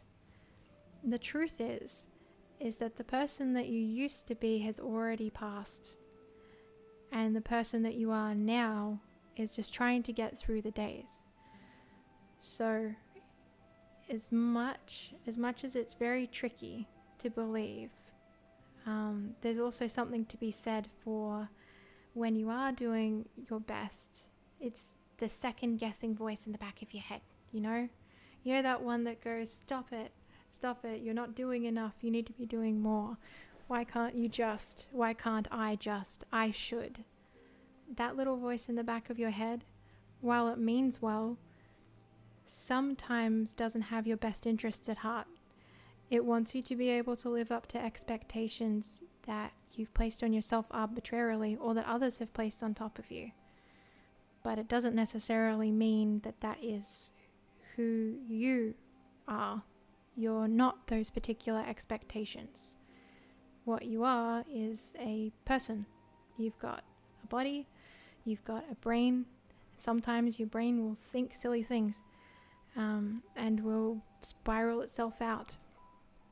And you have to sit there with yourself and go, hey, we may not be doing everything we want to do in life right now, but we still have time if we can give ourselves time to do it. And at least for me, one way that I've discovered for figuring out that I've been doing my best is by sitting back, and it's probably an interesting way to do it, but I actually write a list. So I tend to write a list of absolutely everything I've done today, right down to the smallest minute detail. Did I get up and swing my legs over the bed? Did I go and brush my teeth and stuff today? Have I done something that I enjoyed doing in that day? Because even if it's something that you enjoy, sometimes that can be tiring still. You've only got so much energy to spend in a day. And sometimes you just can't get through doing something. At least not to the same extent you were able to before. So sometimes it's good to take a look at everything that you've done in a day in detail, and then make the decision from there because you're often doing a lot more than you actually think that you're doing. And with your best, it's, wow, I've done all of this stuff today, and that's so much. Am I able to do just a little bit on this? And sometimes the best that you can do is knowing when to stop, and that's the hardest part. If you can get the bulk of the work and stuff out of the way, then leave it to sit for a little bit. You can always come back on another day when you have more spoons and can look at the entirety of the work again and put in extra details. But once you've got all the core information down and once it reads as coherent enough, sometimes that's the point to go, okay, I've done enough. Because sometimes it's not about doing your absolute best. Sometimes it's just about doing enough. And that's the hardest thing to gauge. Because again, we've got a lot of expectations that we place on ourselves and place on others, and others place on us. And sometimes the pressure of that can stop us thinking, well, what is enough? What does enough mean to me? For me personally, enough is I've done the couple of calls that I needed to do in the day. I managed to eat 3 meals. I'm not freezing. I have all of the bits and pieces that I need right now to physically live. And I am able to do one thing that I really enjoy. And I'm doing one thing to work towards a future plan, which today was actually to research different job opportunities and to work towards chapters in my book being done. But different days will have a different level of enough. Sometimes breaking things into smaller amounts and going, okay, so I have a really long period of time to get this assignment done. Say you've got 4 weeks to do it in, right? Then you can go, all right, well, tomorrow I'll do the research for the topic. So tomorrow I'll decide on my topic and I'll get the research done. But then as soon as I've got my sources, my say 10 sources, that's it. I'm leaving it. I've done it. Once I've got that done, if I have extra spoons, maybe I'll go through each of the sources and do some highlighting. But then that's enough for that day on that thing. Then another day you might go, well, I have another assignment that's going to be due around the same time. I'm going to work on the research for that assignment. And then if I have time, I'll go and start writing a little piece of the other assignment because I had an idea about it. And then once I've done that, I had to close the book, sit down, and then do something to take my mind off it, because otherwise you'll get burnt out. As someone who suffers from a lot of burnout a lot of the time, you need to take the breaks where you can. Yeah, sometimes at the end of the day, doing enough and actually being enough is just being yourself and the best that you possibly can be at that moment. It's okay if you're really upset and sad. It's okay if you're ecstatic and happy. But if you can present forward the truest version of yourself as you know yourself to be at that time, that's enough. That is good. And when it comes to the academic stuff, take it a little bit at a time. Breaking it down into smaller steps is really hard. But I believe that you all can do it. At the end of the day, the things will get done. It just may take a little bit longer to get there. And if you need to get that extension, that's okay too. You did as much as you could. And now you just need a little bit of extra help to get through that last bit. And that's okay. You are absolutely allowed and entitled to asking for help. And you deserve to be able to ask for help. I really wish somebody had told me that when I was younger, because I could have used that advice myself. So now I'm giving it to all of you. Even at the end of the day, if you feel like you're struggling and all you can do is hold yourself together and get things through, and maybe try and ask somebody for help. then that's enough. And it'll be okay in the end. Even if it doesn't feel like it is now. Celestia says, thank you for being an awesome streamer. No, I appreciate the opportunity to be here. So, yeah. Especially playing this game. It's gonna break my heart when we have to leave this game. But it's gonna break my heart when we play it too. That's life. Life is full of transient stages. You're never going to be 100% the same person when you woke up the day before. But all you can really keep doing is keep trying to explore the person that you are today. If today you decide, I really like the color blue, and then tomorrow you decide that you hate it, that's perfectly okay. And it's not invalid just because you changed your mind. It just means that you learned more about yourself on that day, which is cool. It's a fun adventure being able to learn. Besides, out of all of the topics in the world, you're the only one who can be an absolute expert on yourself. And that makes it so interesting when you then end up sharing little bits and pieces of yourself to other people. Because then that means that they get to delve into your private subject matter that you've spent so long researching. Because you had to work out what it is that you love and who you are, so you could then share that with somebody else. That's awesome. Celestia said, something that I recently seemed to have figured out after the gods knows how long is that something is better than nothing. That's absolutely true, Celestia. Something is always better than nothing.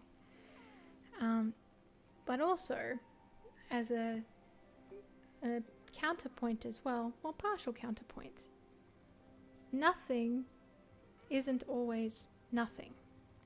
So what you view as, like, that was absolutely nothing, that was none of my time and stuff wasted, that could still be like a big gesture to somebody else.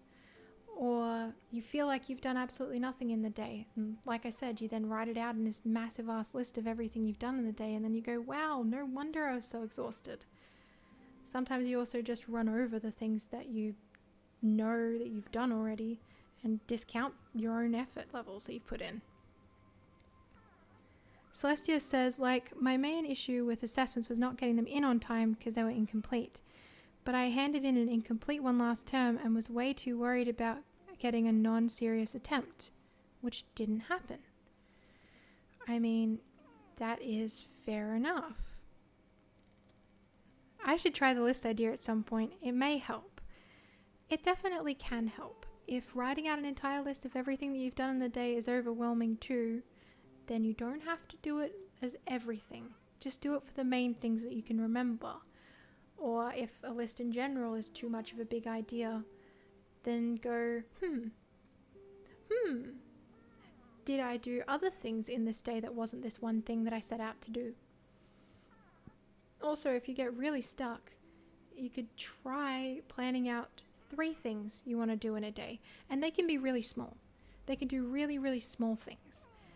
But those 3 things, for example, could be the things that you think about and go, if I can get these 3 little things done, that means today is a success. And you prioritize those 3 things. It could be you made sure to eat breakfast that day. And then the next thing is that you sat down and you wrote, say one paragraph of 150 words on a particular assignment that you were working on. Or you searched for three different extra, like, research task things on an assignment. Or it could even be as simple as, I made sure to have at least a cup of water today. Whatever those 3 things are, if you check off each one, that's a successful day. And so long as an extra point, so long as you've aimed to do those 3 things, even if you didn't quite finish them all to the extent that you wanted to, even if it's not perfect, just because you've tried to get those 3 things done, that's also a success. But sometimes having the list of the 3 main things that your goal is for the day is enough. And sometimes that can be as simple as like, just, I actually paid attention in class. I wrote notes. And that's good too. But yeah, if the list thing helps, good. If it doesn't, you can always like bring back what your results were from doing it, and then we can try and workshop a bit and come up with some ideas that may help in the future. Like, I don't mind all of us, we've got a good community here.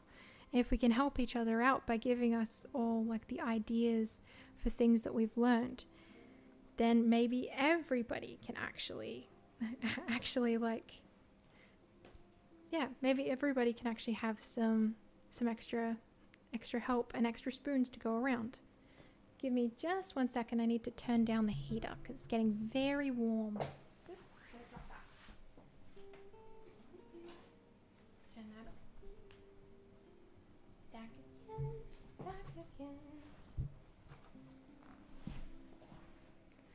again. Celestia says, also slight topic change, but what is burnout like? I've felt that I've had that before, but I can't exactly tell. How do I explain burnout? I'll tell you what.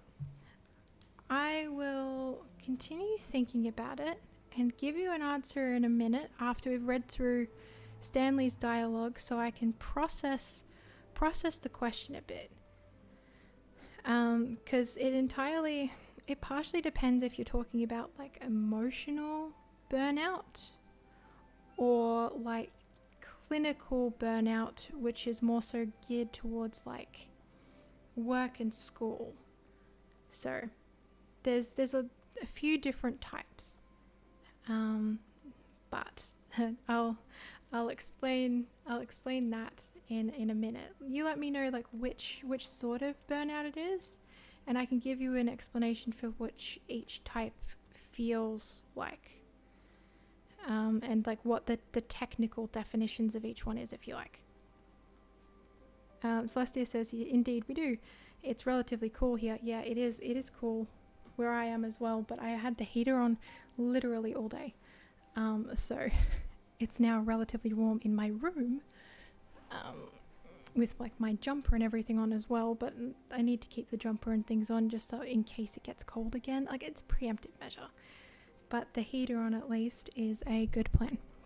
Well, the heater off because it's now too warm in the room with the heater on and my jumper on. But yes.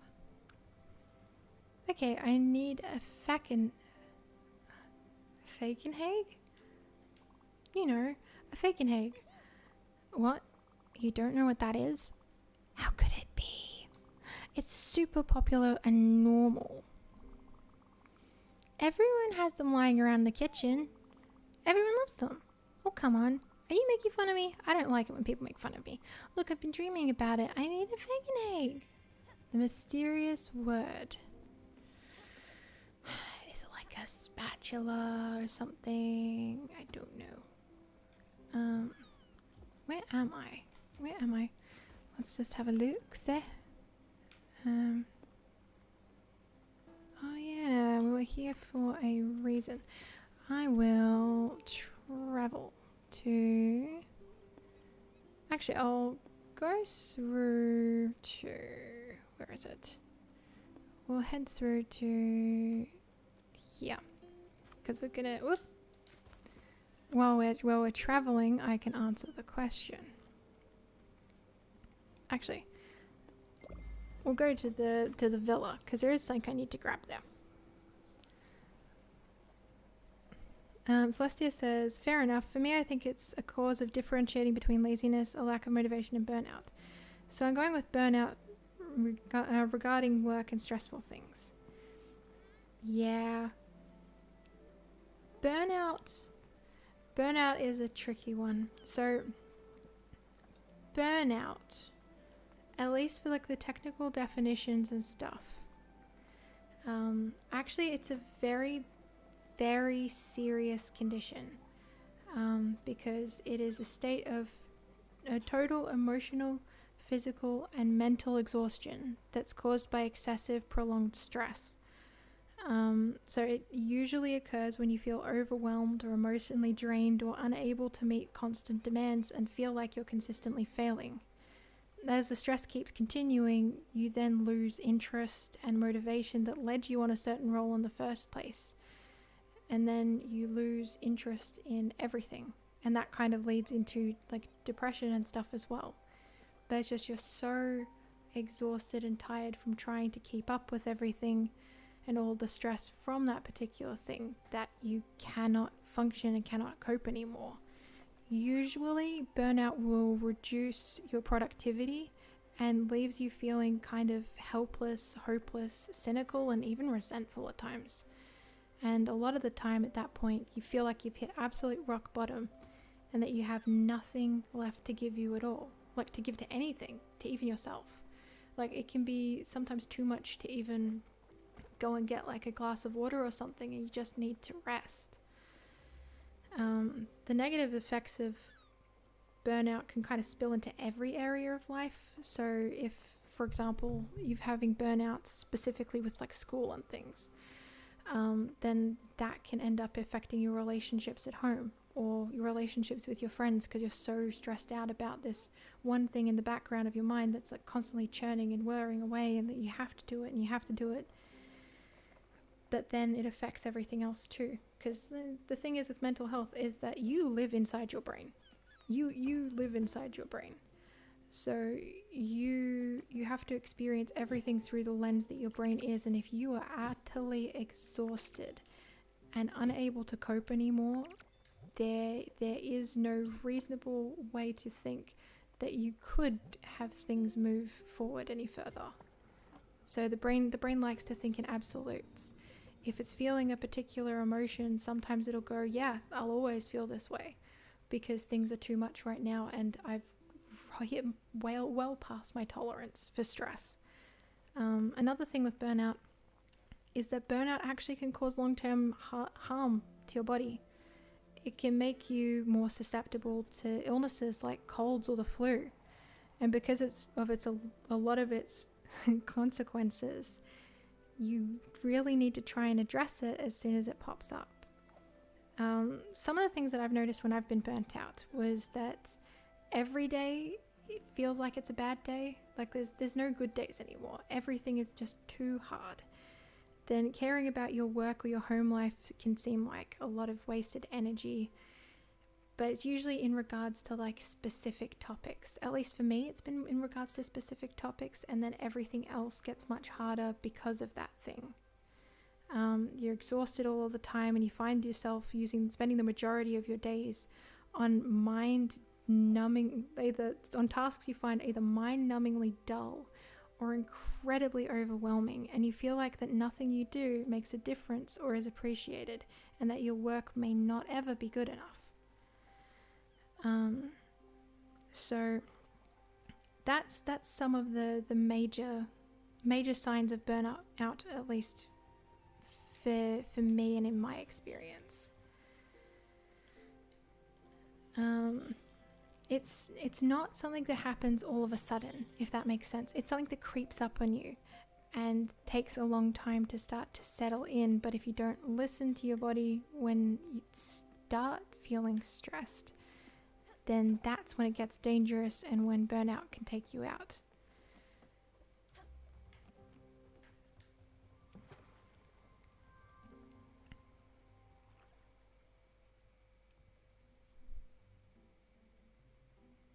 Celestia says, dang, I don't think I've been there yet, but I get a pessimistic and hopeless feeling. I mean, that is absolutely fair as well. Like, because there's also different layers of burnout. That's like the definition of clinical burnout. There's also just being thoroughly burnt out and like not able to focus on anything anymore. So it's starting to lead into that burnout spiral, but hasn't quite hit rock bottom yet. Because another thing that's often accompanied with burnout tends to be like depressive episodes and stuff. If you get like the pessimistic and hopeless feeling, it could mean like that's probably a sign you're struggling in things as well.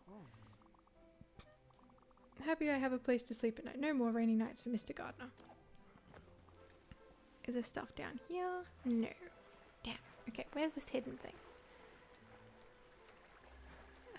But yeah, if you're feeling really hopeless, like does the hopelessness have a direction? Is there like a particular thing that you feel more hopeless about more often? Or is it aimless? Like it's just directed at absolutely everything. As for the pessimism, that's definitely good. Not necessarily a good sign, but sometimes there's call to be pessimistic, and other times there isn't. Let's see. Isn't this so relaxing? I could just sit here for hours. Well, I'm glad that you find this relaxing. I'm just trying to look for the secretive thingy. Okay, that's not it. Where's the thingy? Oh. Oh, both doors. Does each door have a different place it goes? No, maybe it doesn't. I don't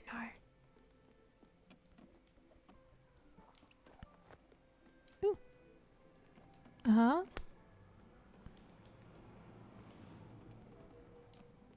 Down in grass. Celestia says mostly it happens closer to when assignments are due, so it's mostly focused on them. I would say that's definitely a form of burnout then. Is that like you're feeling all of the extra stress, and like a lot of the anxiety and stuff can then lead into feeling really hopeless about how everything is. Oh goodness.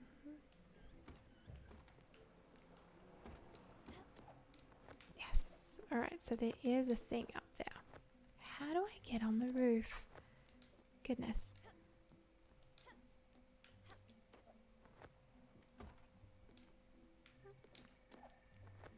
Alright, I need to figure out how to get onto that roof.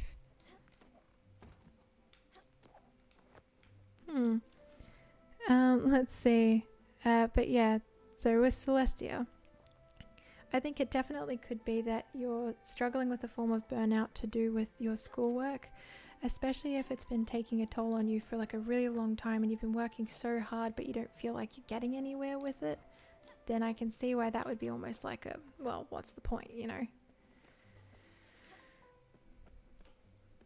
So I'm not surprised that you have that stress with it, but I am sad that you've had that that experience with it, if that makes sense. Done. Okay, so how do I get up there?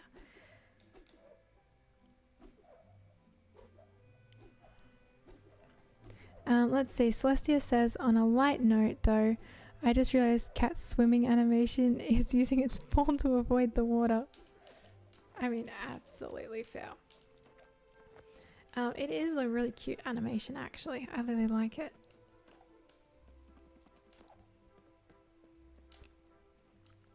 It's adorable that it's trying to just like escape the water all the time, and yet it decides to follow us anywhere. It's so cute. What are my extra tasks? So I need to get silk fabric and silk fabric. Okay, I need to talk to Stanley. Right. I need to improve Gustav's house. Let's see if I can actually do that yet. I need a steel sheet and zinc ingots. Is that why I was looking for zinc earlier? Must be.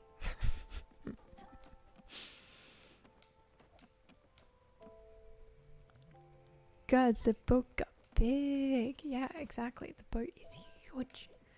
It is so big now. Like, it is unreasonably big. Hey, I I want to just, I want to, yes, I want to do the zinc. Thank you. But yeah, well, the boat got big because our little boat family got big too. So we needed more space in order to be able to keep everybody happy.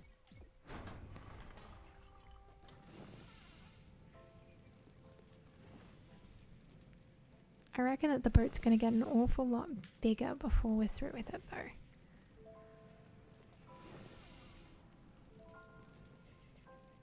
Because there are oh so many more things that we could do with it. Because we're only halfway. We're only halfway. Like we're probably just over halfway through the game now. But it's still only halfway. Talk to the other passengers aboard. Talk to Stanley. Okay, so it's not quite daytime yet, but we do need to... I was doing something with the silk. What was I doing with the silk? I was doing something with the silk. Let me see. Was it an improvements thing? I need a steel sheet. Steel sheet. What would I need the silk for? Steel sheet. Wait, never mind. Yeah. Steel sheets, silk fabric. Gotcha.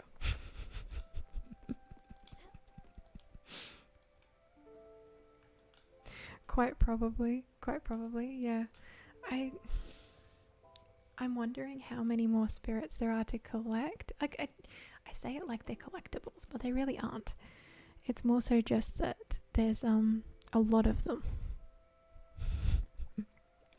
Like there's a lot of them, but I don't know how many more we have.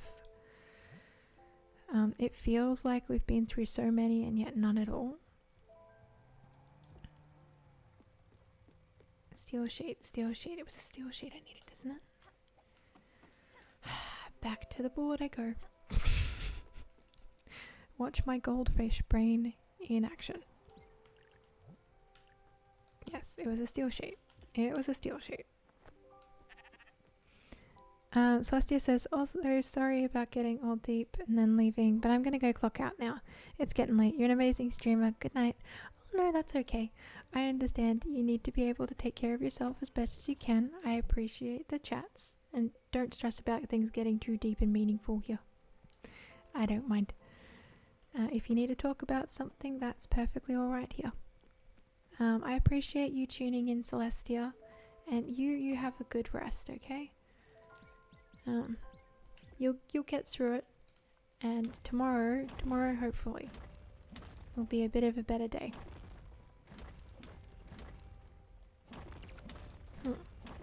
In the meantime, I will smash things with my crusher and make a lot of carbon powder.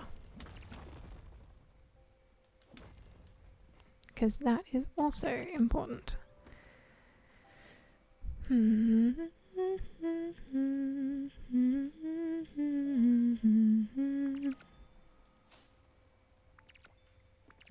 we go.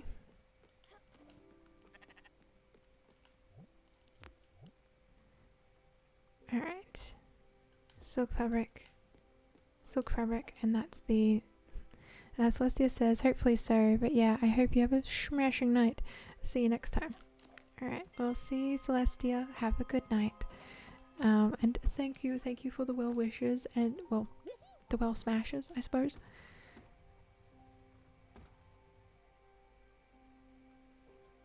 It'll be good fun. So, got the next stream after this one will be Sunday. Yeah, so that's on Sunday at 12. Yes, Sunday at 12 I think is what we're going for. So, I'll see you around, Celestia. You sleep well. What was I doing in here? I go, yes, I understand what's going on 100% of the time. And then they don't. Ah, I needed the other thing. Big hat. You don't have a pecking egg yet. It's usually white, round, and hard. We have it at breakfast all the time. I love it with toast. And they always come in dozens.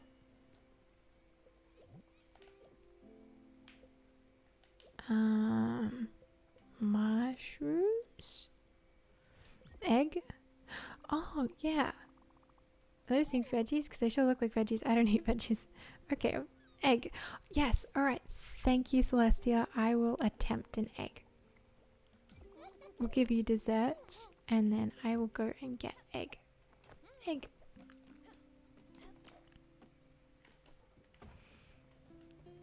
Give egg. Yeah, chicken coop's full. Chicken coop's full. Where is egg? Have some wheat seeds. Oh, chickens. Do I have an egg? Do I have an egg? I do have an egg. Hang on. Stanley, where'd you go? Oh, my little mushroom. Yes. Mushroom baby. Oh. Hello, mushroom. Egg. An egg, you say? That doesn't sound right. That's not an egg. That's a fucking egg. That's what my mom calls them anyway. Anytime I would walk in the kitchen during breakfast and start playing, she would say, Stanley, don't touch that fucking egg. She was mad sometimes. It wasn't my fault, I swear. Oh. Big hat. I'm bored. Stanley is bored. What do you have to do around here? Do you have anything dangerous? Something that might cause explosions? You are an adult, right? If I'm an adult, I can do dangerous things. I say that we add a place to try some cool and potentially dangerous experiments. Oh yeah. Come on. Uh-oh. Celestia says, oh wait. Yes.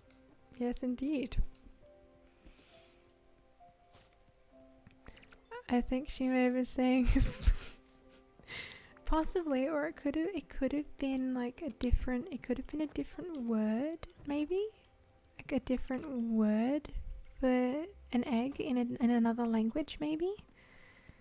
I don't know different words for eggs in other languages. I only really know English. Well, I can sort of understand Italian because of my heritage, but that doesn't necessarily mean like I speak it or nothing. Also, my headphones just died, so this is actually good night for now. Bye. Alright, good night again, Celestia. Sleep well. Damn, where did I leave the thing? I've walked past it quite a few times now.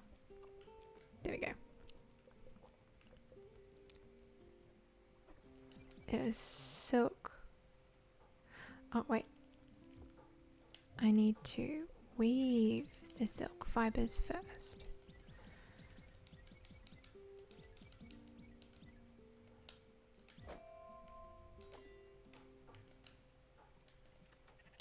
Alright, we've got to just quickly have a look, see?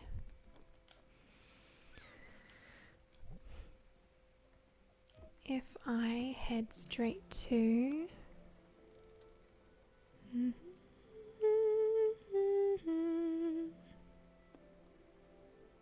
let's head to Albert's. While I'm doing that, then I can make the silk fabric. There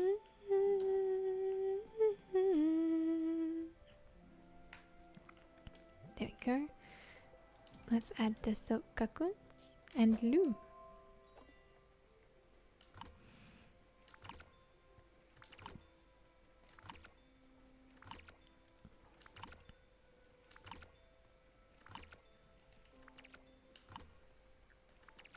Oop.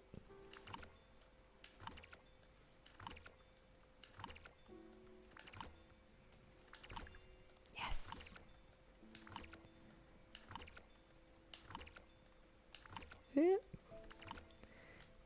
Okay, close.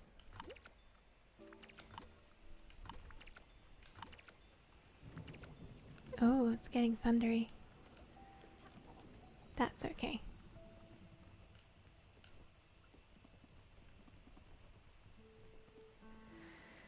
Alright, let us start the event. So we can have some lightning. Thunder and lightning is not all that frightening. Oh. Oh, wow. That knocked me off my ladder. No!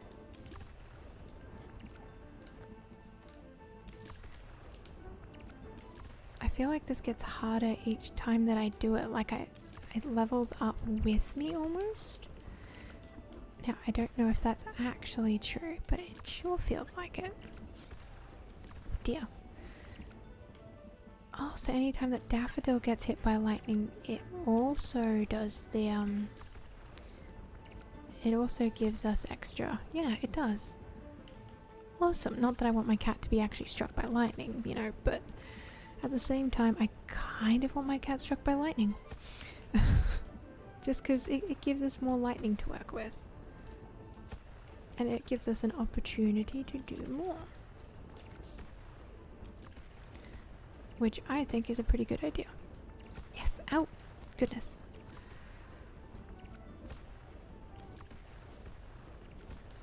Up we go.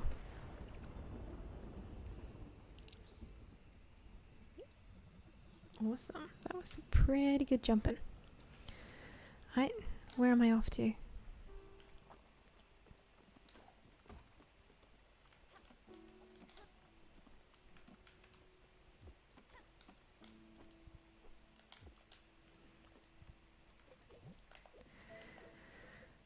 Do you like tartlets?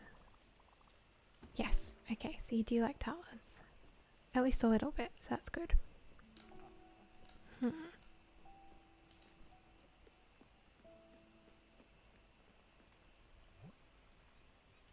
Silk fabric, silk fabric. Ooh. Might as well. Might as well go through all of them. Start the event.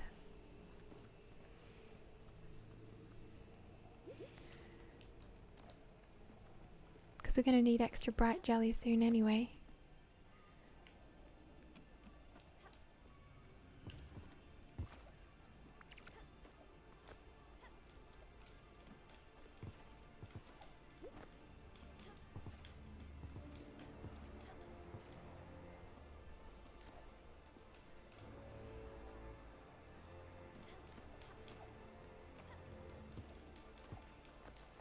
Up we go.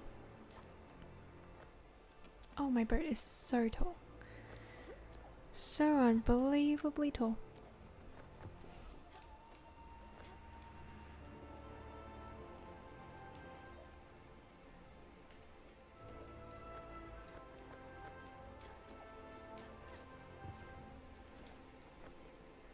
Up, up, up. Come on, come on, come on, come on, come on, come on, come on. Give me the jello. I need the green googly goodness. Give it.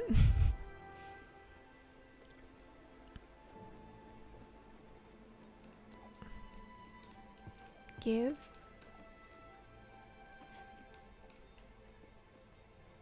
Give green goop, thank you, please. Come on, come along, come along.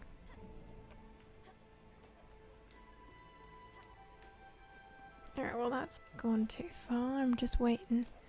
Yes! Alright.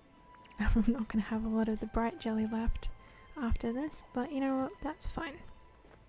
I don't mind too much, so long as I actually get the opportunity to have some. Oh, how? That's unfair. How am I supposed to get all the way up there?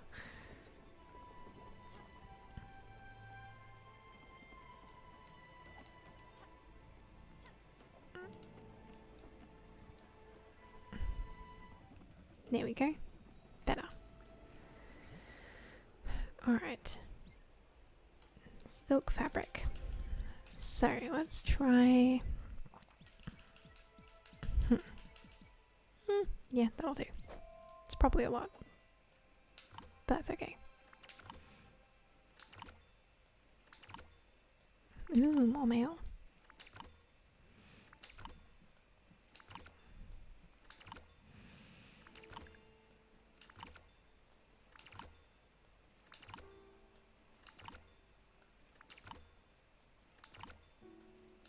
Hello, mail. Come back here.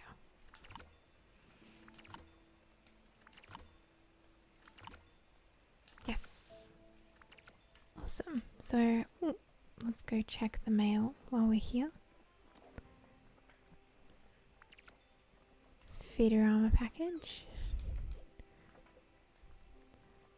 Dear feeder armor customer, here's your package. Okay. Thank you. It's so much less personable now that our friend in the later employment has actually been fired. Shame that.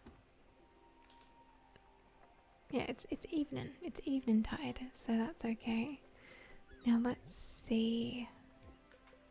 Improve.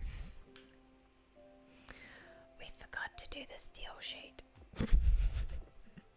How many times did we go over this exact thing? Like, oh yeah, we've got to go get the steel sheet.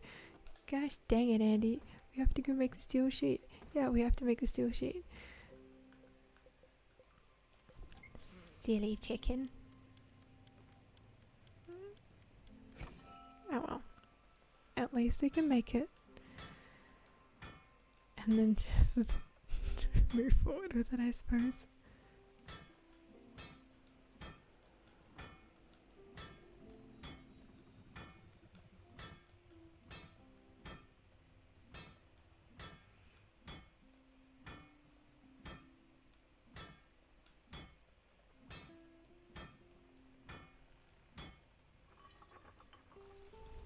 There we go. Beautiful, beautiful. Perfect steel sheet.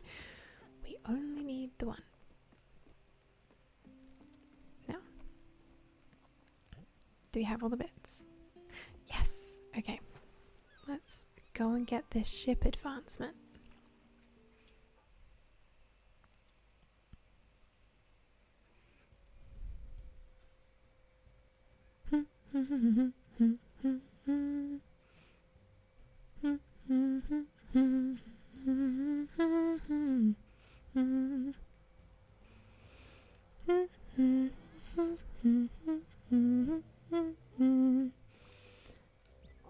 Are you hungry? I know a great place to eat. It's called the desert. It's famous for its sand, which I'm sure you'll like. Dad mode. Dad mode unlocked. Mist cleaner. Perfect. Gets any stain out. There's a colossus-sized boat to do. We don't quite have enough to do the making the boat go faster at night time. Wait, can we go make the boat go faster at night? Oh, no. I still have to go to sleep, I suppose. That's okay. The boat is getting gradually upgraded more and more, which I think is beautiful. Can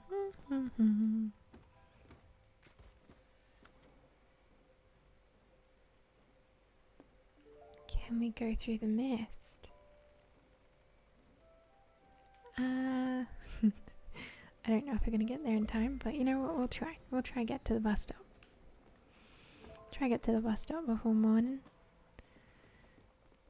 Oh, wait, more mail. Hang on. It's on an island, boss. Overbrook brochure. It's a brochure of some sort. It's yellowed with age. Hey you, are you hurt? Are you sick? Are you rich? Then come over to Overbrook, a one-stop shop for all your health needs.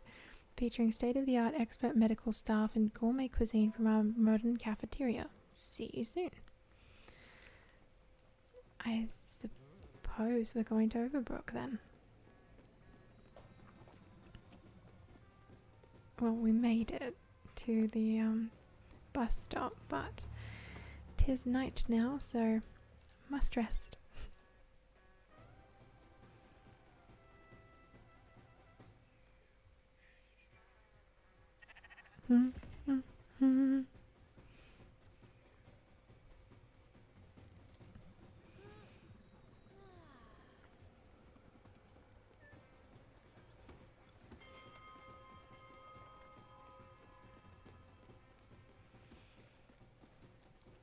There we are. Travel.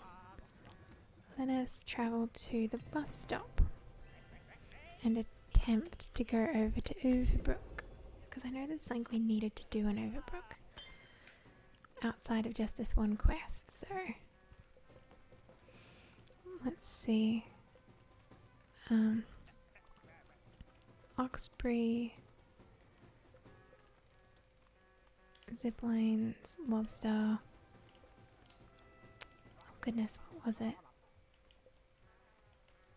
Alright, well, I will hop on over. Let's go to this new spot, shall we?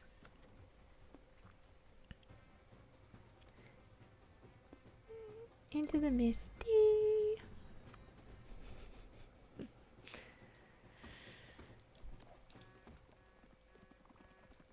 Good morning, good morning. Oh, hello Stanley. Alright, let's give you some food. Do you like tuna? Oh, no, it has too many veggies for you. That's okay. Shellfish? What's that smell? There's veggies. Okay. So no veggies. Dessert? I think I had that recently. Ooh, the mist. Well, I'll try and make something else you might like then that doesn't have fruit or veggies in it. Let's see. I know I can make sugar cane. Maybe I go... Oh, actually, if I go to the crusher, I can make extra sugar. Yes. Crush.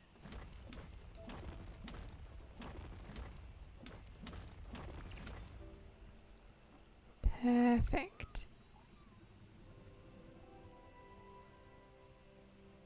Overbrook discovered. Oh wow, it is very misty. Everything looks like it's enshrouded by clouds. Interesting.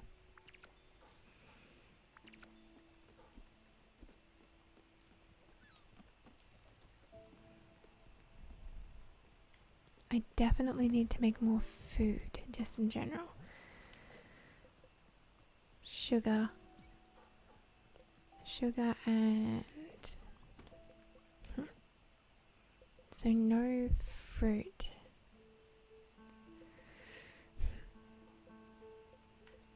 But I want to try. Let's try this again, Stanley. Is this something you find okay? There you go. I'll give you the fruit candy because you're so... Okay, not that. I wanted to give you the fruit candy because it's not fruit anymore. Alright. I can't really tell if it's nighttime or daytime here. It's so murky.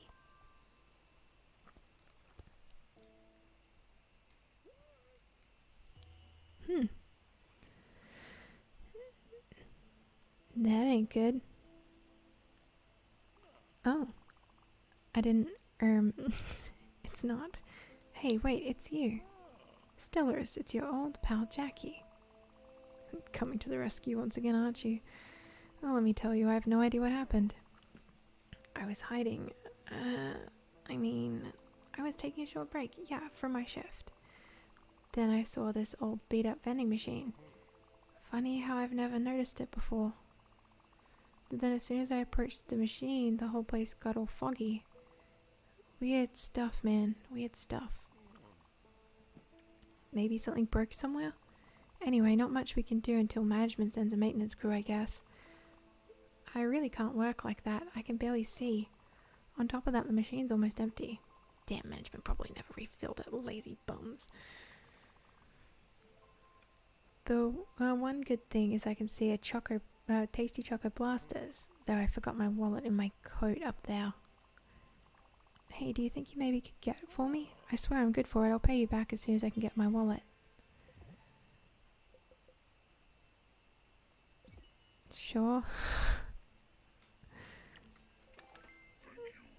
Oh, wow.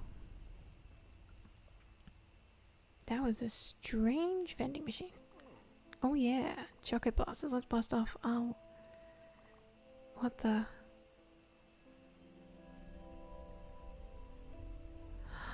Oh. Hi, Jackie. Oh, that was far out. I like the theme song. Did you see that machine? It was all glowy and shit. Like that fancy thing you're wearing on your belt. Nice bauble, by the way. Now about that choco blaster. What? It's already half eaten? What? Ugh, that's just gross. Never mind that, I'm not hungry anymore. Wonder why. Anyway, seems like whatever that was going on is over now. Oh well, back to the grind for old Jackie. Hey, you know what could be fun? A tour of the place. You didn't come to Overbrook for nothing, right? Let Jackie give you the VIP tour. How about it, yes? I knew it. You were always such a sucker for these kinds of things. Teacher's pet and all that. I can read you like an open book, Stellars. Alright, let's go. And if you get scared, just grab my arm. Okay. Sold out. Damn. Hey you. What's your name? Where are you from? What's your favorite color? Do you have a dream? What are you doing later? Are you helping people? Do you have a dog? Why do you only have a cat? Do you not like dogs? Have you ever been bitten by a dog? Is that why? Is it because you got bite, the bite got infected? Is your arm alright? Does your arm smell or something? Can you still see out of your left eye? Are you blind now? Do you see spots when you close that eye? Do you go to the hospital to get it checked out? Is that why you're here now? Well, is it? Wow. Oh wait, this is the hospital. Okay, chat. So, we know from the context of the story that Stella, I think, used to work at this hospital, so maybe Jackie is her work friend. First stop. So this here is the general admissions wing. It's used for... Hey, that's Jamie. Jamie, hey. Oh, hey, Jackie. What's up? Oh, nothing much. Just giving my old pal here a tour of the hospital. This is Stella, by the way. Psst, Jamie. Don't mention toes, okay? I hear she's got 6 of them and she's very sensitive. Oh, really? Hello, Stella. Nice to meet you. Thanks for telling me I wouldn't want to. Whoa, that made the lady mad. Relax, Stella. It's just a goof. You smell like flowers and candies and newborn babies. Hey, that rhymes. Right, Jamie? Oh, huh? Yes, right. Good one, Jackie. You're right. Thanks, Jamie. I'll talk to you later. Yeah, sorry about that. I'm kind of a local star around here. I can't get enough of old Jackie. Everyone loves me so much. I suspect some of them are faking illnesses just to stick around. Anyway, let's move on. Okay. Hi there, I'm Flo. This is Lou. Hi. We're looking for our cat. She's quite old, but she's great. She can't be too far. She's so fluffy. She sleeps a lot, and sometimes she sleeps on my back when I'm reading. It's not super comfortable for me, but she likes it. Have you seen a cat besides yours?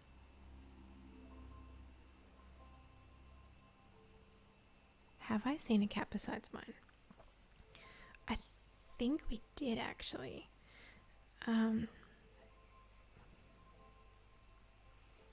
Where was it? Where was it? It was the cat that was, because it was another cat.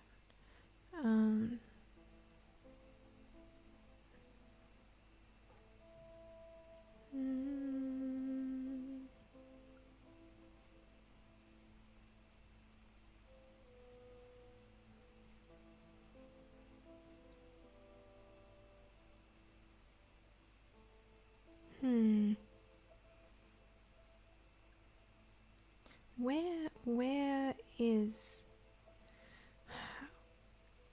the cat? Like, was it the one on the lemon store? It was the lemon store. Yes, I've seen one. You have? That's amazing. There's hope, Lo. Let's keep looking. Thank you so much. Okay, so let's go have a look. Oh.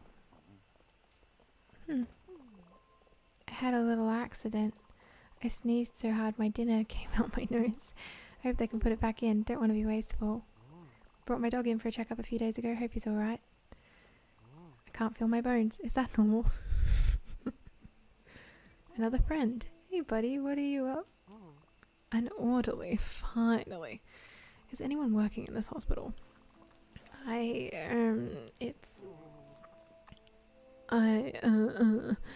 Stop drooling, just do your job. People are hungry and the place is filthy. People are supposed to get healthier here, not sicker.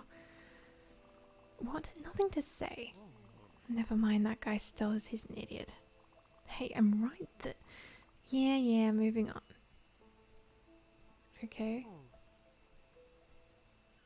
Oh, I guess we're going up.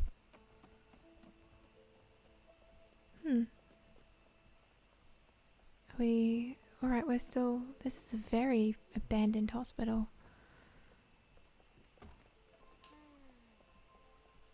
Okay. Can you believe it? The nerve of this guy. Really, what was that about? I'm out there busting my ass every day, every night. The pay's crap. The hours are worse. And on top of that, I've got this entitled shithead all up my crack with his bullshit. This place is filthy. Oh no, I'm hungry. What to do? Do I tell you how to do your job? No, I don't, because I have some manners. I don't know the first thing about shoveling shit.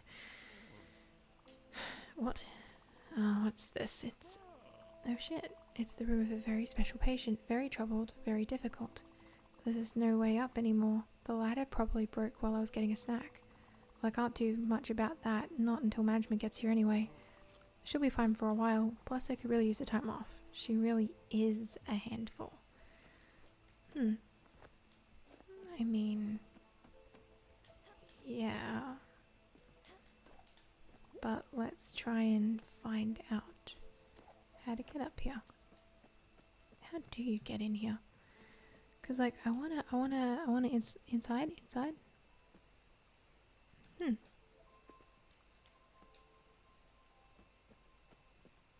Like I can see.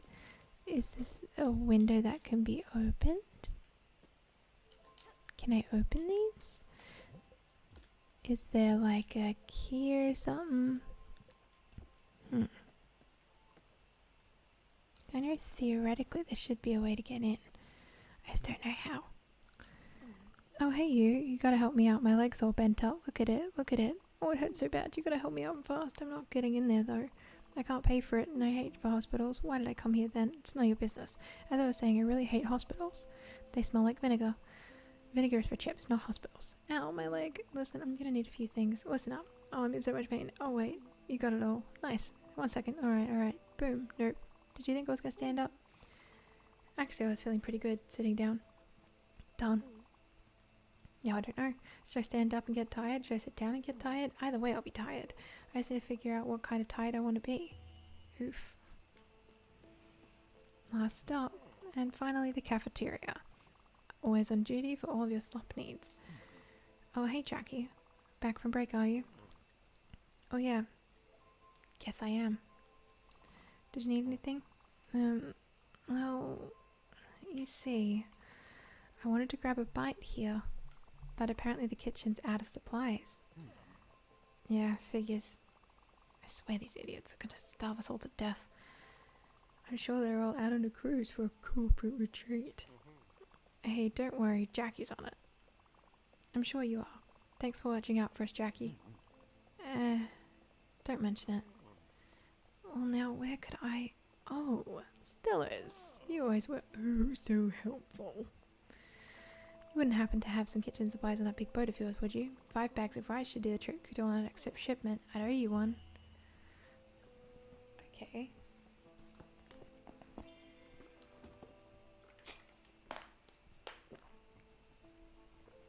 So we need rice.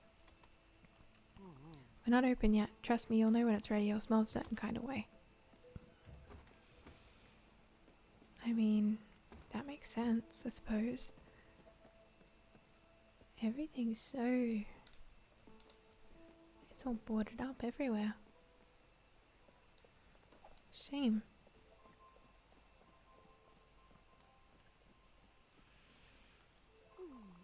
I hope you find it soon now. Hey, have you managed to put together the rice? Okay, well, do you like fruit? Ugh, that looks healthy, I guess. Okay, how about dessert? Right on, thanks for the meal, I was starving. Hey, have you managed to put together the rice? Yeah, okay, so I need to find the rice. Gotcha.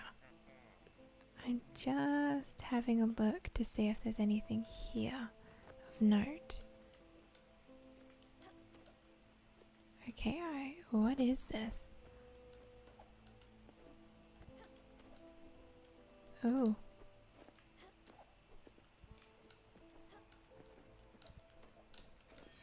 Nice.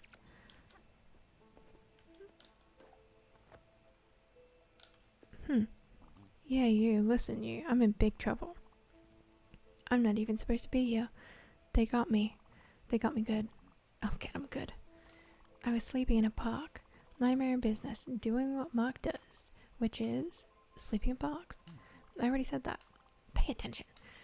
So I'm like, oh, out of a bag of clementines. Then out of the blue, I'm here. I'm not even sure where this is. I just know that Mark is here, which is me, and that's not supposed to be here. Mark needs to be free. Free to sleep in parks. Free like the squirrels. So here's the plan. I need to make a rope. A rope to help me climb down there. I got a guy. Yeah, I know a guy. I know some guys. So this guy's standing by, waiting for Mark here to make his escape. If you bring me some linen, I'll make you some nice rope. I'll be scot-free and you'll get that satisfaction of helping me, Mark. Hurry back with the linen. I can't eat another bowl of gruel. Wait a second, you've already got some, so hand over the linen, will ya? Sure. Thank you so much. I'm going to escape and meet my guy. It's going to be amazing. Can't thank you enough. Mark would say, later. If you never see Mark again, was Mark a ghost? Did Mark ever exist? Well, he does, because I am Mark. Prestige. Later. Now, where's my guy? Alright, so we've helped Mark at least a little. Alright, so we need to head back to the boat and grab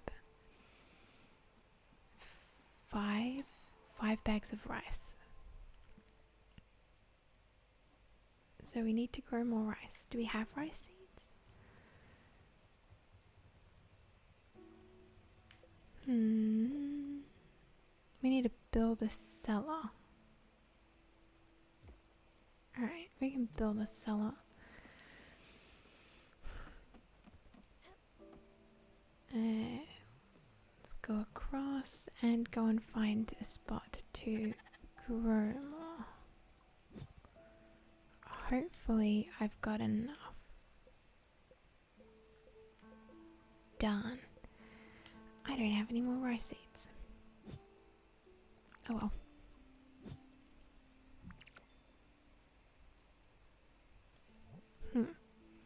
So, what can I do in the meantime? I'll try and plant some wheat and some garlic.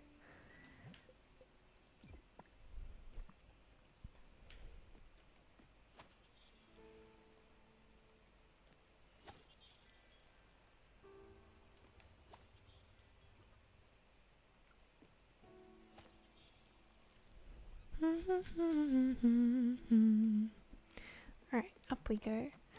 We definitely don't have any more seeds. Done. Okay. Where can we get more rice seeds?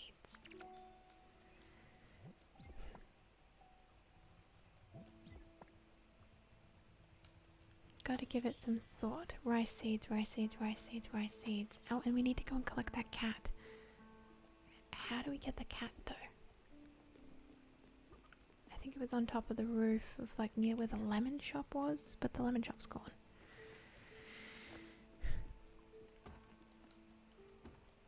It's too dark to navigate. It's not that dark. It'll be brighter again soon.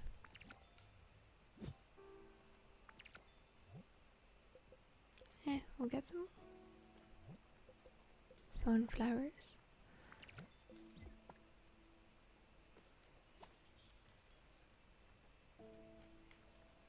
Oop. Accidentally watering my cat instead of what I needed to water. Oh well, happens.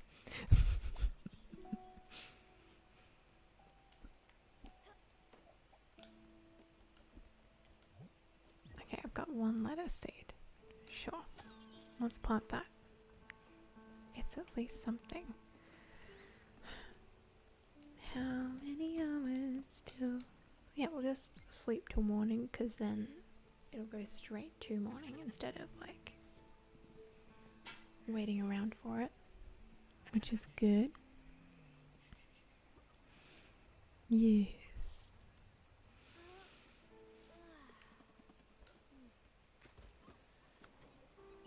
Nice. Ooh. There's comets. Sure, we'll go get some pulsar ore. I wish there was more places that we could get the oh, what's it called? The rice seeds from, because there is a spirit there that we need to grab.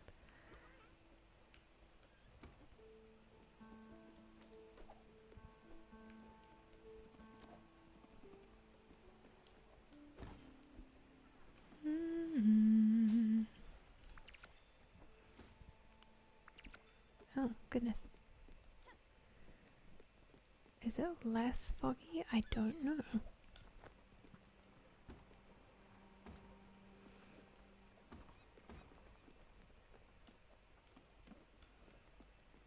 Hi, Stanley.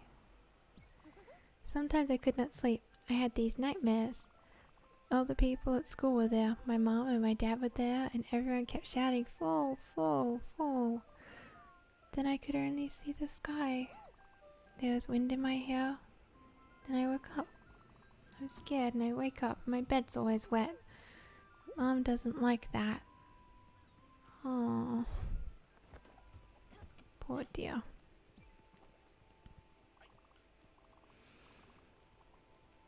Sure, let's go.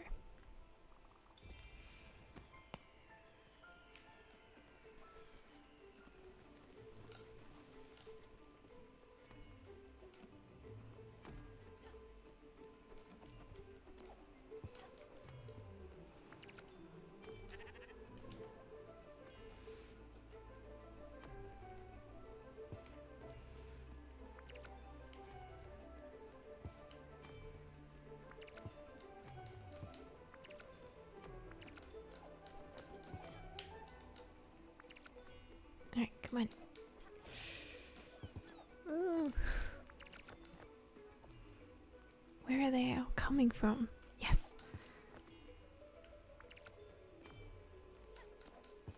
Awesome. Oh, I missed it. Oops.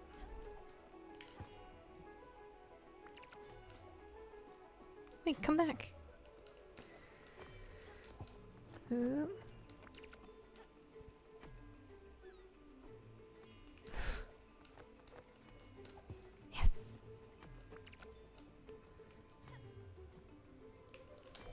Ooh, I missed it.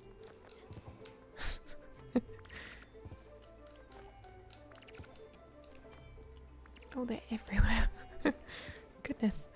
Come back down. Come back down. No, no.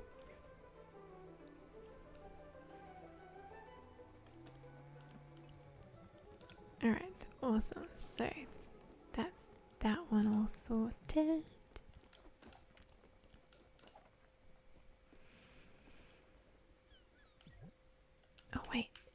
Improve. Yes. Built. Awesome.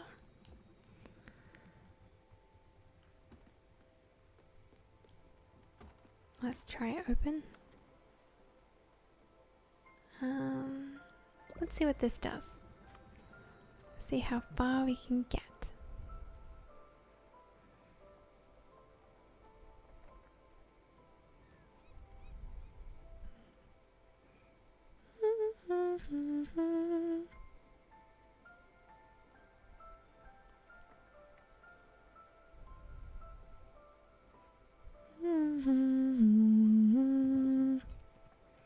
Ooh, treasure. Hang on.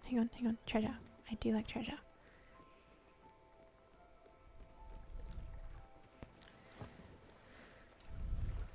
Down we go. More treasure. Oh, that was tricky.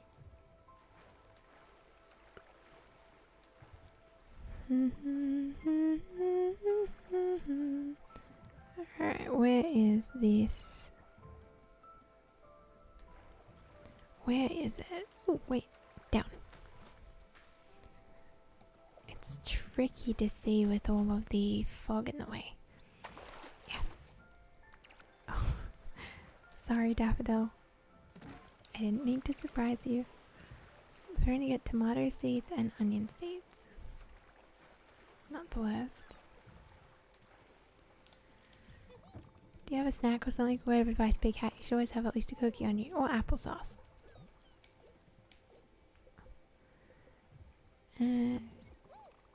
Okay.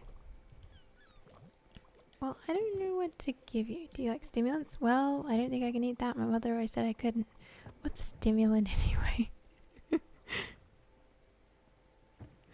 It is probably not something that you should be having right this second, dear.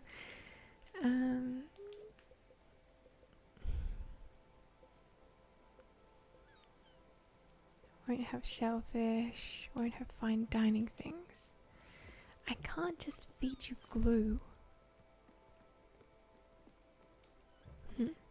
Alright, well let's see. Will you eat popcorn?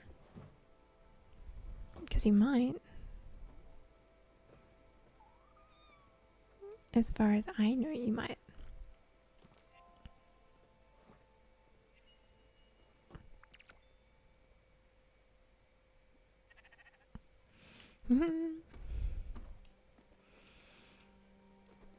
Oh, Shroomly, my dear, where are you? Oh, fire. Maybe I shouldn't go that far.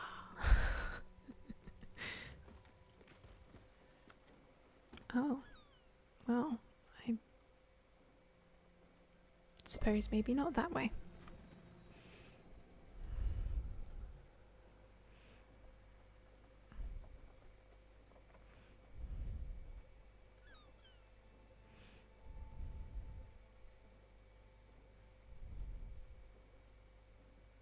Way back away.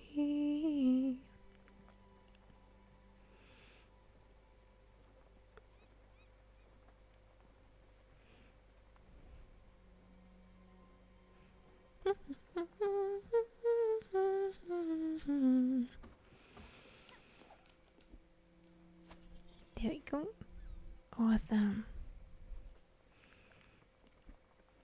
Alright, plenty of places to go see. Let's not have angry sheep. It's always better to keep your sheep well fed, or they shall roam the world a little too freely. At least we had like notifications about not doing that.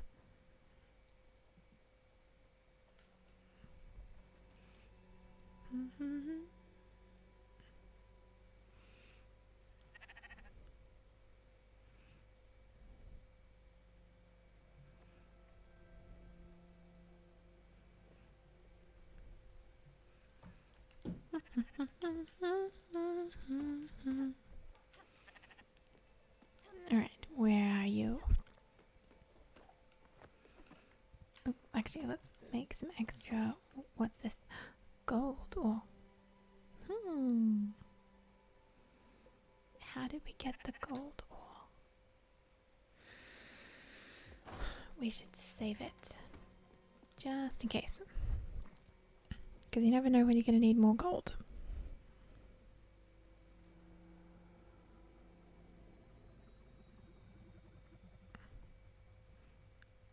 Alright, let's have a look and see on the map where we are. Ooh, let's just hop, skip, and a jump. Ooh, down. There we go. It's not lighting up like the whole section of the map. But there is a bus stop I can go to, so maybe I should go there.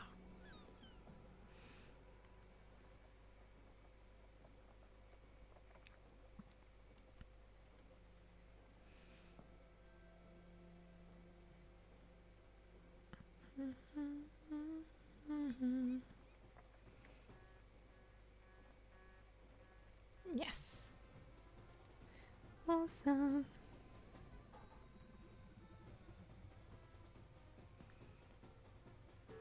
Alrighty. Let us go.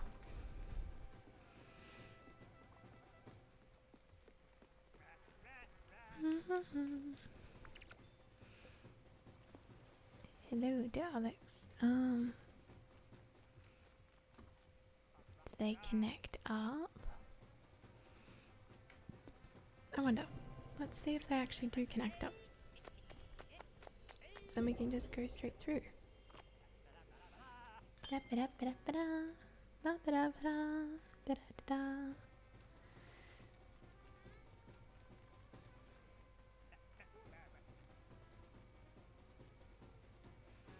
Alright, we're back over here, so that is good. Up we go, up we go. Oh, I should water my plants. I never take enough care of my plants. Onward! Let's see if this gets us anywhere closer.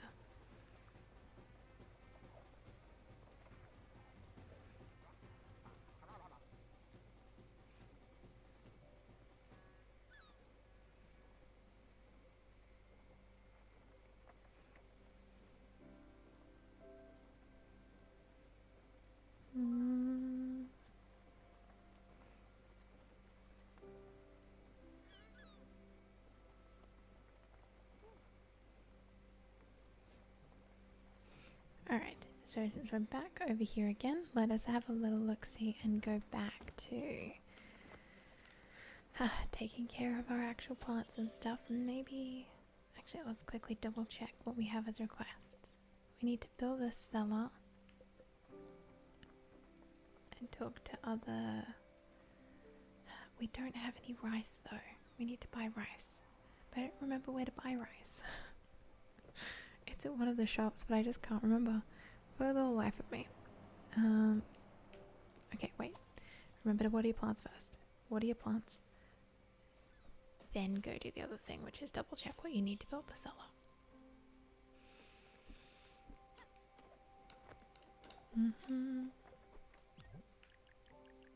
Build cellar. Okay, so we need more ectoplasm. Since we need more ectoplasm, then we need to go into... Stella, I don't have bad dreams here. I don't think I'm even dreaming. It's all black when I close my eyes at night. When I wake up, I can only think one thing. Your big hat and your face smiling at me. I didn't like to go to sleep. But I do now because I know I'll wake up and you'll be there. Oh, Shroomly. Such a sweet bean. Oh my gosh. How, child, do you have the heart of a literal angel? How? Tell me how. How did you get this way? I can't build the cellar yet. I can try and talk to the other passengers aboard, but I think everybody's gonna be sleeping in a sec. Alright, so I have spoken to my darling Shroomly. I wonder if it'll count Jackie as a passenger aboard now. I don't actually know if it will. Talk.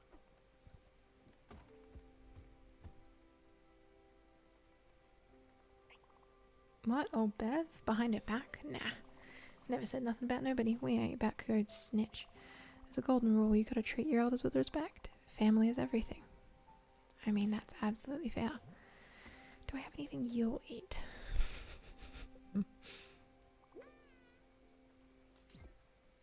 Popcorn? Ah, damn it. Okay, so... Fine.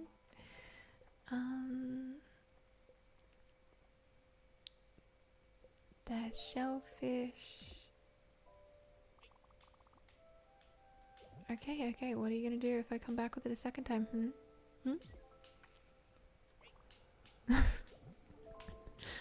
Nice try. But I don't think that you're gonna do anything, even if it did come back with it another time. Let's try and go out this way. Exploration.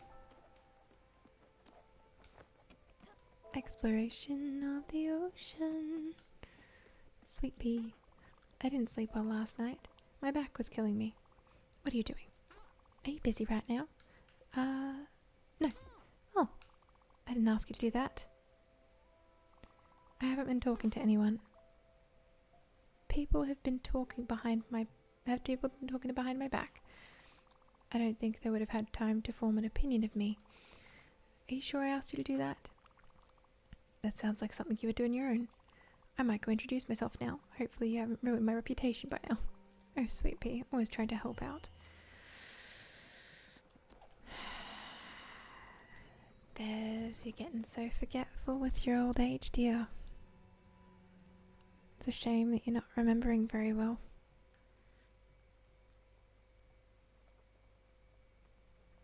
I really hope that one day you do remember.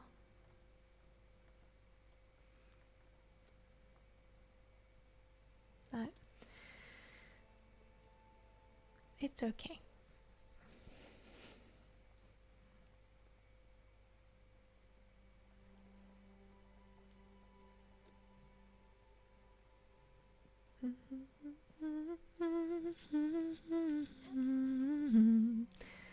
Let us change to the Winter Village.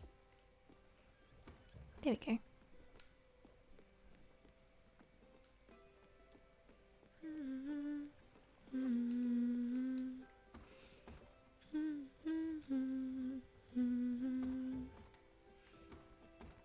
Alright, back up to bed. Yes. Then we can have a little look-see.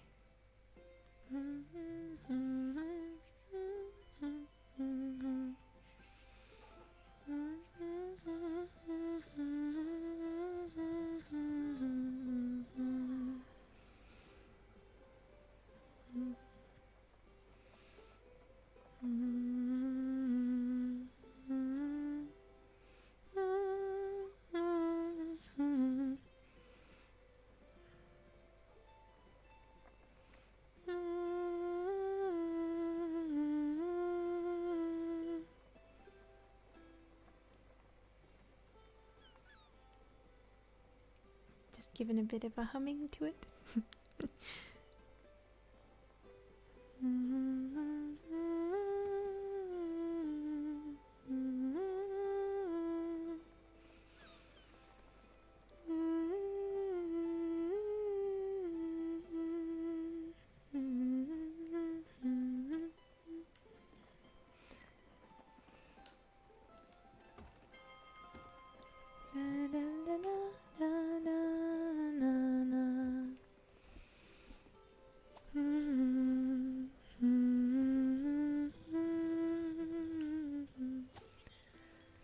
Okay, so we've run into a wall of fire again. That's a shame. Okay.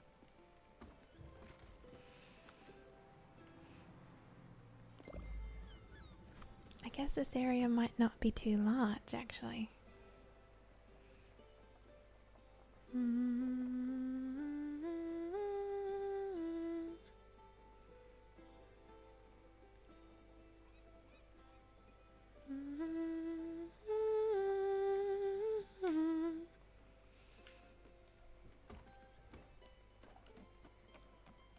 Back up we go. Let's go talk to Beverly again. There we go. I do enjoy being on this boat, but I've been wondering, would it be possible to... The house quest again? Oh. It's a cozy little farmhouse. Wasn't much, but it was ours. Yeah. We've had this conversation before, Bev. We've had this conversation several times. Don't you remember?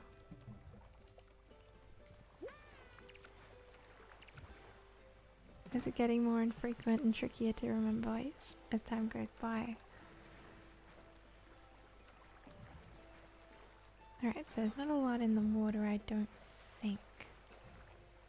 Which isn't too bad.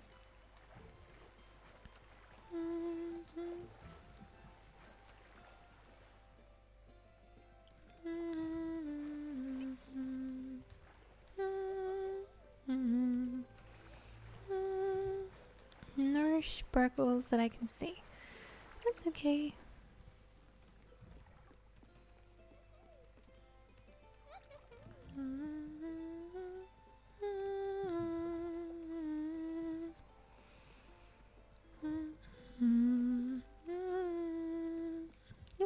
There you are. Look, Stella, I know you know something's not right with me. With my memory. With how I can think about things. I can't think the way I used to anymore. It's really hard. But you are here, and it helps. You know what? Don't worry about it. Right, so I did remember more of that dream that I was telling you about the other day. You know, the one with the projector and the sweet corn? That's right. That one I was looking at Dad's old film negative. It was from when he's stationed in Europe. I don't remember where exactly. He never really talked about his experiences. He was probably my complete opposite. He did mention seeing some beautiful houses. He always said we should have built our house in that style. What was the name of that place? Nordweller? That sounds right. Hopefully you find the acetate and it will help me remember a bit more. I want to take this. I'm sure it'll come in handy. Thanks again, Sweet Pea. The kid for the Nordweller house. A new design! Oh, Stella, I've received the most amazing submission. This is a design for a clock. One of the strongest symbols of humans' dedication to rising above its lowly station. For the measuring of time beats the path to its accounting, in which in turns allows for long-term planning. They extracted themselves from the instant. They stopped surviving as animals. Instead they started surviving as a species. Ooh. Humanity was born when apes decided they would play timekeepers. Oh, sorry. I was lost in my thoughts. Anyway, I am quite excited by this new design and entrust it to you. The Minimalist clock. Minimalist clock. I'm sorry, Bev. I have food. Have an apple pie.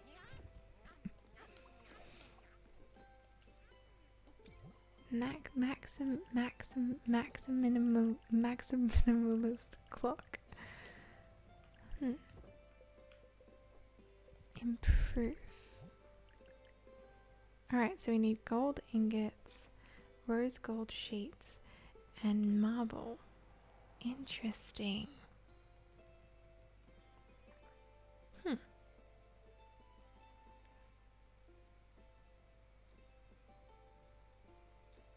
Okay, I could do that.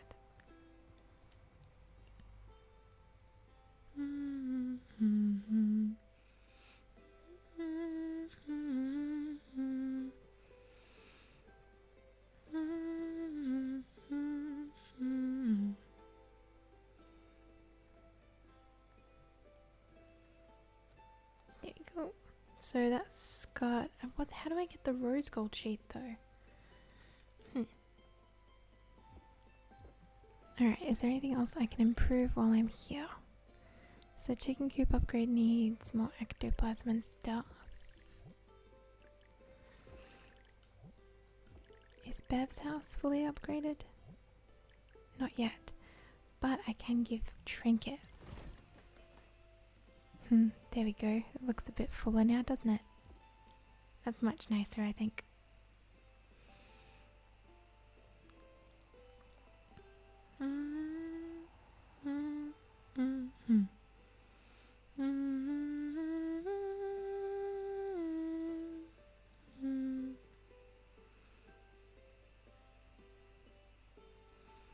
Okay, what about... Alright, so there are houses that are upgraded. Stanley's playroom. Okay, so I can't do anything with Stanley's playroom. But if I grab extra maple planks, I can do something with the sawmill. Actually, wait. First we need to go and actually find a place to go.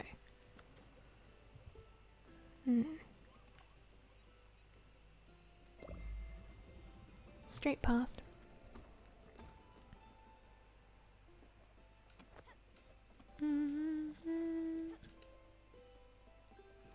Was it ash planks? I think... Oh, pine logs.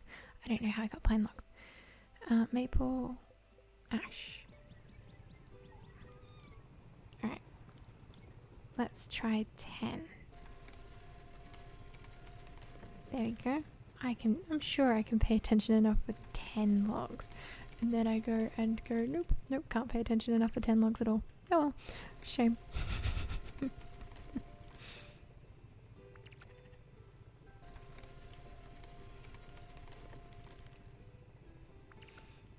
Up we go.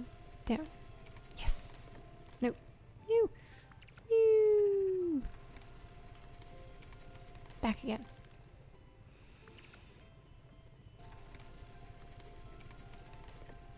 Come back here. Well, at least I'm getting 2 planks out at a time. Hopefully this is the right type of wood. Because if it was maple and I've just forgotten already, I am going to be a little bit frustrated. Then again, my memory is not the best at best of times, so... Improve. It was maple. Damn. Damn. Oh well.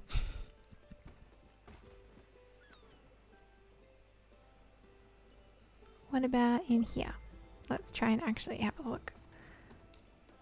Back up while we wait for the other bits and pieces to go. Right. Maple this time. Now remember what maple looks like. Yeah, maple wood. We definitely need more of that in order to do our best today. Yes, come on, maple. Oh, I need to not move so quickly. Okay. I'm gonna get better at this pattern at some point. Just for now, I'm gonna keep missing them.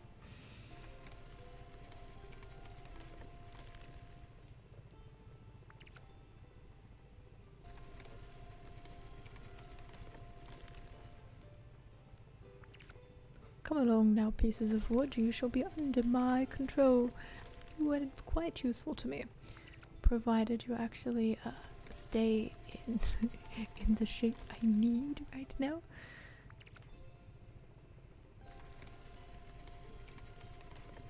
Yes, got it. Or close enough at least. Damn, alright. That's alright. Sometimes you do better than others. Doesn't need to be totally perfect.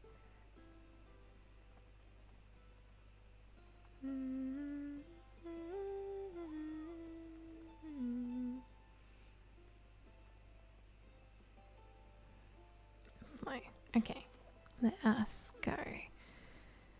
have a look, see where we are. How does the map look now? Well, it really is a small area. Alright, well, maybe if we head off this way.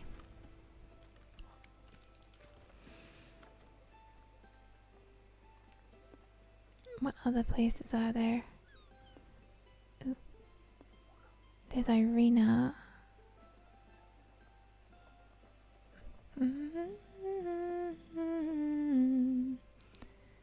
Dum, dum. Okay, maybe if, oh, I wonder, can we actually get to Crow's End now? Because technically that actually adds an extra layer. Where are we going? Actually, let's refocus on the boat for a sec. There we go. Perfect.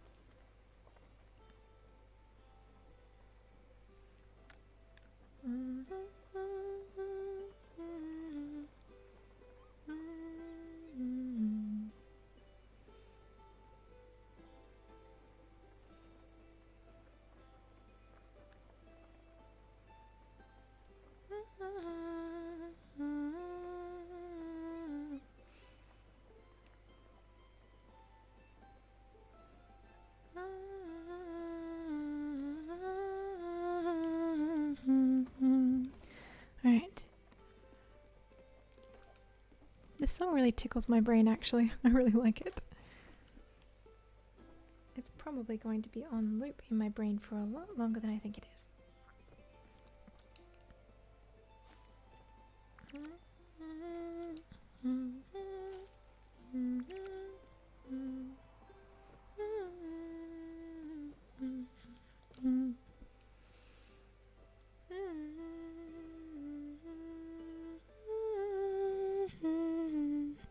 Let's see what other songs there are.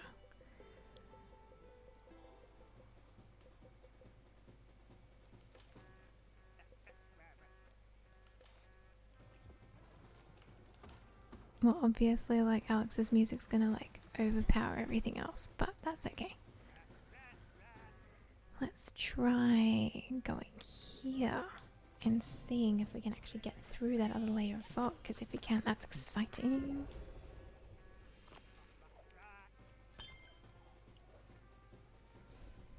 Awesome. Alright, let's try that next layer of fog. To fog or not to fog? Nah, we'll go through fog. Crow's End.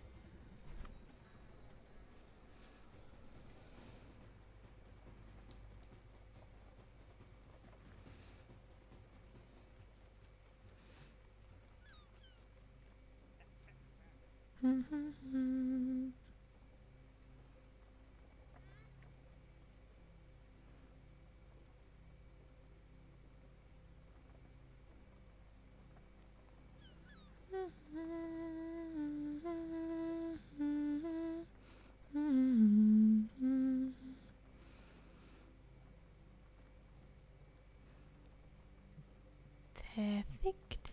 Alright, now let's go back. Yes. Oh, new place, new place, new place. Yes, yes, yes, yes, yes. I just made it in time. Crow's End ink discovered. Perfect. I love it when that happens, when I just discover a new place. And I have enough time to get there so I can explore during the night time. Actually, I'll make sure to water things this time around.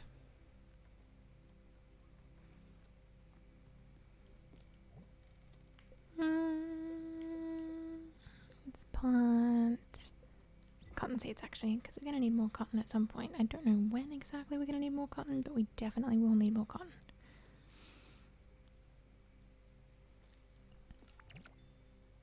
And I'll need more linen too, because we don't have any rice seeds. Maybe they'll have rice seeds here. They might have a shop. They won't know until we've actually visited, so I suppose we'll head down.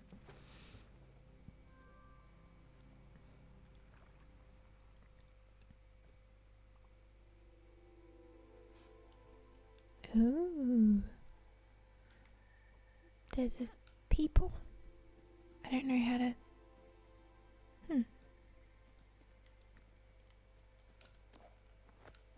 Oh. Hey, up here. Oh.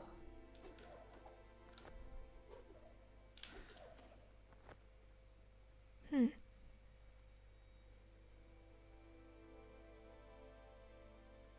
Oh, almost, but not quite.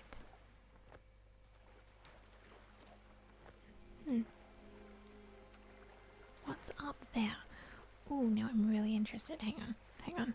Let's head back and try and actually bounce up again. Because we've got a person up there.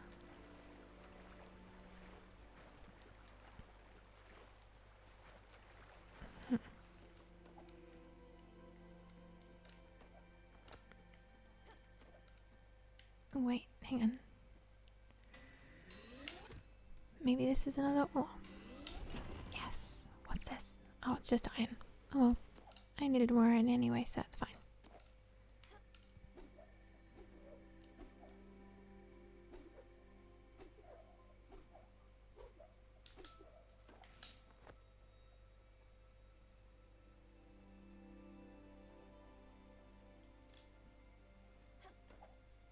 Can I get up? No. Huh. What else is over here?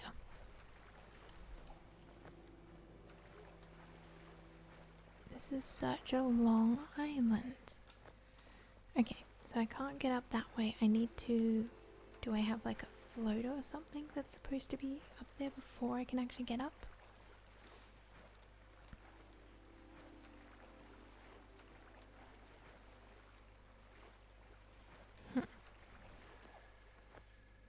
There's gotta be an easier way. If I can get up. What's off this side? Nope, there's nothing off that side. Okay, good to know. Good to know. How do I... Because I'm clearly supposed to get up this way.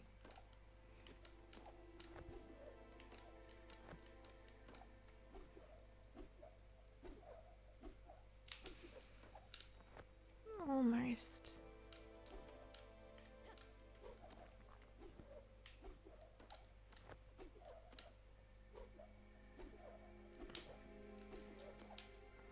Okay, 1, 2. Oh, almost. Okay, maybe for now there might be like an extra skill or something I don't have yet that means that I can't quite get up. But let's sleep till morning and then try again.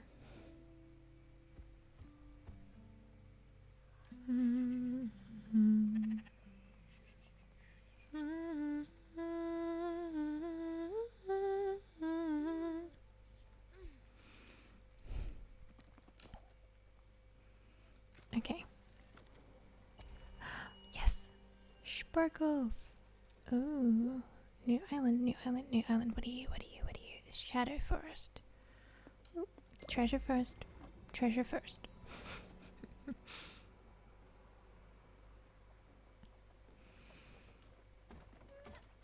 Okay, so there definitely is a way to get up there. I just need to try and figure out how. What abilities am I missing?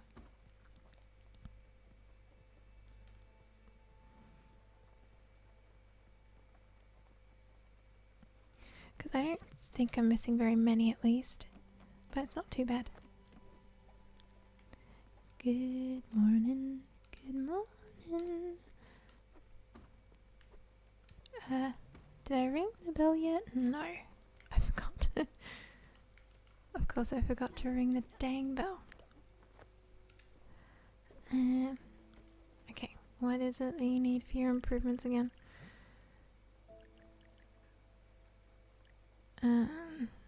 Clear glass and brass sheets. So I need clear glass and brass sheets. Alright, let's try and get those.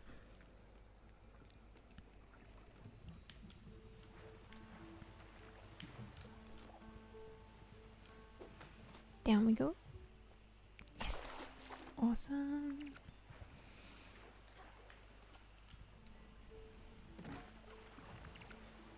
Ooh, a miniature diorama again. Come on. Yes. Anything else? Any more treasure? No. Okay. But it is another shipwreck, so that's not too bad. Not too shabby at all. Where would we... Okay. Let's have a look. What is down here? As a curiosity thing. Well, I go and make clear glass, clear glass. I was up. Wait. Was it clear glass? Yeah, it was, wasn't it? Yes. Clear glass, clear glass. Yes, so clear glass and brass. Clear glass and brass, yep. Clear glass first. Because then I can definitely finish one. Yes. 2 pieces of clear glass, please.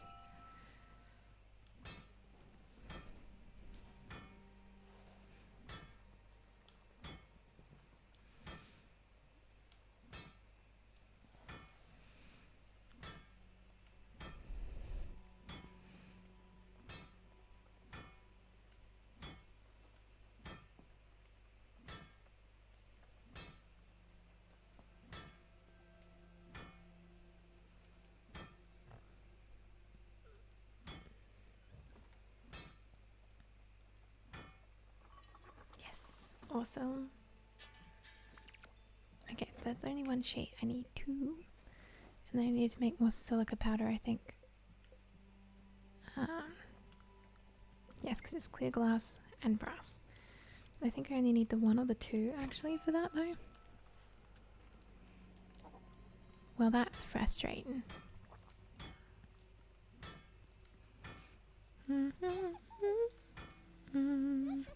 Aww. Look at the little cute interaction that's happening up there. That's adorable.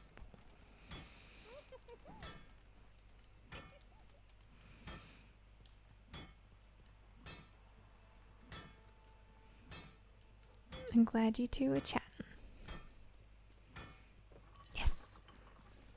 Alright, and then I'll hop back in just a second. So all the way down there is a noob. What about this way? Actually, I gotta go up slightly first, because otherwise I'm gonna get stuck again. I do not want to get stuck. Well, actually, let us have a nice fancy house for you. Yes! Oh, it's a decanter. Beautiful. Clear glass and brass sheets. So silica powder, and what's the other thing that I needed for that? So I need to get more silica powder and then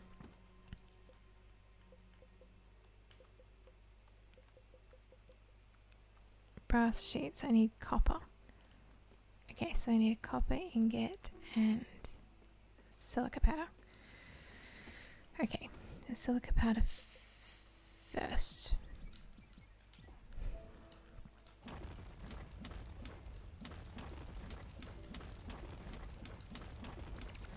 Yes. Oh.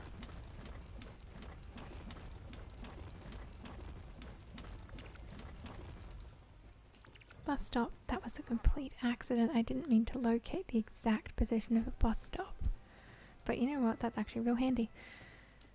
Because maybe it'll show me more on the map. No. Okay, fine. I'll go this way.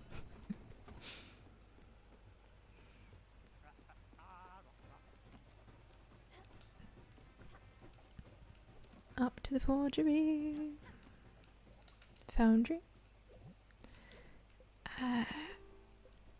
It was... Yes, you. There we go. Back around we go, so that way we can then hop to getting onto Bruce and Mickey's requests. Rowan says, "Night, Andy. Hope you have a good rest of stream." Thank you for stopping by, Rowan. I appreciate you having a watch. Sleep well.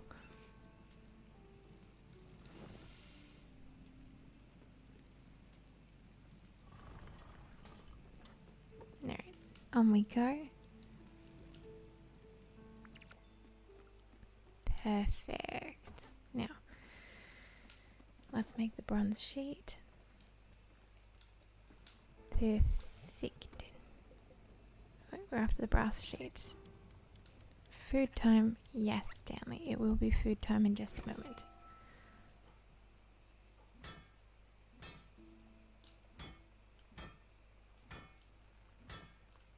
Ooh. Okay, I need to be more careful with how hot my iron is actually getting, because I don't want to accidentally hit it too hard and have it disappear and burn myself.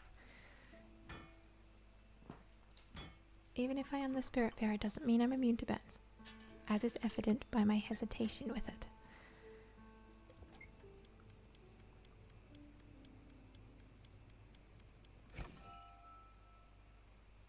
Perfect. Good. Give me all of the bronze sheets. Oh, look at the daffodil playing underneath the and around the anvil. So cute. Oh, I love you so much, Daffodil. Such a good cat.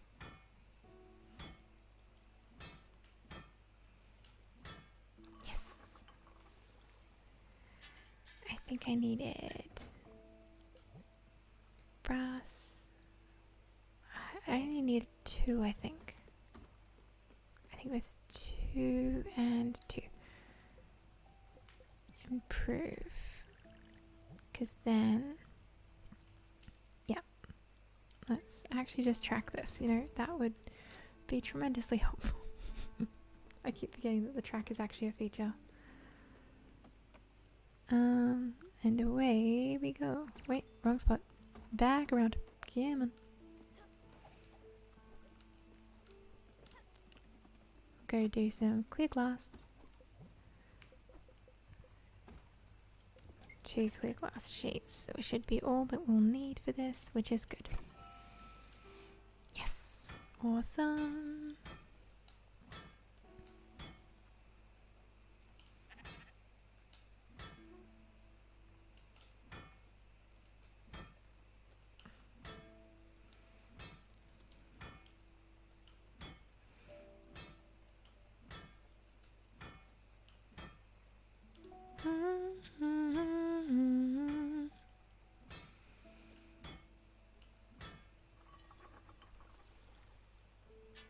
There we are. Awesome. Oh, wait, one more. Don't get ahead of yourself too fast. Come on, Andy. We've got one more sheet to do first. And then that part should be done, and we should be starting on the next chapter of the main portion of the story, I believe. For at least Bruce and Mickey. Who I feel like we've had them for a fair while. May not actually be, but you know.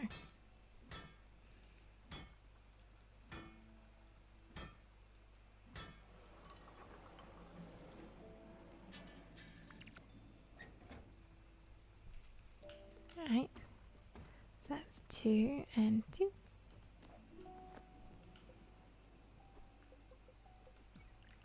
And yes. Fully upgraded. Perfect. Yes. Alright, let's move around a bit.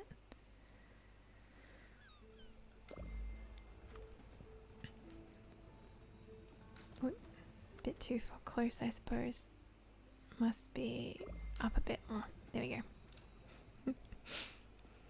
And then we'll see what Bruce and Mickey have to say.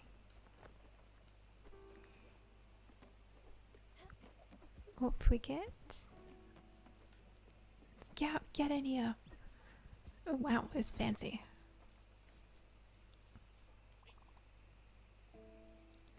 Mickey loves it. This is exactly up his alley.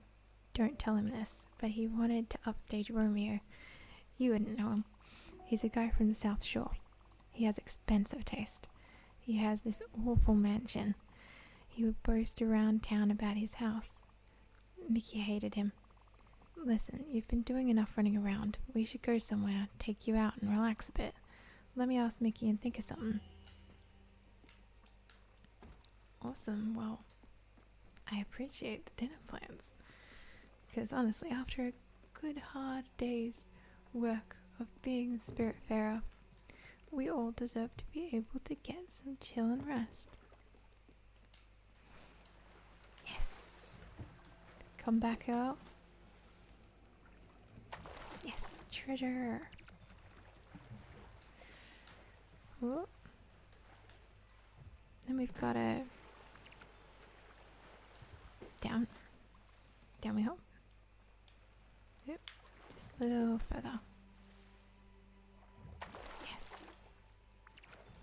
Oh, crystal chandelier. Nice.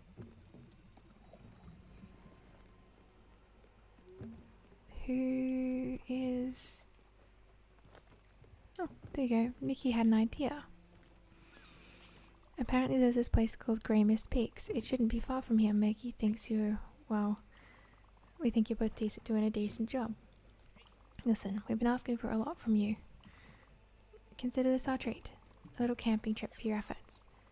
Some recognition for your discretion in affairs. We've never actually been camping, but we would do this as a gift for you. Let's go take a look at some rocks and trees and shit. Camping in a Cadillac. Well, I'm quite intrigued. Going camping seems like the opposite sort of thing I would expect from Mickey and Bruce at this point in time. But be that as it may,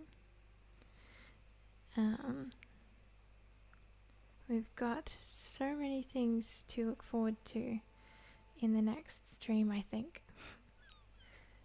And I am going to call it wrong piece. I think I'm going to call it a night for tonight, everybody. I appreciate you all so much for being here.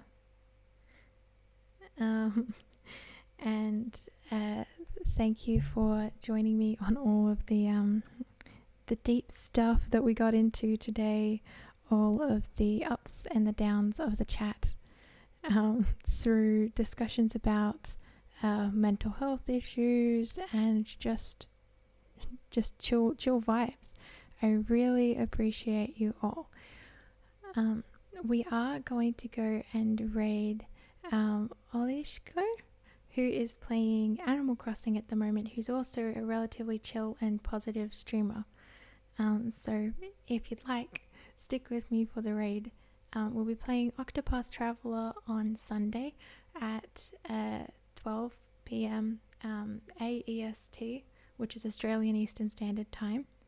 I look forward to seeing you all then. Have a good day, night, happy time zones wherever you are. And let's go raid. Bye! Massively a fan of ballads, especially in something like Eurovision, where I'm like, I'm here for the chaos, you know? I'm here for the chaos that